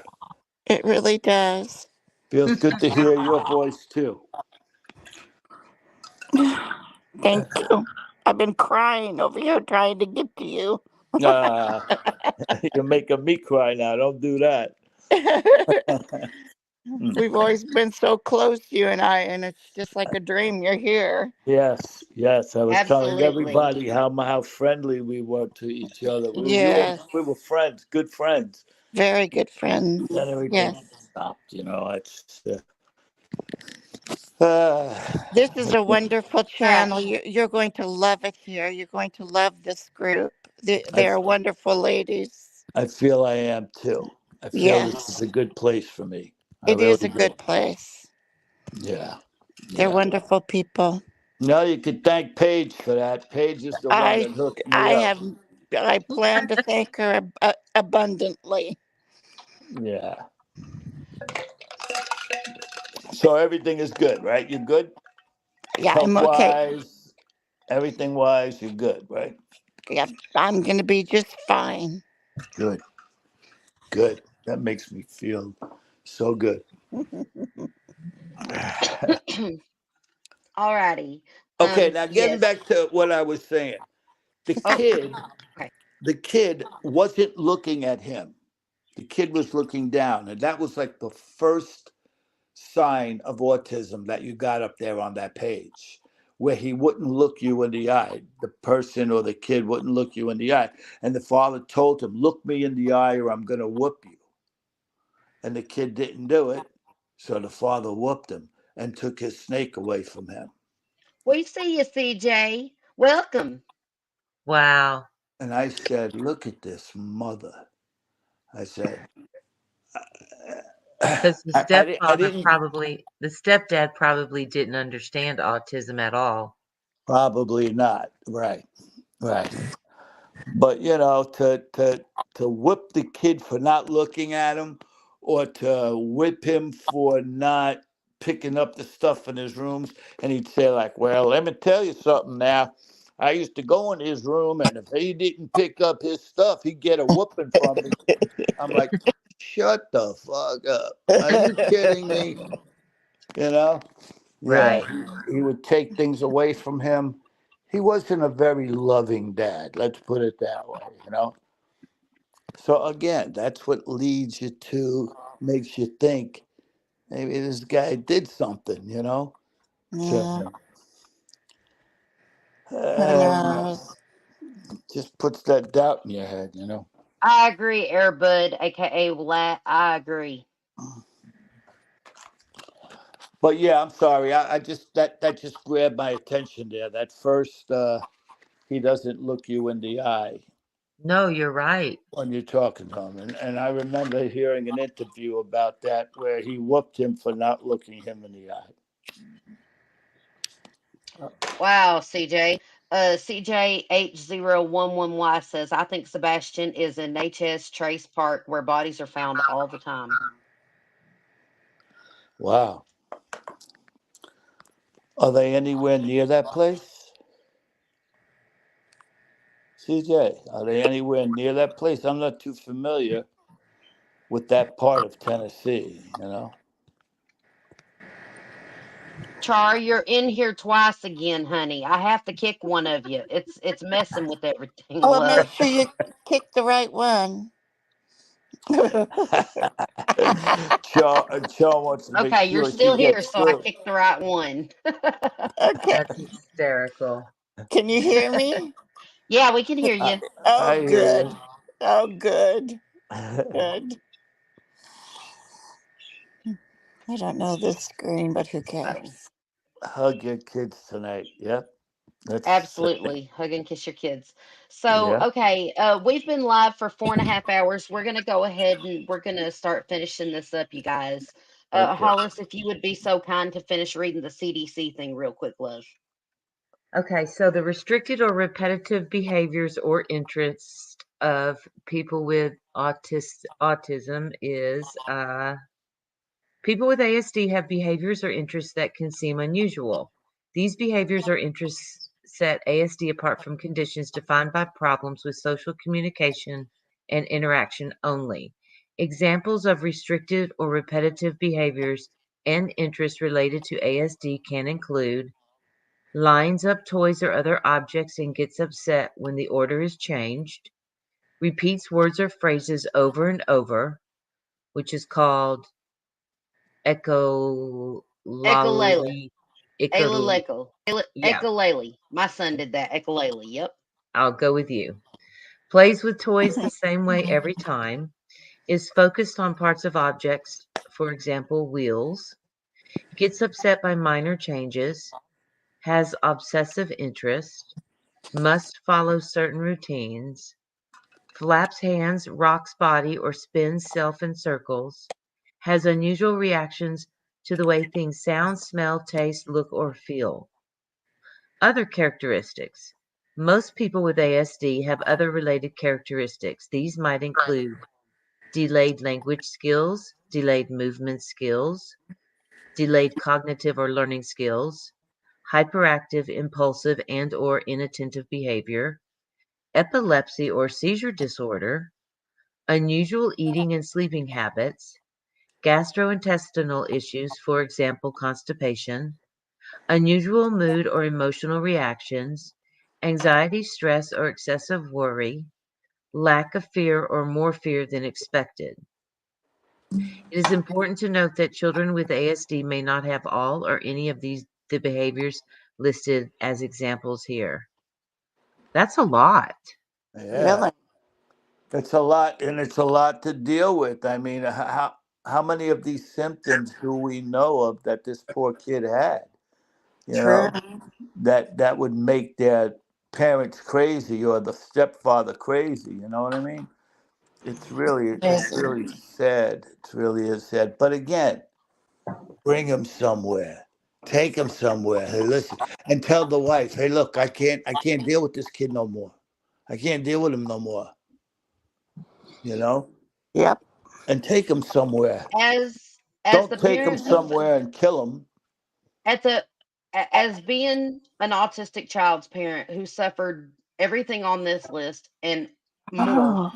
let me tell you, sometimes I had to leave my son screaming and kicking in the room by himself and walk away because I didn't know how to help him. And he had me worked up in such a tizzy that I just didn't know how to deal with him. So I would walk away for a few minutes until I could calm myself and go back and rethink the entire situation and focus. Because these children, sometimes you are going to be frustrated as a parent. You are. I'm sorry, that just comes with the territory of being a parent altogether if you really want to get to the down to the nitty-gritty of it, okay? But you cannot let this work you up whenever your child that is autistic is having an episode. Because if you let it work you up, you will never come to a conclusion and it will only harm the child and you mentally. Well, you You see, have to take the time sometimes to just step away and then come back. you're a logical, big-hearted woman. Yes, you Okay, this guy had child abuse charges against him in two different states. So he's not working at the same level you are. You know what I Yep. mean? Hey, let me ask you something. I see Karma's name. Is that Karma? That the Karma we knew, or Nancy D? Because I don't know if the chat's slow on TV screen, but I just keep seeing the word Karma. Is that Karma from across the pond?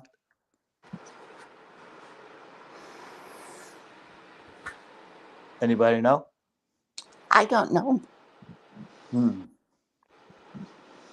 Unless they're just saying karma, like it comes back around again. I don't know. Well, okay. All right. Hey, listen, I didn't know you guys were on for 4 hours already. Jesus. I figured, I seen that you were live and I just jumped on to say hello. I don't want to take up anybody's time, but this is the first time of many times I'll be back. So You I will better. see, I will see and talk to you guys again real soon, you know? So glad you came. We'll As be getting long you as, that Discord link, so yes, you'll be talking to us hopefully soon, like tomorrow. Yes, please. tomorrow. Tomorrow would be good. I got ahead of myself, Papa Sal. Yeah, yeah. Please send me the link. Make it easier for me. Because I am a dummy when it comes to this stuff. No, you're not. But listen, go ahead. I'm gonna cut out, and I can't thank you enough. I can't thank you all enough for all the kind words Mm. you guys say to me all the time. Every time I come on, Always have such nice things to say about me, and it touches Well, my I heart. can't lie, Papa. I can't lie, Papa Sal. We're biased. We love Yes, you. very, very. I love that. Okay. I love you, We'll Papa talk to you later, Sal. I Salvatore. love you. I love you guys too, and I wish all of you a great, happy night tonight. Sleep well, all of you. You too, Papa Sal. Love you so much. You Love be you. safe out there. Yes, Yes. you And too. Papa Be Sal. safe. Papa Sal. Yeah. Thank you. You made my day. You know that, right? You made my I day. know. Thank Me you. too. Thank you for having me. I mean, I think you really. made all of our day. And Definitely. and you made mine. Oh, Oh. Mhm. You have all made our days, you guys. Thank you all so much for being here. Papa Sal, that was amazing. Like you guys, I've had tears like literally running down my face like 4 times live tonight, 5 times, excuse me. Me too. I couldn't help it. No lie, my eyes watered too. Oh, you're still here. Yeah, yeah. I'm gonna go. Okay. All right, guys. You guys take care. bye, Okay. Love you, Sal. Good Papa. night, All right. Sal. Talk to you tomorrow. All right. Okay. Good night. We'll Good night. talk to you Good tomorrow. night. Good night. Oh. Oh, I'm so happy. I'm so What a great happy. That was surprise that was. Was. I yes, just love him. Thank you, Paige. Yes, Paige. Paige. Oh, yes. You guys, today has been the best live so far, I think. It was amazing. Did y'all want to add anything, Hollis, Sammy, or Char before I we get think it off was here? I just a want to say thank you and good night. yeah, thank you. And it was a very insightful show. And I appreciate all the things that we have to think about and prayers that we need to say for Sebastian. Yes. So I'll lead everybody in prayer then, right before we leave, so y'all stick around. Um, real quick. Hollis, was there anything you wanted to add?